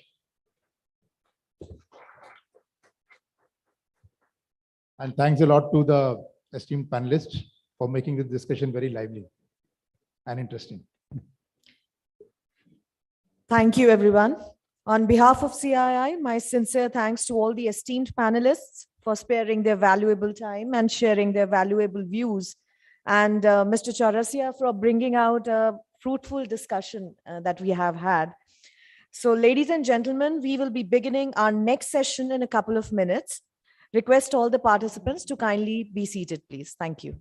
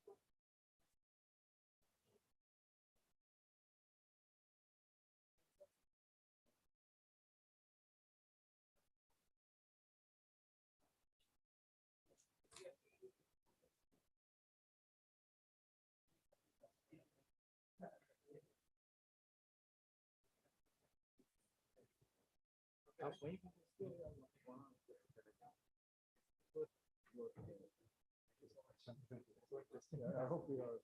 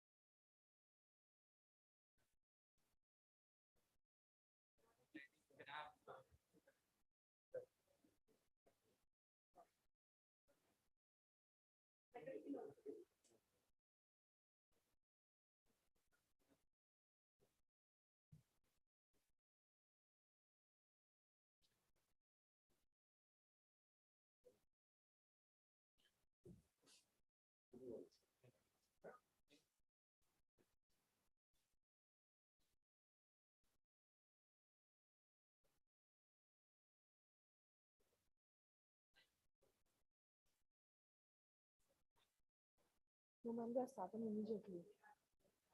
Please, ma'am. And then we go from. हाँ हाँ तो पहले तो आएंगे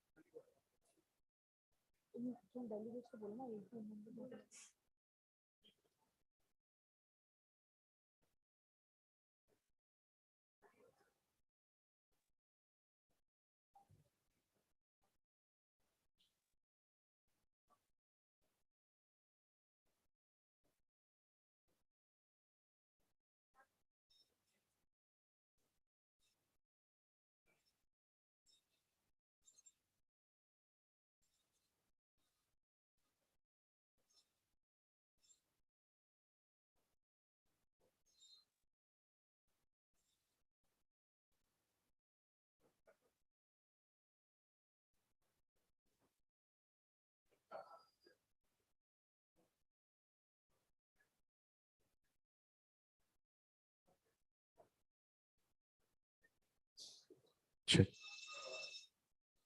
check, check. Ma'am, can you hear me? Okay, thank you. So hope you are. Yes, I can. You also. Yeah. And we'll be live in 2 minutes, ma'am. We're just preparing this session. Thank you, ma'am. Thanks. I keep my video on. Sorry. Should I keep my video on or?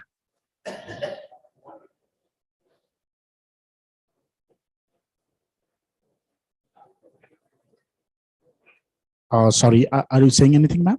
Yeah, I was saying, should I keep my video on or? Yeah, you can leave your video on, ma'am. Okay, okay.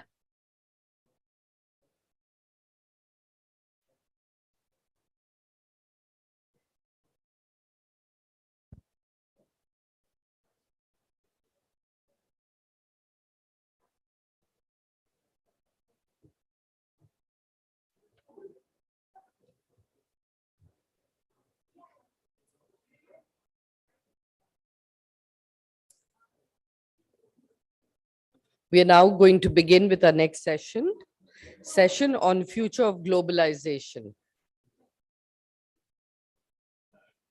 I'd like to invite our speakers if they're here in the hall. Dr. Nalin Shinghal, Chairman and Managing Director, BHEL, Mr. Nadir Godrej, Chairman and Managing Director, Godrej Industries Limited, Dr. Sachin Chaturvedi, Director General Research and Information Systems for Developing Countries, Dr. Ela Patnaik, Group Chief Economist, Aditya Birla Group, Dr. Rupa Chanda, Director Trade Investment and Innovation Division, United Nations Economic and Social Commission for Asia and the Pacific. Can we have all the speakers on the desk, please?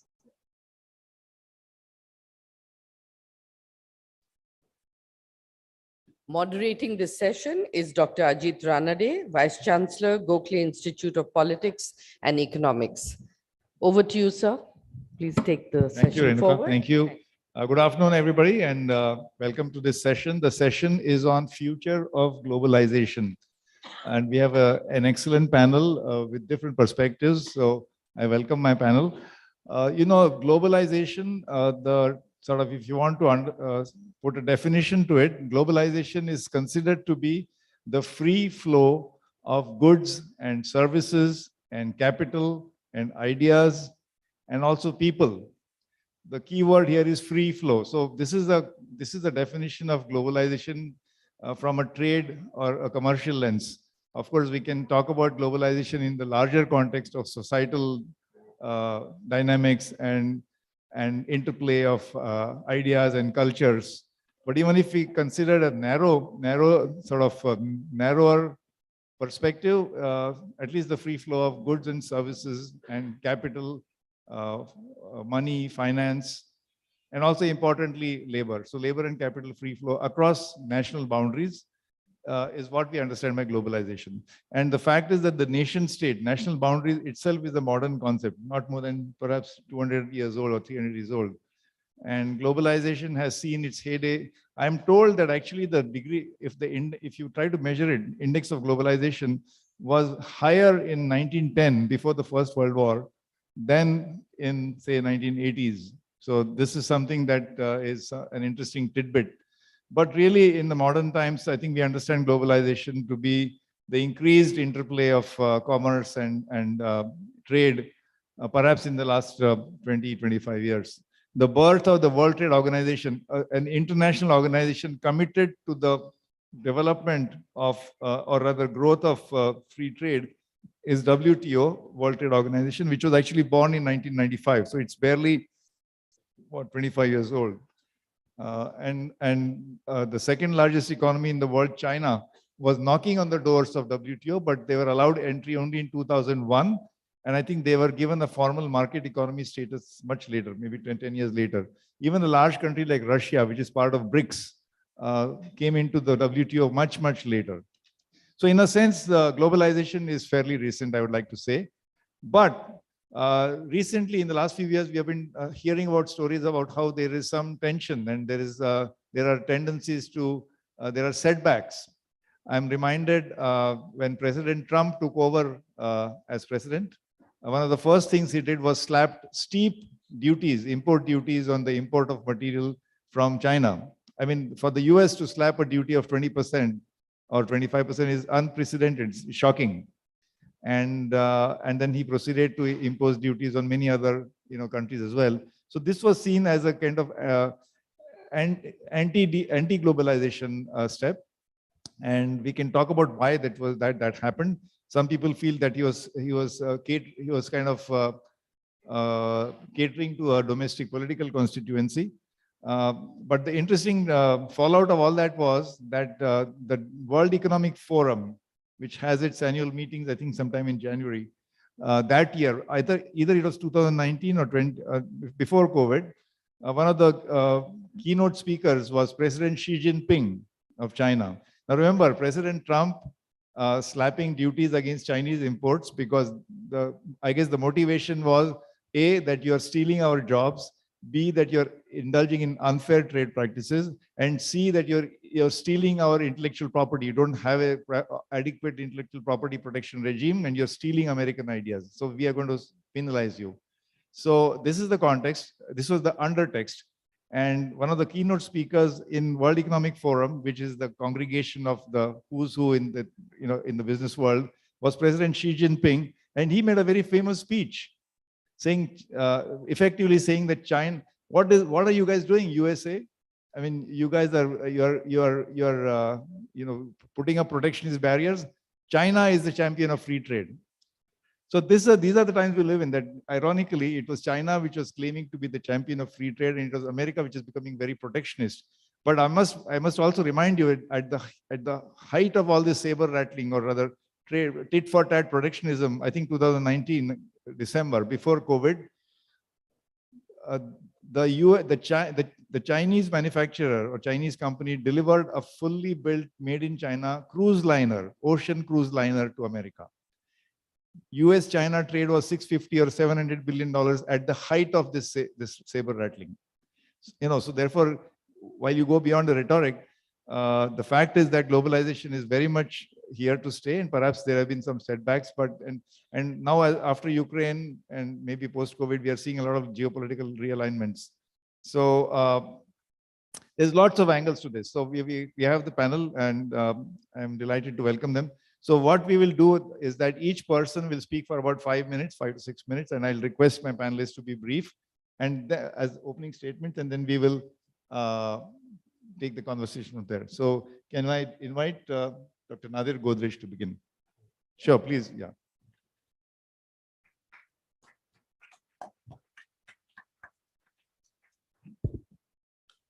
Thank you, Ajit. Globalization comes in waves. It surges high and then it caves. With open minds and open borders under tolerant liberal orders, it naturally tends to thrive. But its very success can then drive a sudden turning of the tide. While the going's good, enjoy the ride. Immigrants and cheap imports make vested interests out of sorts. The benefits we can clearly see, but they apply generally. The problems are here and there, but the few affected really care. The vociferous voice supersedes, the general good one hardly heeds. Globalization goes on for long if institutions are very strong, But as we face greater stress, the global order's in a mess. It is no longer climate change within a tolerable range. A crisis is what it's about, with fires, floods, as well as drought. If we are to succeed, collective action is what we need. As we apportion unequal guilt, our resolve begins to wilt. The pandemic then took its own toll. It was a destabilizing role. There was great suffering and pain and disruption in every supply chain. Our earlier objectives don't apply. Newer mantras is what we try, not just in time, but just in case. No complex chain, a perfect trace. For a supply chain that's ensuring, we need nearshoring and friendshoring. The Ukraine war made things worse. In this day and age, to see this curse, an unconscionable energy blight, a war with no end in sight. Global growth is very slow. This will affect the trading flow. Everywhere there is stress, but China's in a special mess. China rode out the early waves, but nowadays they are slaves to zero COVID, which makes no sense. How come their thinking is so dense? Who on earth can now rely on any Chinese supply? What other crisis now awaits? Action across the Taiwan Straits? And sanctions add to the stress. For trade, all of this is a mess. Financial flows may also slow. All this will be a body blow. Globalization is bound to slow. But all the same, it's good to know democracies are very strong and autocrats don't last long. Once again, we'll appreciate that globalization can be great. There's bound to be a positive churn and sanity will then return. And with the eventual turning of the tide, globalization will spread far and wide. Thank you.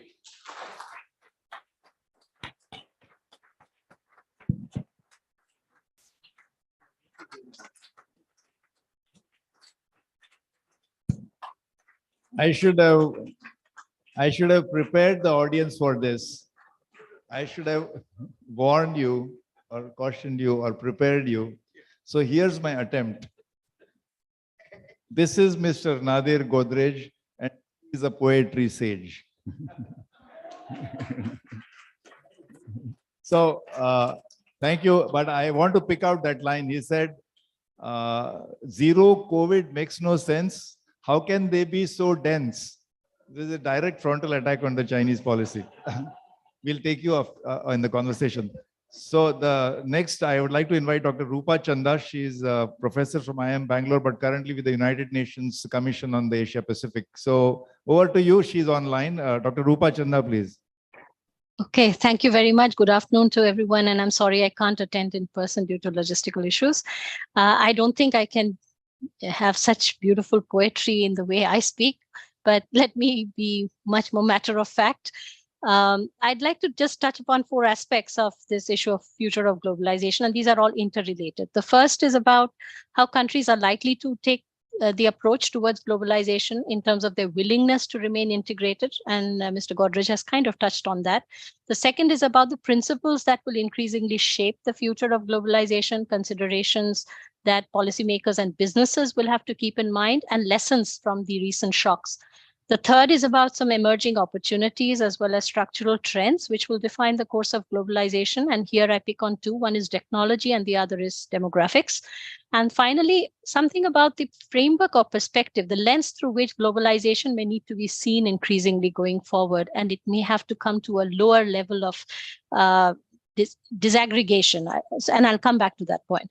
So firstly, in terms of how countries are likely to approach globalization, given the current context, we know we've seen deepening polarization, more skepticism about benefits of multilateralism, and the whole outlook is really riddled with uncertainty. A lot of downside risks, which threaten to impede efforts to reduce poverty, broaden access to affordable and clean energy, as well as achieve SDGs.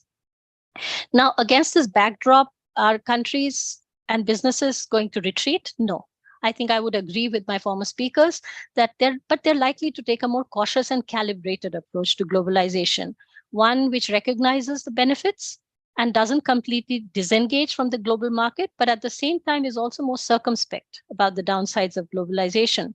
So it might put more emphasis on self-reliance, indigenization of production, reducing reliance on offshore outsourcing, more use of behind the border measures and non-economic objectives to regulate trade flows. But this doesn't mean that you're going to be unleashed, going back, retreating from globalization, contrary to what's feared, because it's just not economically viable given how interconnected production networks are today. But I do see non-tariff measures, mostly in the garb of standards, environmental and other compliance requirements becoming more prevalent in future. And a related development would also be the creation of new alliances and partnerships, often geoeconomic, geostrategic in nature, as part of this calibrated globalization strategy. The second point is about what kind of globalization and what are some of the lessons and the key principles that are likely to underpin future globalization. I think increasingly businesses and governments, especially after the pandemic and the Ukraine conflict, are looking at issues of inclusion, resilience, and sustainability. Three important principles. So globalization will clearly have to create opportunities for women, youth, entrepreneurs, MSMEs, disadvantaged groups.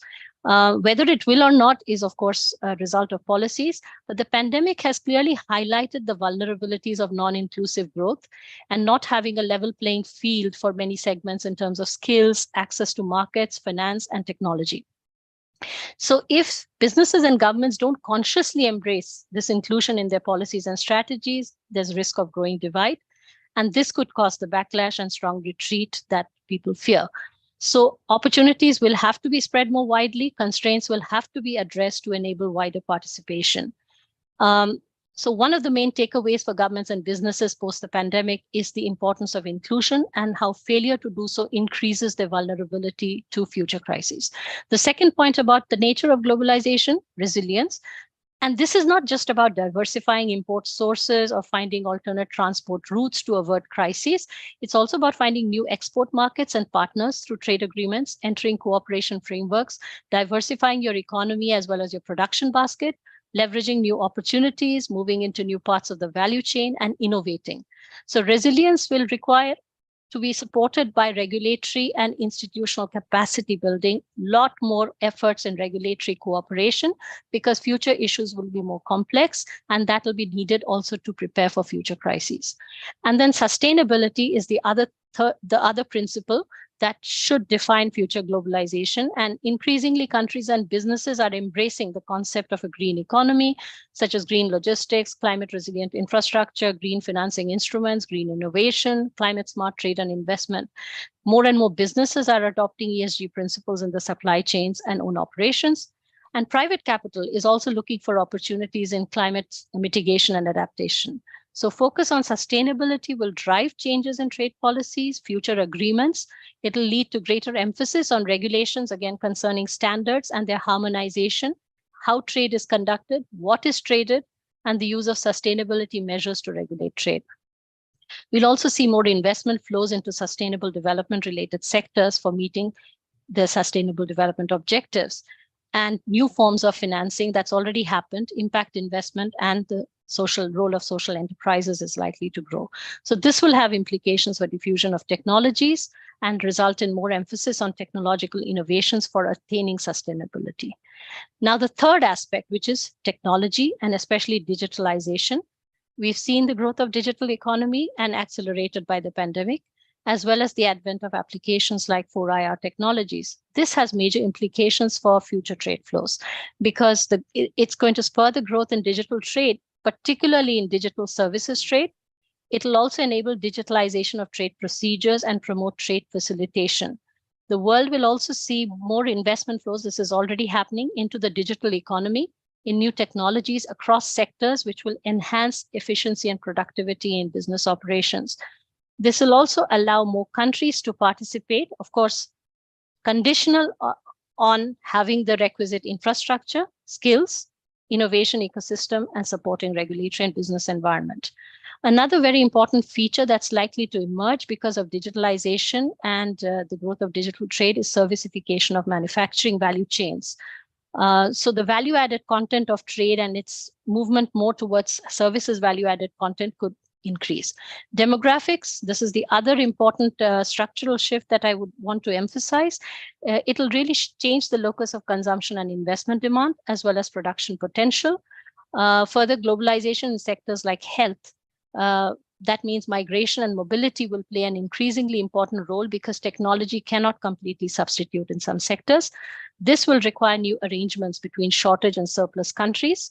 There'll also be potentially challenges because of demographic shifts and backlash to that. And Europe will probably face the brunt of this. So this will have to be navigated through innovative cooperation mechanisms between countries and with regional blocs. Finally, the most important point that I want to highlight is the perspective or lens through which we need to see globalization. I think, between the global and the national, the global is unwieldy, the national is insular, there is the regional lens. And I don't say this only because I'm, sitting in a regional commission. Increasingly, we're talking about things like regional public goods, regional commons, not always just global commons. This regional lens is becoming important because we're seeing the role of the region and the sub-regions as building blocks for globalization. In the past 2 decades, and especially after the shocks, we've seen the role of the region as a basis for cooperation in times of crises, for addressing many transboundary issues, and for advancing integration even in difficult areas like standards, mobility, data governance, and trade facilitation. So it's being recognized that really between the global and the regional, there are mechanisms and processes that will probably will be the sort of building blocks or will support the globalization process. And ESCAP, as I said, we are talking more and more about regional public goods and regional commons, and this is an intermediary between the global and the national. So to sum up, I would say globalization is complex in future, more and more complex, I would say, many factors and dynamics, but I see forces of both fragmentation and convergence playing out, but the basic direction will remain. Okay. Thank great. you. Thank you, Dr. Rupa. So I hear you say that globalization is inevitable, cautious optimism. And I also heard you say that about inclusion, sustainability, and resilience is something that countries will stand by. I guess those are the 3 qualities. You also said something about that between the national is insular and global is unwieldy. So regional is where that's the lens we need to look at. I'm not going to ask you a question now, but the word regional immediately brings to my mind regional cooperation, regional comprehensive economic partnership, RCEP. So if regional is so important and that's the lens you emphasized, what should India do about the regional lens? But we'll move on. I'd like to invite Mr. Nalin Shingal, Chairman and Managing Director of BHEL, for his perspective.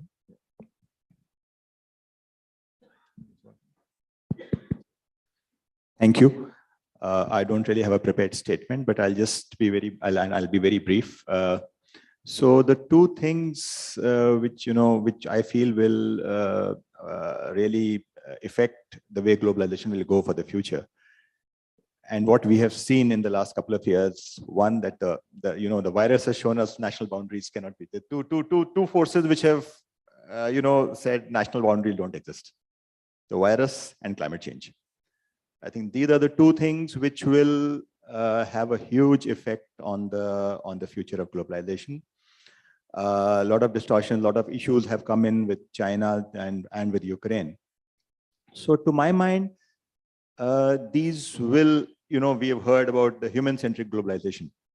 I think this is where we are now heading towards, and I see this as an enormous opportunity for India. With our, what was mentioned, our demographic advantages, our manufacturing base. This is and the imperative to diversify global supply chains, technology being made available. These are huge opportunities, and I think going forward we need to leverage on these opportunities. We need to take forward, and I think G20 is a huge opportunity, which I presume Mr. Chaturvedi is speaking about. So that's a huge opportunity for us. So I think globalization will go ahead. We will look at flattening the world, and it will be a very different globalization from what we have seen so far. Thank you. Thank you, Mr. Nalin. I'm tempted to ask you a follow-up questions, so please indulge me.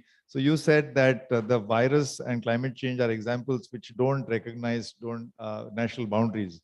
And we are talking about globalization, which is actually flow across boundaries, whether it's goods and services and so on. And I heard Dr. Rupa Chandas talk about there will be resistance from the forces of migration and mobility, because when you're crossing borders, especially when it comes to people. So would you care to comment on this just very, very briefly, that on one hand, of course, things like climate change force us to look at things in a very global perspective, but we still have old-fashioned ideas of passports and visas and resistance to migration. So as BHEL is a global player, so I was wondering what's your So perspective? I would say technology takes care of that, everything is virtual today. So physical barriers have been taken care of. Okay. It's not going to matter. Yeah, I think Dr. Rupa also said that servicification and digital. So we'll come back to that. I'd like to move on to Dr. Sachin Chaturvedi, who wears multiple hats. He is the Director General of RIS, but also the Vice Chairperson of a state level Niti Aayog, and also the nodal institution for G20, that is T20, right? Not to be confused with the IPL, but Think Tank 20. So he represents, he's the nodal office. So over to you, Dr. Sachin. Thank you. Thanks, Ajit. Thanks, CII, for this opportunity. I must thank Mr. Nadir Godrej for setting this stage right with his poetry. And then I think both Rupa and Dr. Shingal have captured the details that are needed in terms of understanding the process of globalization. As was mentioned, both deglobalization and globalization are on. But I think I would just make 3 observations on the process of globalization, and then I would quickly come to the G20 process, which I have been asked to cover. First and foremost, in my view, globalization, what is and we are seeing is of the neoliberal globalization, the globalization that neoliberal fund bank-based structural adjustment program, which triggered in capital movement, human resource movement, etc. It is that which is facing a huge crisis. And this is what is leading to the decoupling that we are seeing in name of deglobalization and many others. And just to support what I'm saying, I digged out this data at RIS and being a trade research institute, what we have tried to see now in a empirical investigation from 2002 onwards till 2022, we had time series data, and we have tried to see how northern and southern trade is happening. And right now, I'm just telling you about parts and components. So what intermediate products are moving from one country to another, how much of that is actually being exchanged. So 2013, in our investigation, we have found is the year in which this turn has happened, where parts and components total export and import of the developing countries of the global south has crossed that of the north. And somebody may say that in global south it is China. So what we have done is also to take China out of this trend. So what we are seeing, and as Ajit was mentioning, our investigation empirical evidence is very clearly showing in 2013, the export of parts and components by developed countries was $1,319.4 billion, and that of developing countries was $1,340.1 billion. And this, if I take China out, the percentage share of the remaining global south is still on rise. So we have this huge data set now. This would be released in form of a paper, and it is absolutely clear that the share of the south with China, without China, with the emerging markets, and within emerging markets, if I take China out, it is on rise. So parts and components is the best indicator to see how interdependence is increasing. And when interdependence is increasing, process of globalization is actually on the rise. It is on integration basis. And this is rise of the global value chains. It is rise of the a power that is bringing all different actors together. So this, I think, is absolutely important for us to note that it is going on. Some of that might be like, for instance, there was a survey done by American Chambers of Commerce and Industry in China, and they found that 83% of the US firms have said that they are not going to leave China. So it's just the remaining ones which are shifting. So we need to understand that process much more deeper, and that's where we find the role of platforms like G20 extremely high. And that's where the role of the institutions is important. With this COVID crisis, 55 countries have knocked at the door of the IMF, and 32 countries of them are needing the support, the financial support for food security. So the faith in globalization, the faith in global institutions and their performance, I think, are extremely important. As Prime Minister has said very clearly, during India's G20 presidency, 5 priorities are of great importance. And Finance Minister has also articulated similar set of priorities for us. So as you know, in the G20, these 2 tracks, the Sherpa track and the finance track, both are moving fast in terms of consolidating India's position. As Finance Minister has said, the first effort would be to see how we contain the spillover effects. How do we bring in greater coherence in monetary and fiscal policy? So that's going to be one major area that finance track is trying. Strengthening of multilateral institutions is the second one. Third is the recapitalization that is needed of the regional development banks. Fourth is the globalization and taxation. How that work can further be deepened. What are the new areas that may come in? It may also include efforts that are on within IMF for SDR allocation. And of course, the fifth is the debt, the huge debt crisis that is there. So these are the 5 broad finance track related issues. Within the Sherpa track, as has also been highlighted, is in terms of bringing development back on the track. And when we are talking about development, the issues are coming in beyond macroeconomic stability, global tax, and addressing debt crisis. It is trying to bring in ideas and going beyond that in terms of how we address the challenges that are coming in from climate change. So going beyond the COP26 commitments as number 1.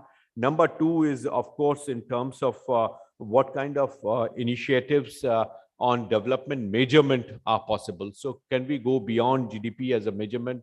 Can we have that kind of address sort of brought in? The third is in terms of identifying priorities for Global South, and within Global South, access to capital at low cost, and also dimensions that are important in terms of our ability to provide global solutions. So this is what India is trying to take forward. Digital solutions based on our own experiences and trusteeship towards nature. They are going to be part of this. Within this vertical, the whole idea of life, the lifestyle for planet, the sustainable consumption and production, and also issues which are important in terms of bringing citizen-led development models that India has in last couple of years demonstrated. So some of these would remain a sort of priority. And I think the last line that Mr. Godrej mentioned, I think is something which I found quite striking in terms of, and the sanity will then return. And I think this is the time that Indian G20 presidency would certainly facilitate that. Thank you. Thank you, Sachin. Thank you very much. I'm glad you brought out some interesting statistics. Did you say that the American Chamber of Commerce said 83% of American companies are not willing to leave China? So that's a very remarkable statistic, that despite all the rhetoric, starting with President Trump, continuing with the Biden administration and this US-China tension, 83% of American companies are not planning to leave China. I'm reminded of a very famous statement by Tim Cook, the CEO of Apple, which is probably the most iconic brand in the world.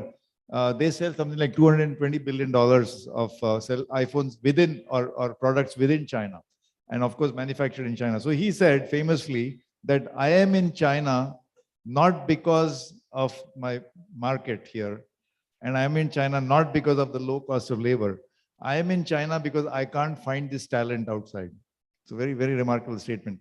So we are going to I'm going to request the panel to again keep their answers brief. But before that, of course, we'd like to have an opening statement from our fifth panelist, Dr. Ela Patnaik, who is the Chief Economist with Aditya Birla Group. Dr. Ela. Thank you, Ajit.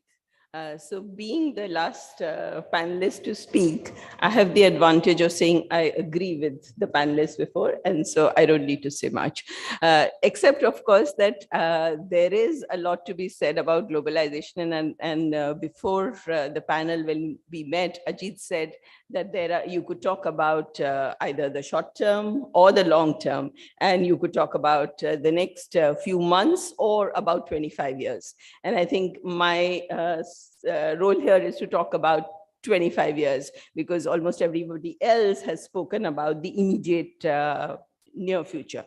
Now, in the immediate context, I completely agree that the virus and the war have shaped the way, as well as the climate imperative, are going to shape the way the world is going to evolve.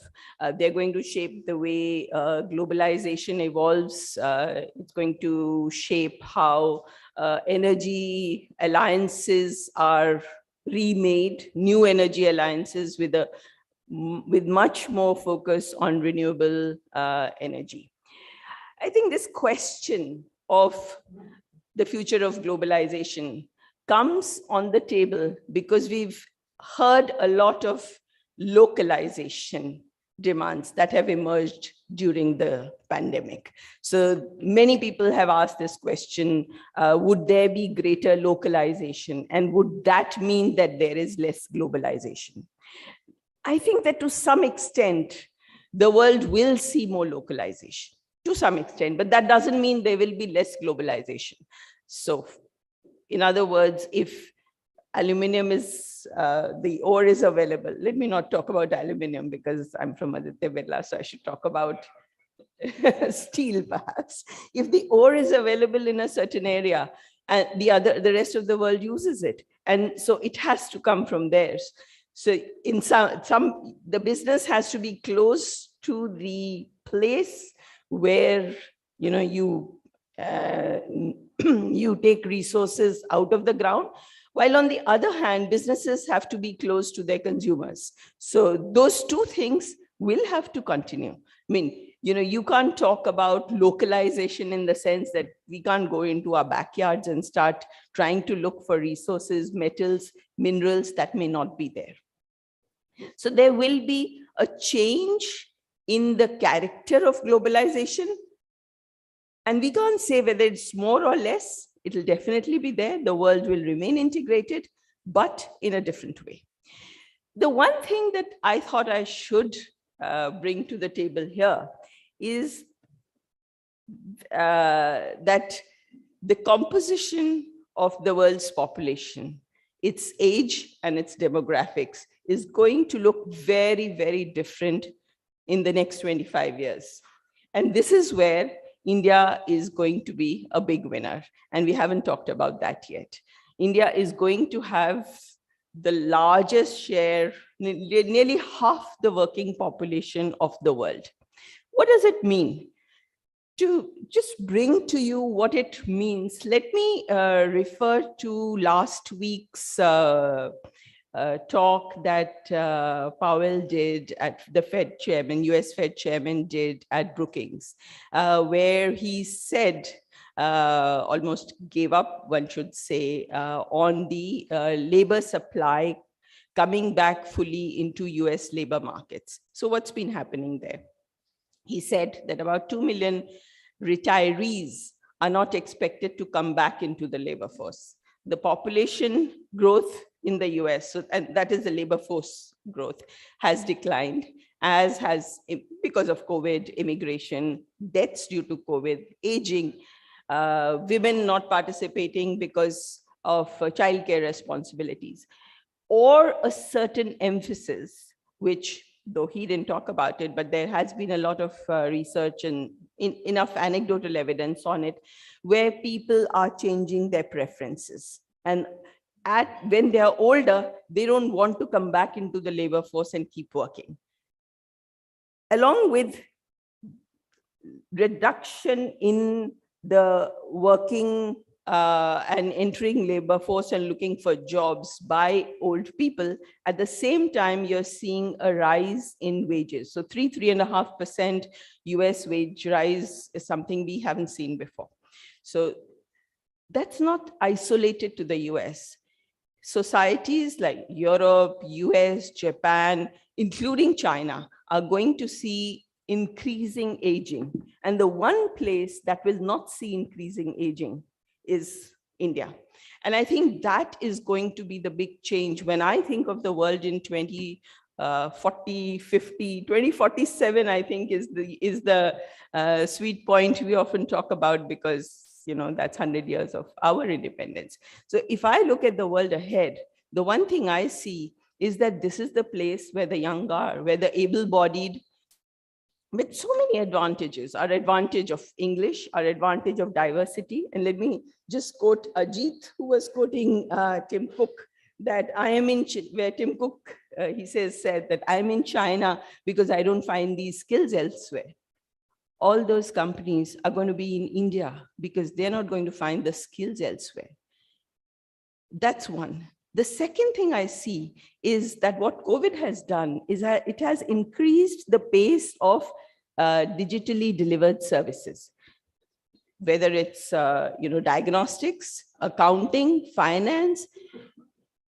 Services actually match very well with the aspirations of the Indian youth. I was reading a survey some time ago, and they asked people, ask young people, what sort of a job are you looking for? And young people are not looking for blue-collared work. They are not saying, so while we talk about increasing the share of manufacturing, labor reforms, higher fire, A, B, C, and D, but young people are not saying, oh, I want to go work in manufacturing. If you ask them, most of them want a white-collar job.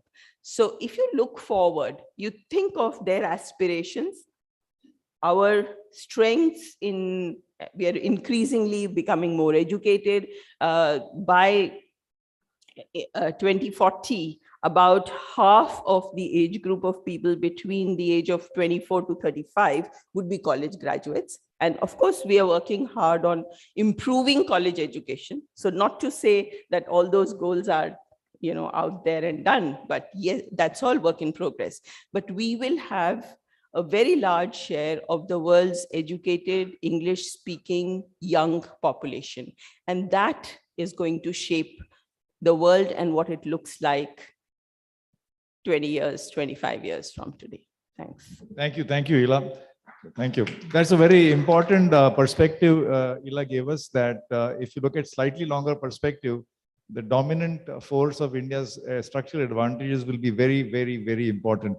In fact, Ila, you might be aware, there is a recent NBER paper which looks at not just 25 years, but beyond. And one of the projections, by the way, is a very remarkable projection. And this is a paper by about 7 or 8 economists, leading economists in the US.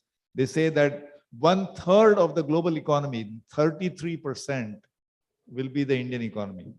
It's really a fantastic estimate. It's a paper which was published about a month ago, NBER. So I'm going to just ask my panelists very quick 1 minute question, since we're running out of time. So first question, very briefly, Nadir, is China is still the second largest economy, probably going to be biggest, at least temporarily. Can we have a globalization strategy at the national level or at the company level by excluding China? Yeah, 3 years ago, I would have said absolutely no.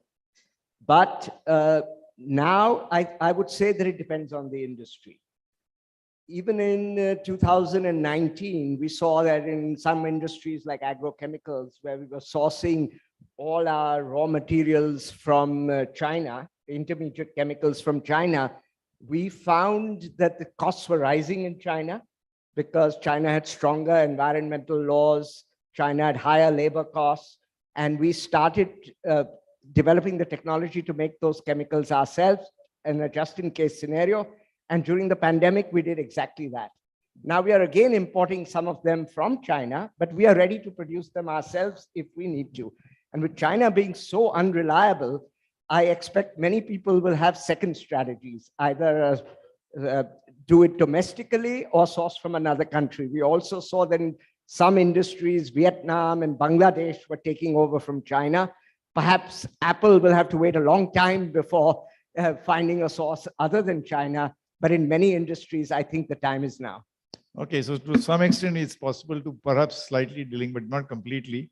Dr. Rupa, I'm going to ask you a difficult question, and you can dodge it if you want to, but since you said regional lens, I told you the word regional immediately clicked regional comprehensive economic partnership in my mind.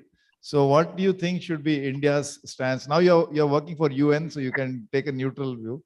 What should India's stance be for, with respect to RCEP? Okay, I think I should. Yeah. Yeah, sure. I think I should have avoided it just to be safe. But anyway, I did work on RCEP actually for the Indian government on the services part. So see, the problem is that India went too gung-ho with its agreements, but didn't really think through what sort of benefits they would bring. There wasn't a deep enough analysis. And if you look at RCEP in terms of the nitty-gritty, yes, if you look at commitments, you look at what happens in services, would there be a trade-off? Really, it wouldn't have given us the sort of market access that we were thinking to trade off for what we might be giving up in manufacturing. However, I look at it differently. I think that, we talk in silos regarding trade benefits in these agreements. We don't link it with investment related benefits. And that's where the difficulty is, because RCEP actually would have been a great opportunity to bring in investments into India, to bring in technology, and exactly what we are trying to do with our own policies separately, but it would have given us the integrated production network. So it's an opportunity missed because of a very siloed approach. This would be my simple answer.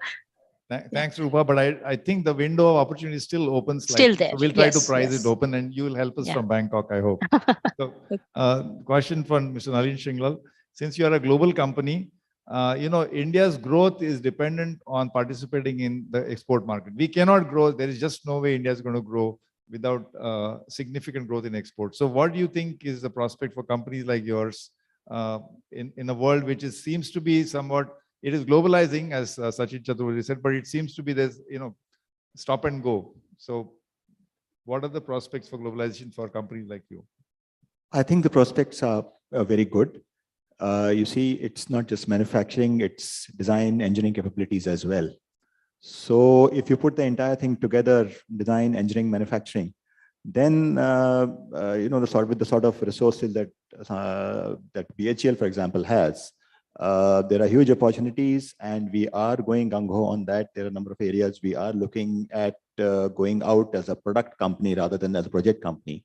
So that's the strategy we are looking to follow. But would you participate in projects if the global tenders, okay, World Bank global tenders come up in projects in countries like Iran? Depending on the level of government support, we could. We have been building a company. Please note. Sorry, I'm just being a little mischievous. But I know that there was a time when geopolitical considerations also have to be outweighed with a vis-a-vis prospect. And of course, BHEL is a famous company where their order book, the waiting time is sometimes 5 years or 6 years. So, so I guess you can afford. We have long cycle orders. Essentially, the order cycles are 4 years, 5 years. Project orders, product orders are much shorter cycle. So and you're talking of Iran. We are in Libya. The only other company I know which has 5 or 10 years order cycles is Boeing. But anyway, let me ask a question to Ilham. So I think I fully agree with you that if you look at the aging, which is a very important angle, that aging and demographics in the world, India has such a overwhelmingly strong advantage that there's no way that, but I want to ask you, what are the risks to this outlook? Because surely it's not a completely done deal that in 25 years, India will be like a big part of the global economy. There must be some risks. What are the risks? Yeah, many risks along the way. And we need to do a lot before that potential is achieved. Absolutely not a done deal. The only done deal is that these are young people who have been born and who will be part of the population and who will be part of the working the labor force. Now, would it be, I think, what people call a burden, or would there be a demographic dividend if we are able to get them educated? If they are healthy, then things would look rosy. Otherwise, the same picture could look very bad. So public investments in health and education. In health, education, as well as infrastructure. So there are studies showing that roads get teachers and doctors to villages. In addition to that, I mean, there are new issues that have emerged during the war, the questions of energy, renewable energy, clean air, water. I mean, we have a bigger crisis. I think somebody here yesterday, Janmajay Sinha, was making the point that water is one of our biggest issues. Risks, yeah. So there's a climate risk coming from the environment and climate. Or the way we are using water, giving free water to agriculture, and many, many issues related to water. So there are a lot of issues related to public policy, both in terms of law. I mean, I would start with law and order, judiciary, the criminal justice system, health, education, the trade policy, we have macro imbalances. I mean, there are so many risks. Okay. So I mean, there are strong structural advantages, but it's not a automatic or a done deal, because we have to cross these steps of several reforms. So I guess we have totally run out of time. I think the takeaways for me are that globalization is not a choice. In fact, it's an imperative. But how you embrace globalization is important, whether, the kind of policy, you need to make the right kind of policy reforms, or you need to have a kind of a nuanced China strategy. Even during the year of Galwan clash, India's #1 trading partner was China. That was 2020 calendar year. 2021 calendar year, after all those sanctions and all that, the #1 trading partner of India was China by 20% more. And 2022, we are in December, the #1 trading partner of India is still China. That's the reality of globalization. So I thank all my panelists for a great discussion, and thank you to the audience as well for their patience. Thank you.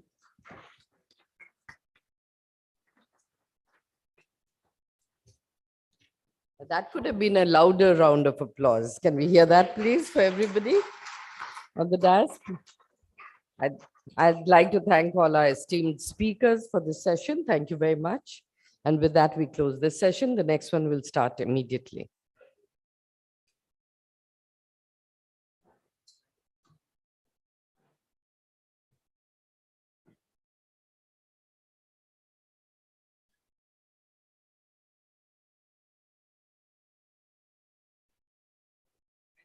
Thank you. Our next session also promises to be a very, very interesting one. Becoming rich before becoming old, jobs and entrepreneurship. I request all of you to remain seated once you've met with everybody, and while we turn the table around, because our speakers for the next session are already here and we'll start immediately.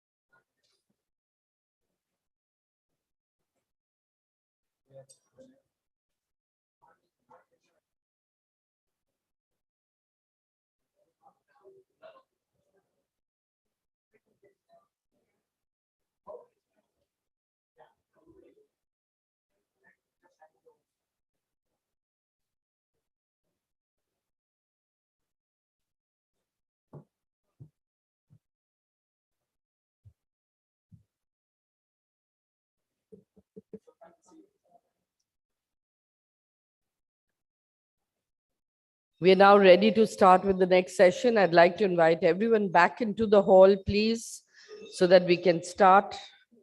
It is the last session for today, the last physical session for today. And as you all know, all those who have registered, there are still 3-4 more sessions happening on the CII Hive, which you can join.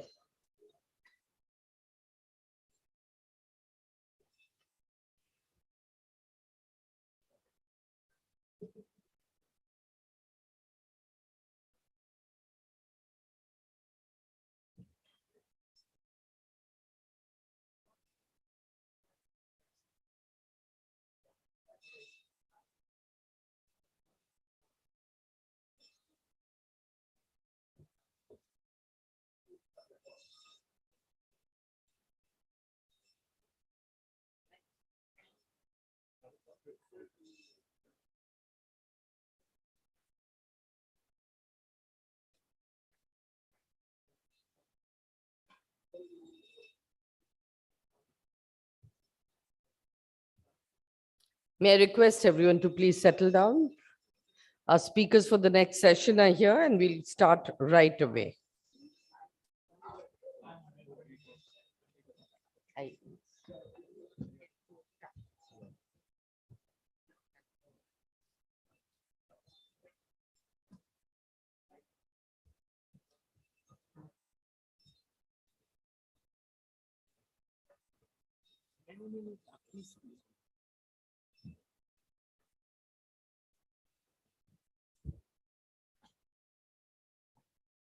Like I said, like I mentioned to all of you, this is a very interesting session on becoming rich before becoming old, jobs and entrepreneurship. India will add 183 million people to the working age group of 15 to 64 years between 2020 and 2050, post which the working age population will start to decline. I think we all need to look at this and debate how we are going to be facing this and handling it. As our panelists today, we have Mr. Shiva Subramaniam Raman, Chairman and Managing Director, Small Industries Development Bank of India, Mr. Santoshi Sasaki, Deputy Director, International Labour Organization, Decent Work Team for South Asia and Country Office for India, Dr. Radhika Kapoor, Senior Visiting Fellow, Indian Council for Research on International Economic Relations, Mr. Sridhar Krishna, Senior Scholar and Lead, the 20 Million Jobs Project, Takshila Institution. The moderator for this session is Mr. Aditya Ghosh, co-founder Akasa Airlines. And our chief guest for this session, giving the special address, is Shri Atul Kumar Tiwari, Secretary, Minister of Skill Development and Entrepreneurship, Government of India. May I invite Mr. Ghosh to give his remarks and take the session forward. Over to you, sir.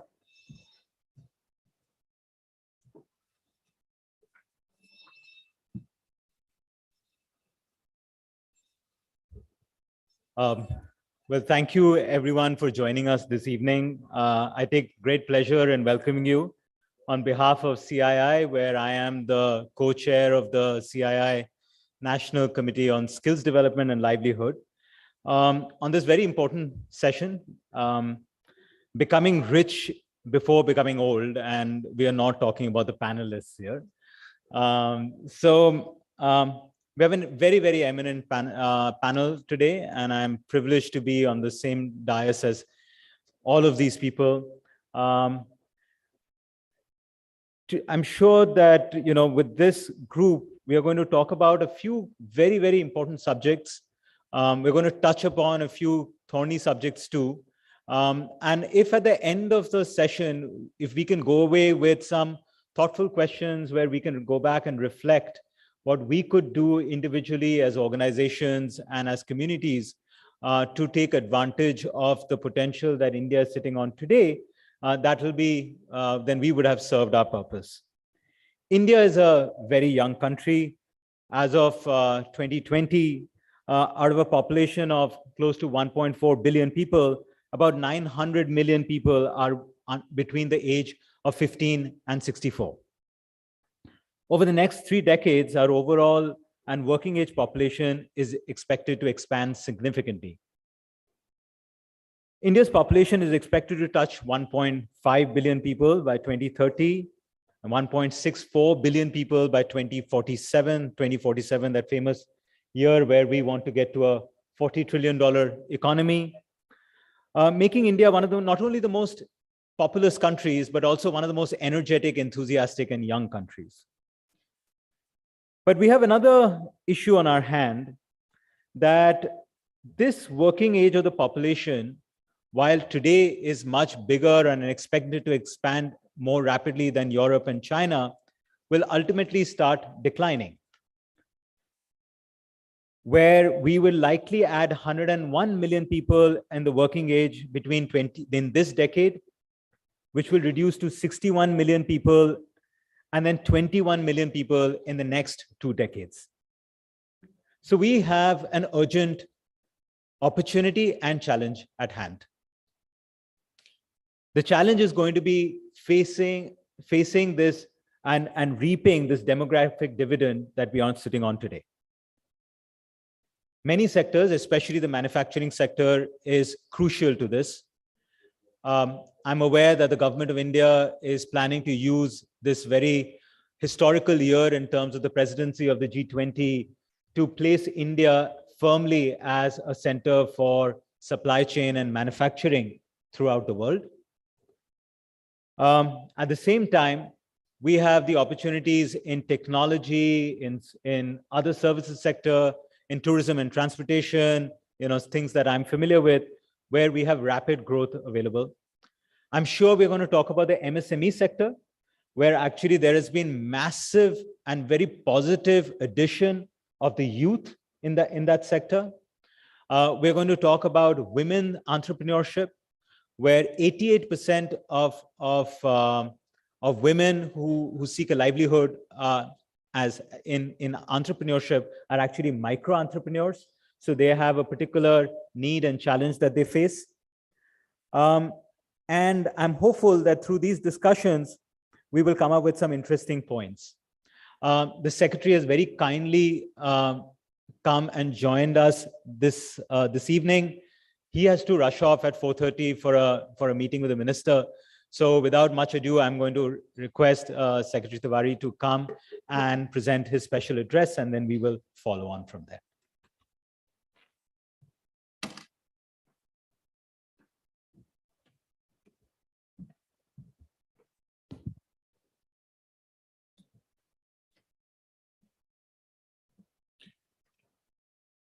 Good afternoon. Thank you, Mr. Aditya Ghosh, for laying down the way in which you would like the discussion to take place today. I'd also like to acknowledge Sri Sridhar Krishna ji, Sasaki-san, Radhika Kapoor ma'am, Mr. Raman, and all the distinguished guests and listeners here.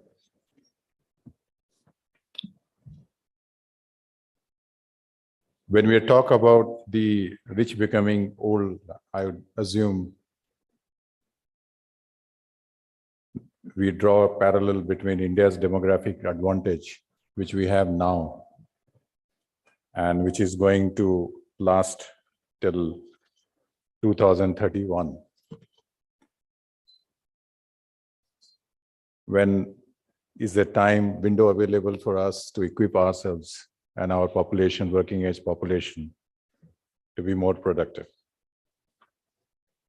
Since I am Secretary of Skill Development and Entrepreneurship, I would like to confine myself to the importance of skilling, how it is required for India till at the rate India 2047. There are certain evident truth which is coming to fore now. One is the importance that the skill is getting in the policy discourse as well as in the implementation level.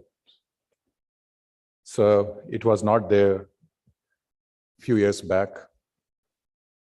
And taking the importance of the skill, that the government instituted a new Ministry of Skill Development and Entrepreneurship in 2014. I would like to suggest, my hypothesis is that the skilling is the element which would convert whatever we do in whatever sector into India's advantage. And as I said, we have the demographics in our favor now. So if we improve skills, we improve our competitiveness. There is a study that if we do 10% of education training, then there is a 8.6% gain in the productivity. Then if they are skilled, then there is a 15 to 19% increase in the monthly income after getting a short-term training. And if you see from the world point of view, the skill development is pivotal to 5 out of 17 SDG goals that we have set for ourselves.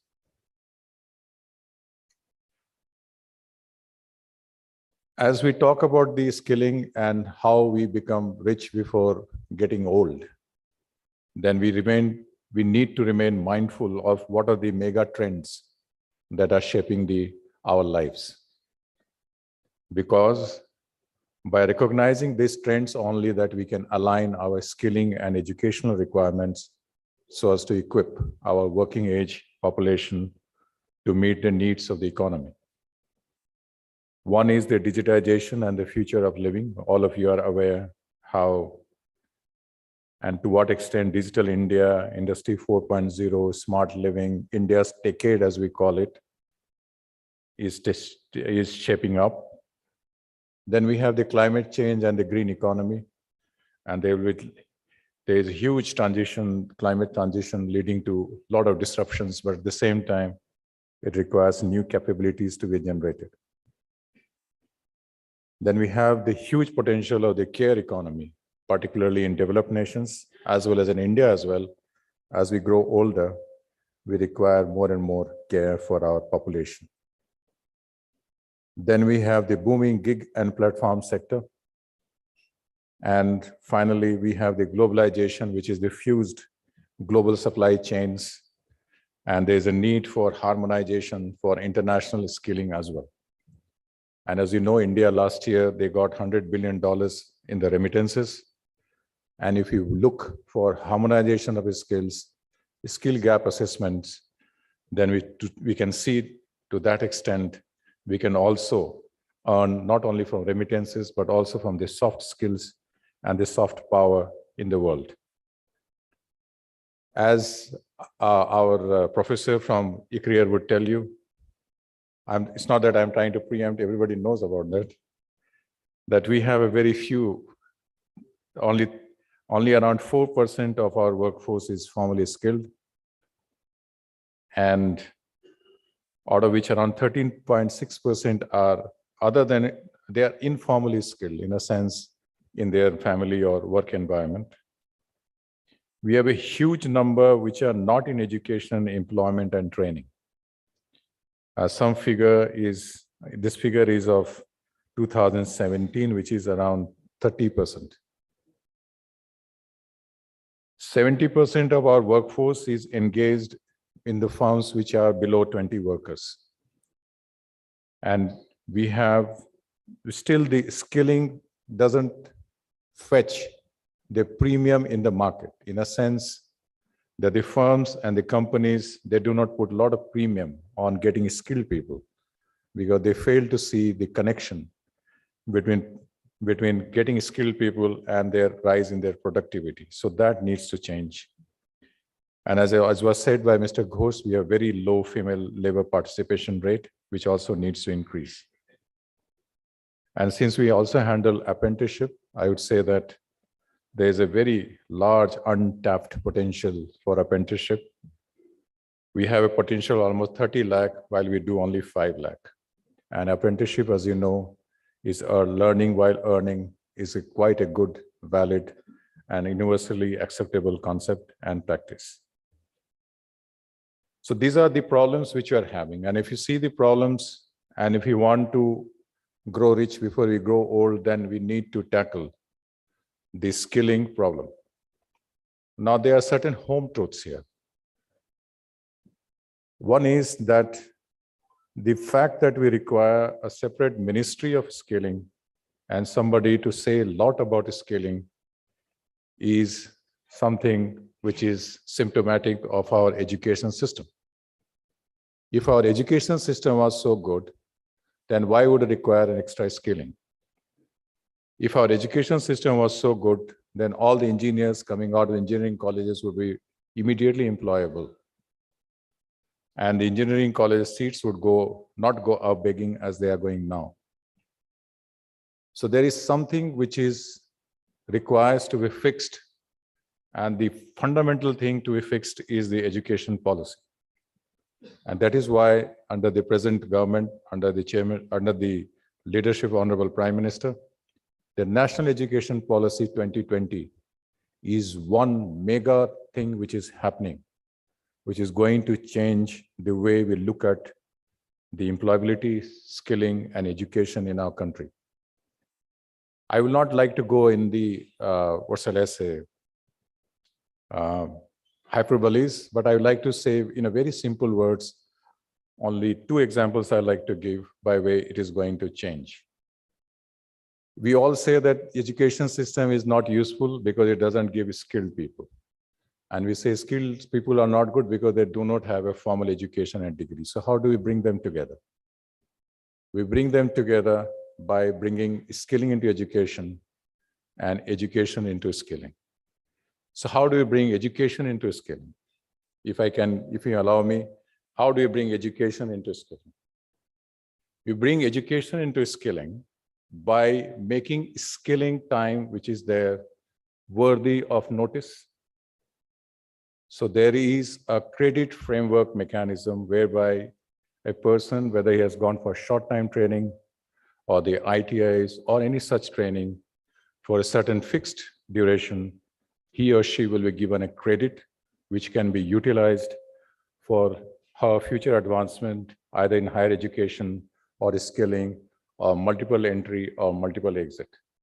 All this would look like a dream to you, but it required quite a hard thinking and negotiations between the Department of Education and Ministry of Skilling and their regulators. Second point is, how do you bring skilling into education? Skilling into education comes through the National Curriculum Framework.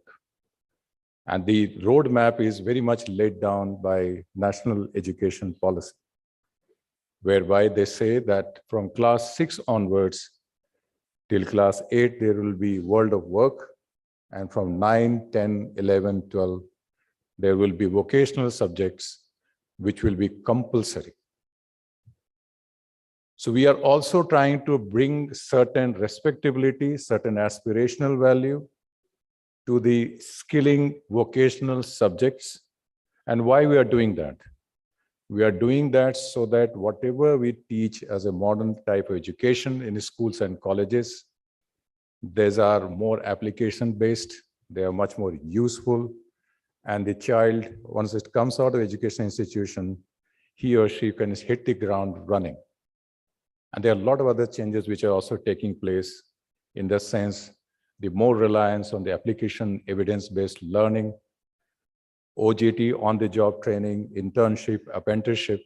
The UGC has already brought out the apprenticeship, internship embedded degree courses guidelines. We are working on the degree apprenticeship so that as part of the engineering colleges or even for the BA history concept, there are certain time, certain credits are assigned for doing some hands-on work. So now we come out of the textbooks, the world of the textbooks and the semantics, and we get into the real world. And that is where we require the help of the industry. That is where we require the help of the industry in the sense they work with us in providing their job requirements. They also allow their facilities to be used as for the on-the-job training or apprenticeship or internship. We also require them to help us in guiding these people in their assessment, as well as loaning us the professor of practice, as we call it, the experts who come and teach us, our students in our skilling and education institutions, about what the industry they are doing. So there has to be a dedicated connect between the industry, between the skilling and between the education, and then only things will start improving. So this is the core of the issue, that is core number one. What is the core number two? Core number two, as I said, India take it, and our government, our ministers have been going around saying, and which is right also, the kind of the blockchain which we have, kind of the layers of the digital system which we have laid for ourselves. It allows us to use, for giving one example, is the student registry. Now, if you had heard national education policy, you would have heard about the academic bank of credit, NDO system, and all those high sounding words. Sir and madam, there's a lot of work is also going on that regard. The point I'm trying to highlight here is, yes, there is a problem in our system, and there's a need for us to fix the system. And we can fix the system by being very clear-eyed about what are the problems, confronting the problems, using our convergence approach, whole government approach, and the technology to find a solution which will lead dividend over a longer period of time. It's not that what I'm saying is going to happen tomorrow. And it should not change our skilling and education system in one way, in 1 year. It will take time. And there are, what drives that? So they are the main drivers of bringing transformational changes are being put into the place. And there's no exaggeration to say, I have done 32 years in government service, that what are we thinking now, thinking in a holistic way, is going to lead a lot of change in the way our workforce, our educated people are generated. And that would lead to a sea change in the way employment opportunities are happening. And it will also lead the change in the way our demographic dividend is turned beneficial to our country's economy and progress. There are so many other things I would like to talk about. I can talk about what is the problem regarding the access, what are the problem regarding quality, what all that we are doing with the education and skilling together to improve our quality and access part. How would you like the industries to come forward and enroll themselves as skilling centers with us? How would you like the sector skill councils to reinvigorate and reimagine themselves other than what the assessment agencies they are? We'd like them to have a greater connect with the industries and help us in finding out what is the demand, what is the need for the skilling. As Mr. Ghosh was saying, there is this Priyam Gati Shakti scheme is there, and the layers and layers of data is there. We have put our data also about the skilling. We are also working on the skill trigger mechanism. We are also working on different job roles which we inherited. All are the moth-eaten skilling courses. We are revising all of them. We are bringing all of them under the credit framework system. We are bringing the new things. We are trying to bring AR and VR and all that inside that. For all the skilling, there has to be a requirement of the counseling part. There has to be continuous evaluation. There has to be a formative evaluation. There has to be the on-the-job training. There has to be summative assessment. All this doing so that there is a value to the certificate that the student gets in the skilling. And if there is a value, then there will be a demand for that. So first of all, I think from the government side, we need to increase the aspirational value of skilling. That can only happen when you and I, we all work together alongside with the education system, because skilling on its own part, we punch much above our weight. We can only move with the times, and the times are changing, sir and madam, in the national education policy, the way the technology is being used, the kind of the hopes which we have set for ourselves. And on the basis of all that is the demographic dividend which we have it.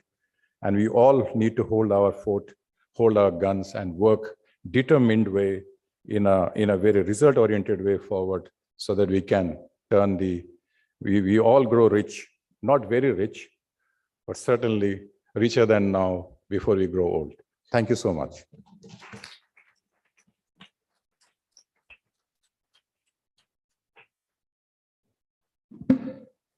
Thank you very much, sir. Maybe, Dr. Kapoor, I can start off with you, right? Just to take on from what Mr. Tawari was saying,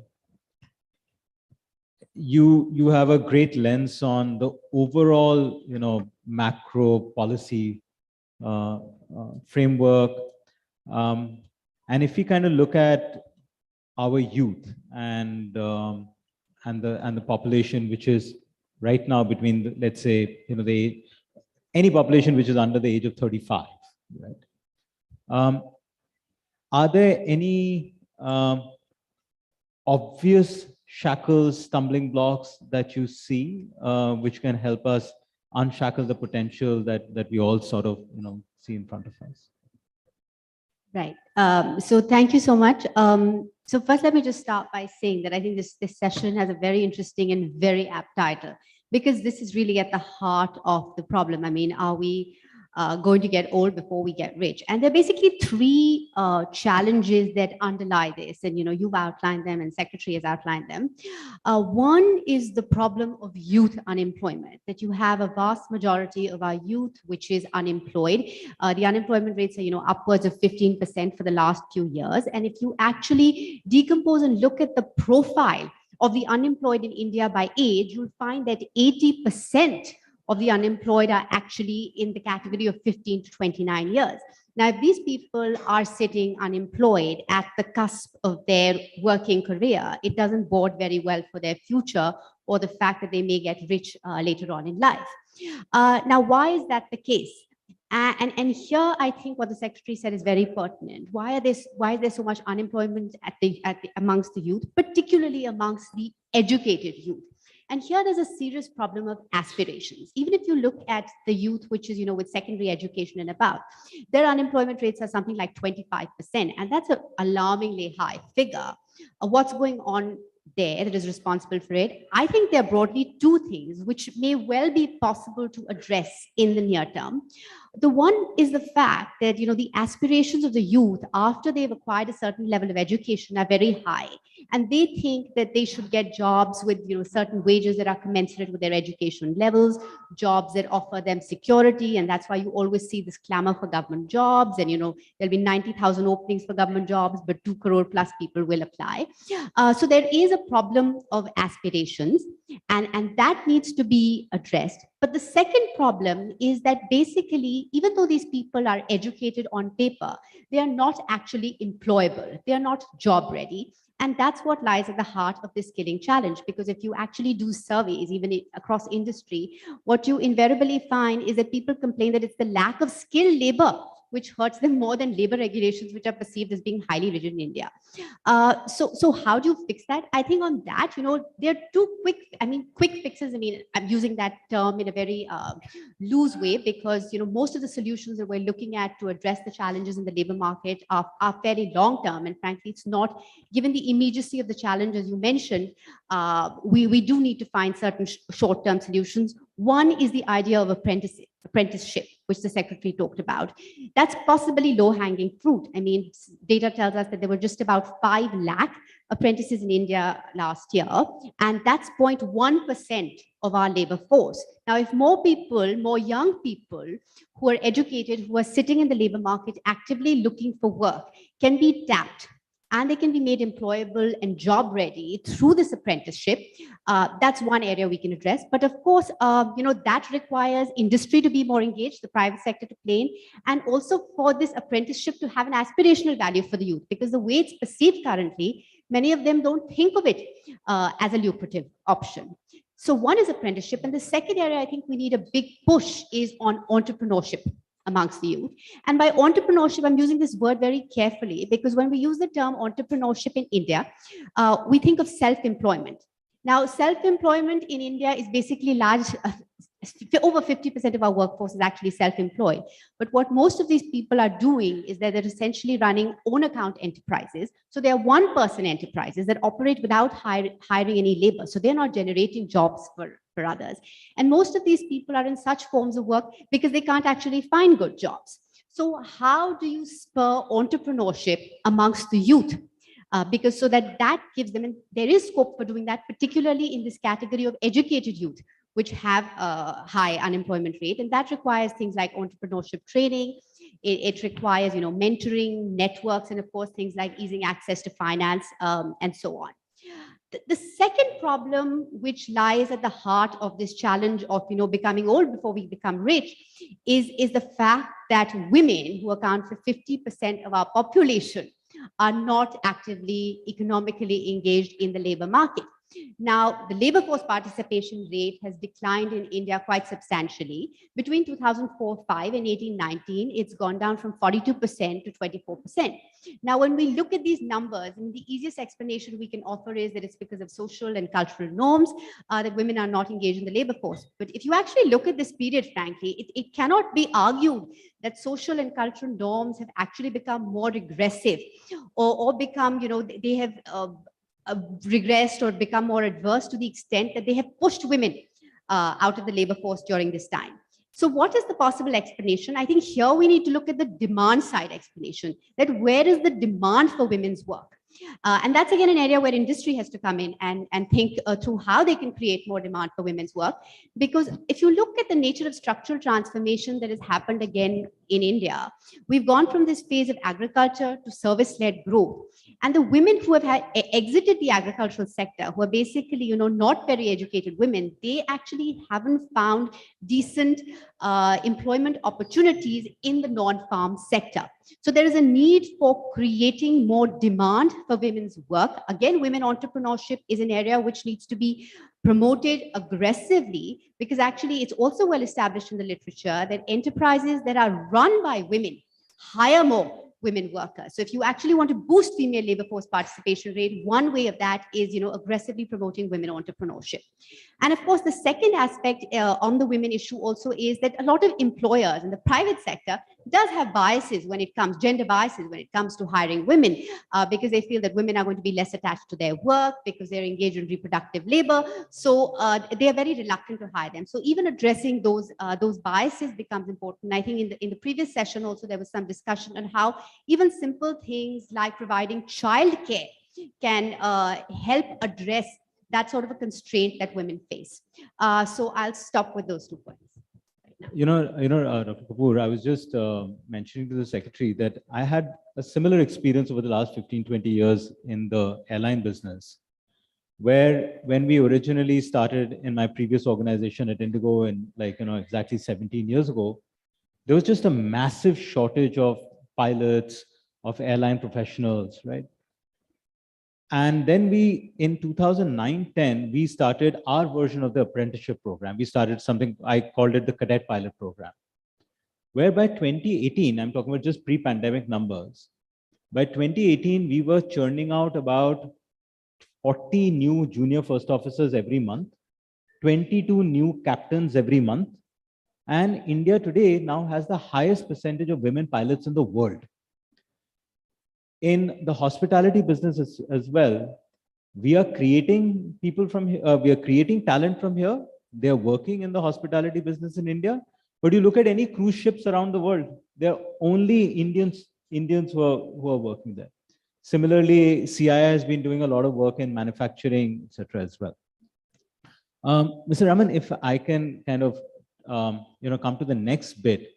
I'm heavily involved in a fintech business which tries to provide working capital in the MSME sector. And one thing that I've seen in the last 2-3 years, especially after the pandemic, is the demand for credit, demand for capital has gone up dramatically, almost a 70% increase, at least even in the business that I'm involved in from the MSME sector itself. SIDBI is doing an amazing array of work. I mean, and not just because you're sitting here, even whether we look at even larger startups in the startup ecosystem, SIDBI has become a pretty key anchor investor, on the back of which you get other funds. And on the other side, we're also seeing this positive impact of youth getting more and more employment in the MSME sector. And I was really pleasantly surprised to see actually the women's participation in the MSME sector has also gone up, right? So what is this magic that is happening, and what can we learn that we could then apply elsewhere, or we could actually replicate this pocket of excellence? So thank you, and it's really an honor to be here in this panel. The best way to look at the MSME sector is, of course, in terms of the small and the big. So the entire solution framework for the big is very different from that of the small. But the other sort of discriminant is about manufacturing versus services. Now, it is the manufacturing part of the MSME which manages to get loans because there is some security to be given. And that is, I think, a critical thing in India, where banks even today are loath to give loans without actual security. And this is, land and buildings. So, we have to address what is known as the unsecured lending.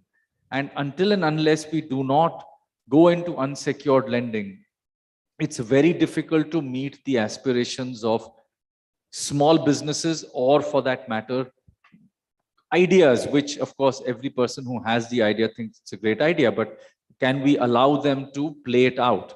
Now, many very good things have happened. In fact, the secretary, I think, set the context extremely well in terms of the need for skilling and its interplay with education. But the other thing which has happened in the financial sector is what is known as the insolvency code. Now, the one big philosophy of the insolvency code is let failures also be celebrated. I mean, it's a difficult thing to digest, but let us at least as a banking sector not look at a past failed business as a no-go criteria that such a person cannot get a loan. So I think somewhere what the bankruptcy code has tried to infuse into our ethos, good ideas come, they play out, they will fail, you will be bankrupt, but you once again try another idea. So, Aditya, what you were saying is so true. We've had the experience of about 5 or 6 years running the fund of funds. It is definitely not seeding the idea stage, but it is probably at the next level. But the experience just shows that having sanctioned 8,000 crores, the daughter funds, which is the AIFs, have gone and collected about 46,000 crores from the economy, both domestic and foreign, and put that money into about 800 startups. Some of these startups have actually become unicorns, 14 of them to be precise. But many of them are not in Gurgaon and Bangalore and Bombay. And therefore, we are seeing that sort of growth, that restlessness is probably getting met with some kind of money. And therefore, I would really follow it up and in tune with what the secretary had laid out, that if we have skills available at tier 4, tier 5, can these skills come to educational institutions, not just the IITs, but even others? And can they be given a seed funding? And that is really a very big plank that we need to look at from a policy level, also from implementation of that policy. I think we've got excellent policies in our country. It's really about how we are going to implement them, bringing the private sector into this at a very early stage. So just for example, there are several incubation centers, the most famous of them being in IIT Chennai and Bombay. We have seen enough tech companies going in there, and let me assure you that there have been a lot of failures. but the successes have helped those incubation centers bring back the capital and plow it back into more such ideas. So I think this is a proliferation if we can plan it out and we can encourage it, along with the very, now changed ethos that failure is not bad. You still have a life after failure. And I think that is really where we could bring capital. We're talking about 5 lakhs, 10 lakhs maybe, but startup capital also is unsecured. So, we really have to move towards unsecured lending, unsecured financing support. And of course, in the context of unsecured lending in the banking space, we are certainly seeing the digital tools come in. So I think all of you are fully aware that we're now triangulating data between GST, income tax returns, and current account bank statements. The account aggregator framework is firmly in place. It's helping the banks pull the data. So, we are all in a good position to understand much better what's the credit history, what's the health of a company, because the incisiveness of the GST data does bring that out.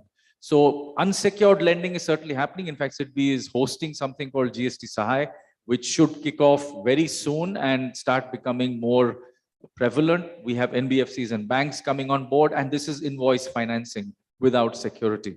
So we certainly should look at access to both support, that is capital from a startup point of view, access from an unsecured lending point of view, both are equally important. Thanks. I thank you, Secretary. I think you have, thank you very much. I know you gave us another 25 minutes, I appreciate it. Thank you.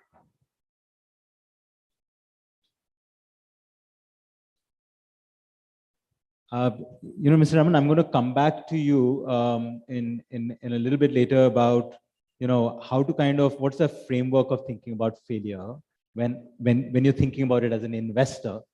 And the other is that for the absolute, micro,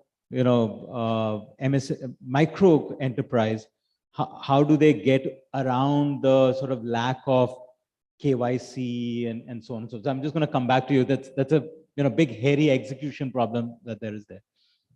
Sasaki-san, let's come to one of your favorite subjects, youth, right? If you can kind of touch upon like your thoughts. You have an outside-in perspective, having obviously been with the ILO for several decades, and also having been now in India for almost 5 years. Where do you see us hitting the stride? Where do you think we can unlock that potential? Thank you very much. First of all, I'd like to thank CII to invite for the ILO for this critically important meeting.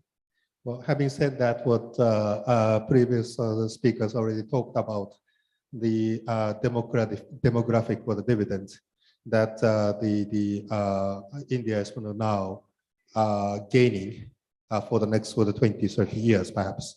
Having said that, in the lesson for the pandemic, caused for a lot of problem, particularly for the youth, for the people, young people who are supposed to be engaged in their work.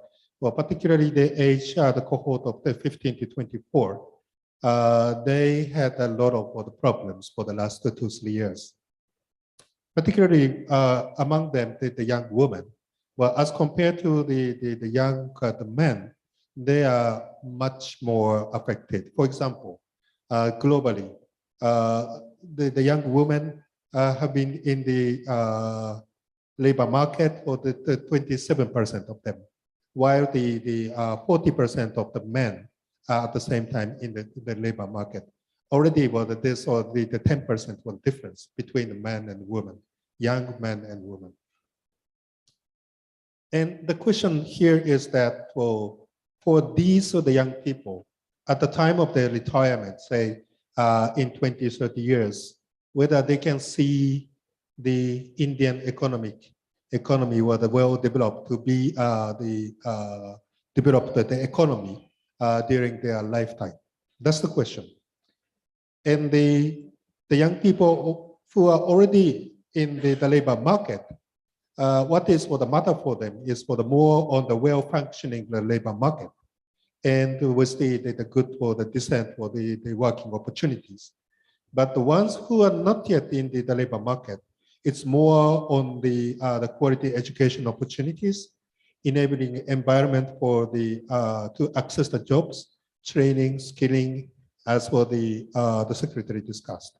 So based on these things, I would like to take up for the 3 issues that are critically important for the labor market for the young people, young workers in the coming years. 3 points, including 1, entrepreneurship, 2nd, about women, and 3rd, about the informal workers' access to the social security. On the entrepreneurship things, well, the ones who have for the good for the training background and for the knowledge, entrepreneurship should be the viable career option. And particularly with the digital technologies, they can access to and they can connect to the larger market, much larger than for the people entrepreneur could for access to the market before. They can access to the larger market. And well designed for the entrepreneurship training should be the part of the education. This is my point. And I used to work in China during the 2010. That time, the China in the period of the privatizing the state-owned enterprises, and there are so many people, what they call the laid-off workers from these for the state enterprises were there. And the Chinese for the government asked ILO to organize for the entrepreneurship training for these people to get self-employed. And we provided the training, what is called the SIYB, Start and Improve Your Business Training, which is sometimes called the MBA for the poor. I'm not saying that all these people can be entrepreneurs, but some of them can organize for the new enterprises, perhaps the small, start with small, but gradually becoming with the larger, and they can employ the more people in these for the businesses. And the well-structured the entrepreneurship training is critically important to avoid for the pitfall of when they start a business. You know that for the 50% of these for small businesses, when they start up, within 5 years, 50% of them will be gone.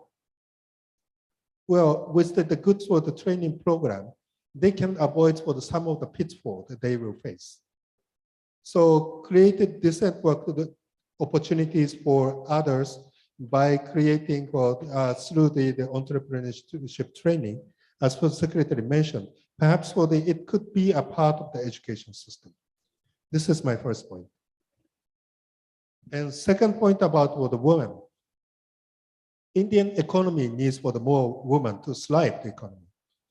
And it's not for any kind of jobs, but for the woman should be gaining for the fair wages and for the access to the social protection. That is important.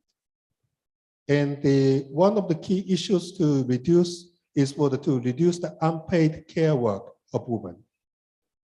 And recently there was the session organized by the finance minister, sort of the hearing about the new budget making.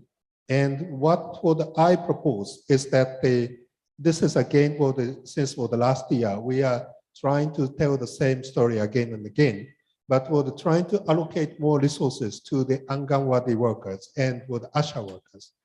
Well, these for the workers to provide the care services, particularly for the youngsters at the community level. But at the moment, these are not really well established for the jobs. In a sense, they need more reskilling opportunities, and also in terms of the payment, they are paid at for the 3,000 rupees per month. With this amount, what do you think? Is this a good job? But it could be a good opportunity for them to start these for the businesses or the jobs, and to be a professional, so that for these the Anganwadi workers can give the good for the care services in the community, so that other women can go for the wage employment opportunities. So this is my second point. And third point is about the social protection. Vulnerable population, including the poor, tribal people, women, all these people, including the disabled migrant as well, they have the pre-existing inequalities. So it is very important for them to have kind of the universal social protection. And at the moment, I think the Indian government is on the right track in a sense that they are providing for the more opportunities for the informal workers to access to the EPF, ESI. These were the schemes. These were the contributory schemes, which could be more sustainable. But, and including for the gig economy workers, for the platform workers as well. But also for example, the labor ministries for the now providing the e-Shram portal for the informal workers. There are so many people now registered to this portal. But the question is, after accessing this portal, what kind of the benefit they can get? At the moment, it is very limited. That for the for the people registered already have access to the government provided support programs. So it is critically important that for we have to provide more information to these for the workers, and let them access to the more the support programs. So this is my third point. I just want to stop here. Thank you very much. Thank you. Thank you very much. Sridhar.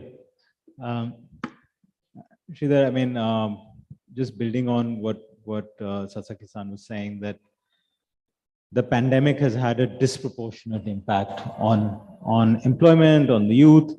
We all know that employment rates have actually gone up, not creating enough jobs. I mean, you were talking about employment elasticity just a short while back, and also you had a certain view on, and your research is on job creation. So how do we kind of get out of this cycle even in the sort of medium term? Thank you very much for having me here. I think thanks to CII and all of you for listening. I think it's a critical subject, right? So we talk about India's demographic dividend. We talk about India's large young population, but it could very easily spiral into a demographic nightmare, right? So unless we fix some of these specific things, if you look at India in the 70s, when we were growing at about 3%, India used to have very low productivity and various other ills, but we had an employment elasticity of about 0.9. It also depends on the sectoral allocations, very low earning, agriculture, etc.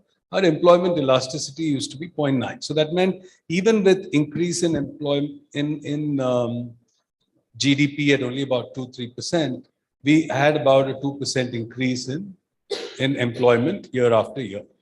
It might have been more underemployment, and I think one must look at that data in greater detail, as Dr. Kapoor was telling me when we were discussing earlier.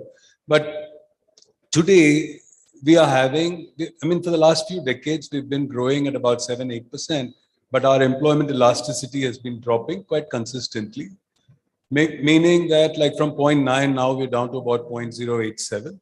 It's not happened overnight, it's happened over time, but it's happened for some of the good reasons like improved productivity, automation, growing into a more high-end work and so on. But it's also left many people behind, and it's made it very hard for large sections of our population. And I think there was other conversation which happened. So that's something about employment. So in order that India meets the growing needs of its young population and also the 100 million people who are potentially underemployed in agriculture, we need to create about 20 million jobs each year. And I think and we create probably around 2 million, give or take, it might vary year on year, but average is about 2 million jobs each year. So how do we bridge this huge gap? Otherwise, we're going to, like I mentioned earlier, go into a demographic nightmare. And so for this, there are 2-3 ideas. I think some of the ideas have been talked about, and I think skilling is a very important one, right? But when we talk about skilling, I want to tell you about my own career, right? So when I started working, I started off as an engineer, that. I went in and worked in manufacturing. I spent a few years there. Then I realized that IT was very interesting. I switched to IT. I was able to acquire new skills, move on to IT. Then I went into doing clinical data management. Then I found analytics very interesting, because when you do data management, what you're doing is you're running a lot of analytics to figure out if the drugs are effective and safe. I found that. I spent the next decade focusing on analytics and artificial intelligence as my career. I was able to make the switch from manufacturing to IT to analytics because I had the wherewithal to acquire new skills. I was in organizations which supported me and helped me to learn those new skills. And I had the money to go and pay for skills which I thought were interesting and new. But not everybody in India has that advantage. Not everybody can go out and acquire the skills that they want. And more important, let's imagine this lathe worker in Ludhiana. And this person is earning 15,000 rupees a month today, and knows that if he learns how to operate a CNC machine, he can go and earn 35,000 rupees a month. But to get trained in how to operate a CNC machine, he needs to go to some place and get trained. And he doesn't have the money to pay for that training. He doesn't have the ability to take he finds out it costs 50,000 rupees. Then he realizes it will take 3 months to get this training. He doesn't have the ability to take off from work for 3 months and then go and acquire a new skill. And therefore, what does he do? He just continues in his existing job, knowing very well that this is a dead-end job, not going to earn much more for him in the future. But instead, a friend of his, let's imagine a friend comes to him and says, I'll give you money. I'll give you this 80,000 or 95,000 rupees that you probably need, 50,000 plus 15,000 into 3. So he needs 95,000 rupees. And once you go out and get a job, you repay the money. Now he's still afraid because he doesn't know if the training institute is going to give him the right training and whether that training will help him to get that job. What if he doesn't get a job? Now he's in a far worse off position than he is today.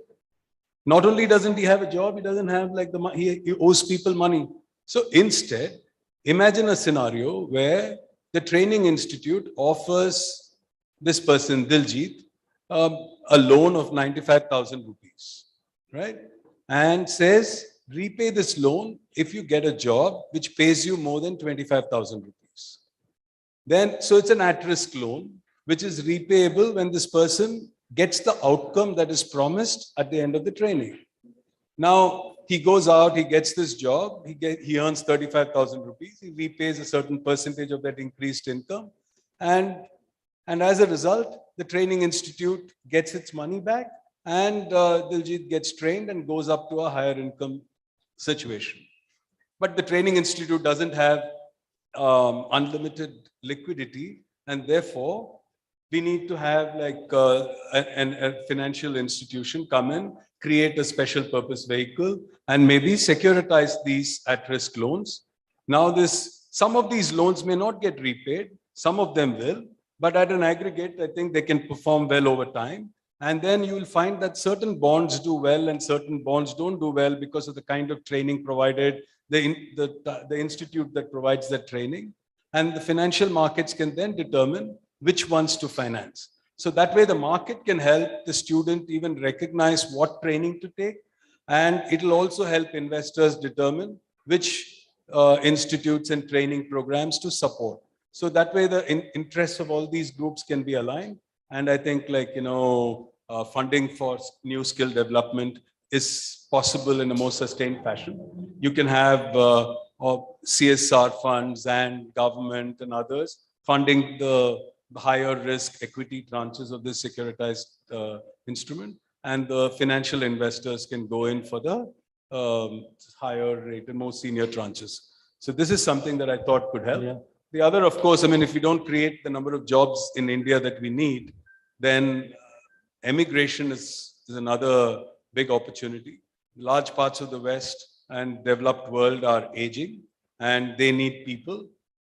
And just like you have a coffee development board and you have like etc. I think maybe if you have an organization which supports people to go out and find jobs in other countries, identify the right skills, and use what I call these career impact bonds to sort of go out and get the skills required to get those jobs. Yeah, I mean, CI is of course working heavily in this sort of area of mobility of workforce. We have a conference on Thursday. I hope some of you will be there. This is going to be a big part of the discussion. Dr. Kapoor, I've got a much longer question for you, so I'm going to actually save you for last. Since we're talking about money, we'll go to the gentleman with the purse strings. Just layering one more thing on top of what I was just talking about was whether there are people over here who want to invest in a skills development institute program, whatever it is, whether it is industry wanting financial support to be able to create skilled workforce for the long term, or for that matter, we were talking about entrepreneurship, completely it's at risk. And in the world that I come from, venture capitalists, they kind of say, even if 1 out of 10 works or 2 out of 10 works, it's fine because it's going to more than, repay for all the risks that I've taken on their balance 8. And like you said, failure is, not only do we have to encourage it, we've got to first acknowledge that it's going to happen. I mean, it's just the nature of life. Your views on what does it take to get that kind of an investor to come and back you up in what seems like, because I think the jobs are probably there, right? I mean, there is a shortage of talent, but how do we match that gap? So I have traveled a fair amount in the last 18 months as in my current role, and I can just share with you that there is a lot of talent and skill which is available in our people. State after state, if you look at the inherent skills which exist in people, it is there. It's a matter of how better we could get those skills out of them and provide them the market linkage so that whatever skill that is manages to go to the market. Again, ONDC is one such effort. We are working very closely with a few of these artisan groups. It's a very, very small initiative, but we do know that there are plenty of artisan clusters where those traditional skills are probably dying out. If we don't intervene and encourage those skills, they probably will disappear in a couple of decades. So the first point I want to make is that not everybody is looking for a job. There are lots of people looking for help to continue with their skills that can earn them sufficient amounts of money. This actually goes across. Tourism is again something which a lot of states have woken up to. So be it J&K, be it Orissa, we have a lot of government programs around tourism. It is all about creating an entrepreneur on the ground who will serve the tourist. So it could be a homestay, it could be a guide, it could be, multiple. There's a great program running in Jaipur called the Pink City Express or Pink Auto or something. And it's about women entrepreneurs driving autos, ferrying the tourists around Jaipur city. I mean, why can't we do more of that? So, a lot of people actually do not want the jobs. But I think coming to your point that how do we get impact investment and what Sridhar was saying, I think this completely right. I mean, we'd love to sort of work on that further and take it, because there is a lot of money.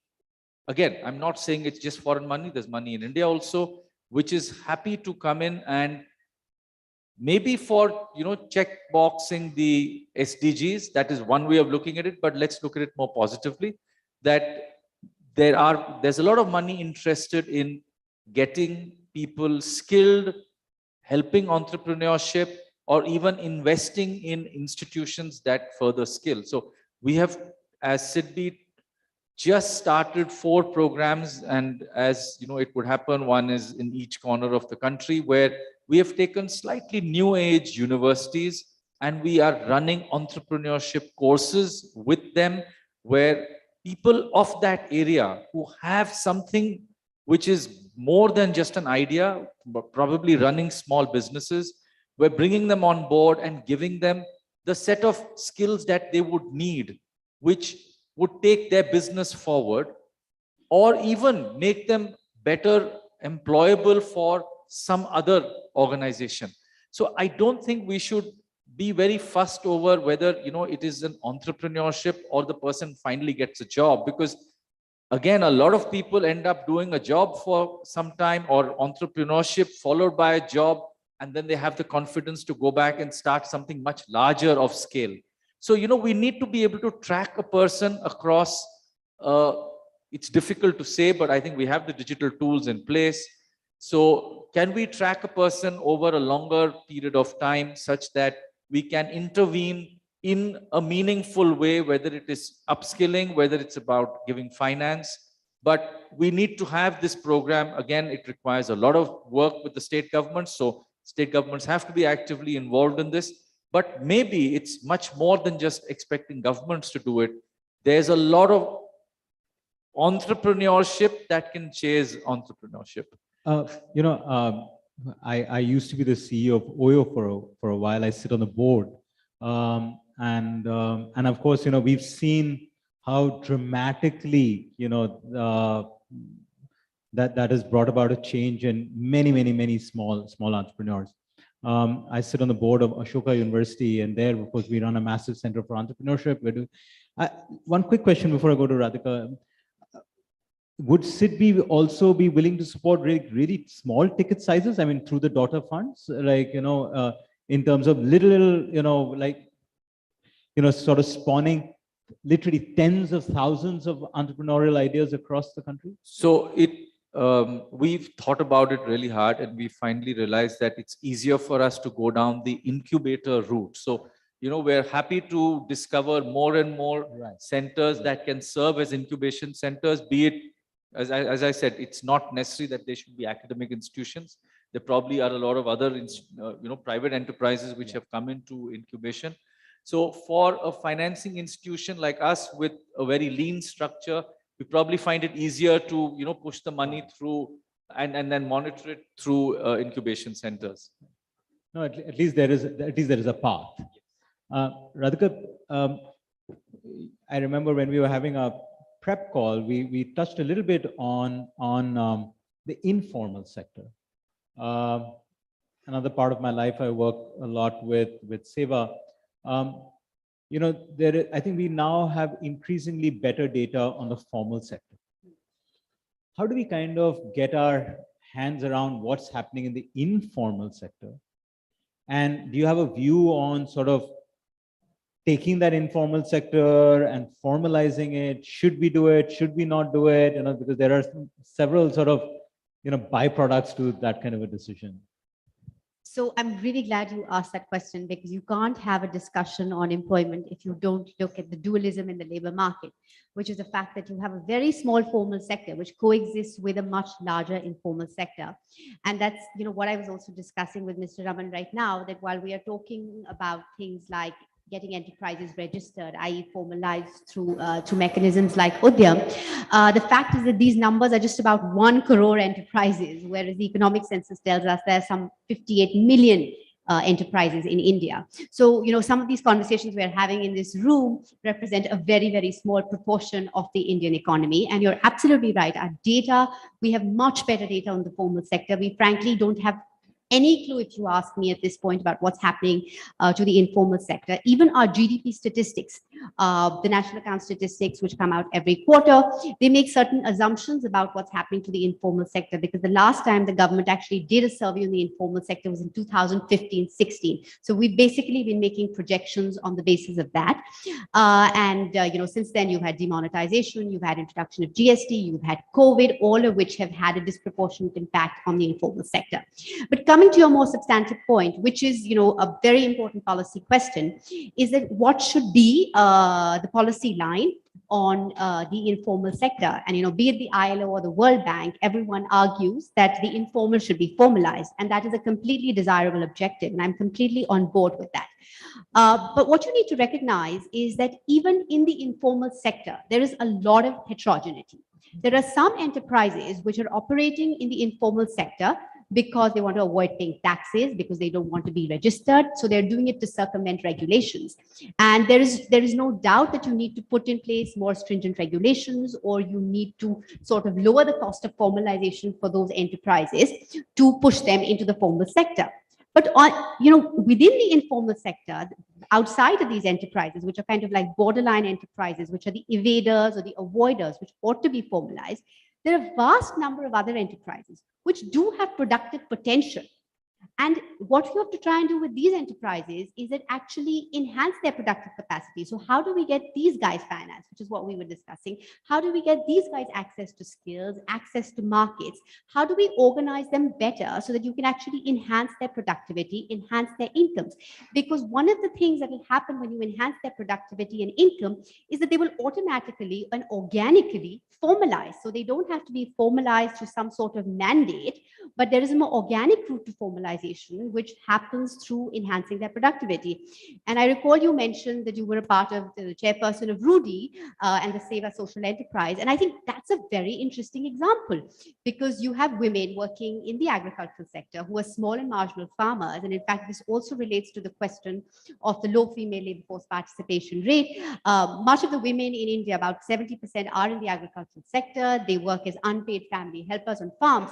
But Rudy is again a very interesting example where small and medium, or marginal rather, not even medium, marginal and small, basically they have come together through collective action, through creating this cooperative to actually generate a scalable and sustainable business model. So while I'm not in favor of saying that the policy environment should actually support and encourage these very, very small, unproductive enterprises, because that distorts your allocation of financial resources and the productivity of the economy as a whole, I do think that those which have the scope of enhancing their productivity and therefore formalizing in the medium term ought to be given necessary policy support. But of course, the challenge is how do you identify them? Yeah. Just to give context, what Dr. Kapoor is talking about is there are these 5 social enterprises in Seva, which I'm the chairperson of. Basically, it's a collection of self-employed women, 2.2 million women,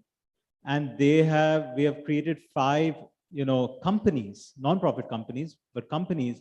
One is working in agri-commodities, one is working in garments, one is working in green energy, another is working in waste, and so on and so forth. And that basically brings a collection to it, which then can, you can raise capital and, and run it like a company, and whatever profits you make, you then, channel it back into capacity building, etc. We started with you, we'll finish with you. The women's participation in the labor workforce has just been declining. It's a fact. Last 2 years has been dramatically horrible, right? And then on top of that, the younger population of women are facing even bigger challenges. I'm sure you have a view on it.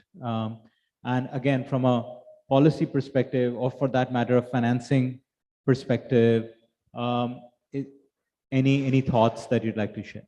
So, when we started this conversation, I cited some statistics on female labor force participation, which were telling you that there was a sharp decline in the numbers from 2004-5 to 1890, and that decline was from about 42 to 24%. Interestingly, once the pandemic hit, in the post-pandemic data, you find that female labor force participation rate has actually increased.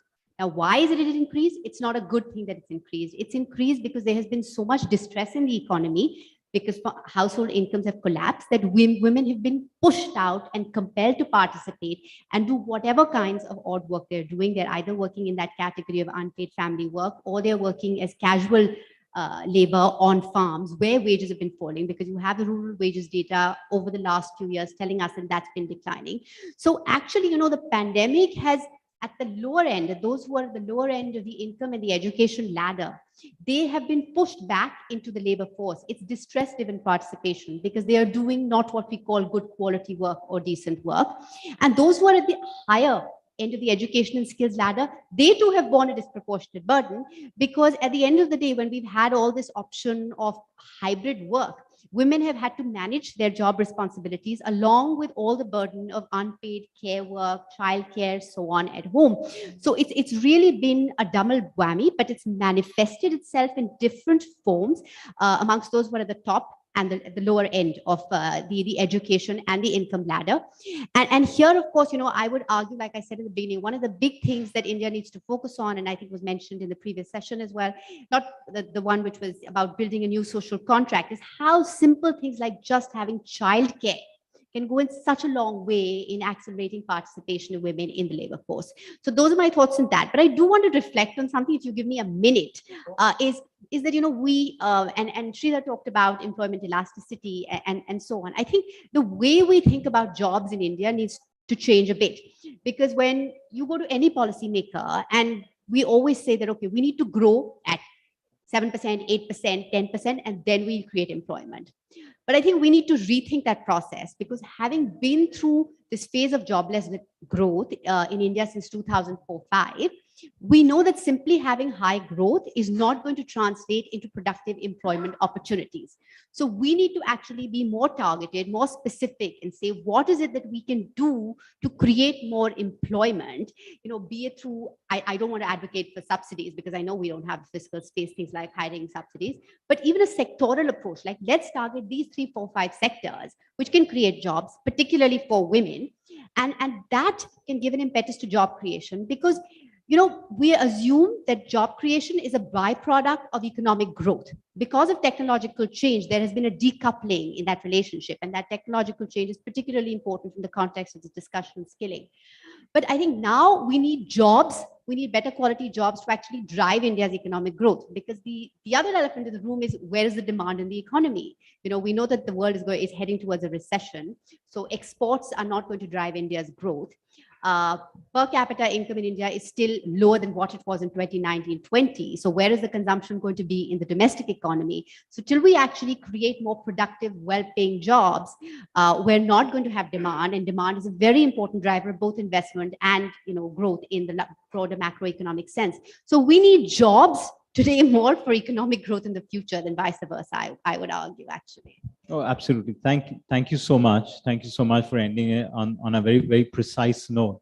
And I mean, just to take on the sectoral piece, I mean, we were talking about it in some other contexts as well. We just take a sectoral focus might be easier from policy, easier from being able to map supply to demand in industry, maybe easier to bring in industry participation, being able to channelize finance better for that matter. And then and really specifically target those labor intensive sectors where in any case, even today, participation of women is very, very low. Well, thank you very much to each one of you. Thank you to the audience. And I also just one more pitch for the summit on the 13th, which is the Global CII Summit on Skills Development. Once again, thank you, Dr. Kapoor. Thank you, Mr. Raman. Thank you, Satakasan. Thank you, Sridhar. Thank you very much.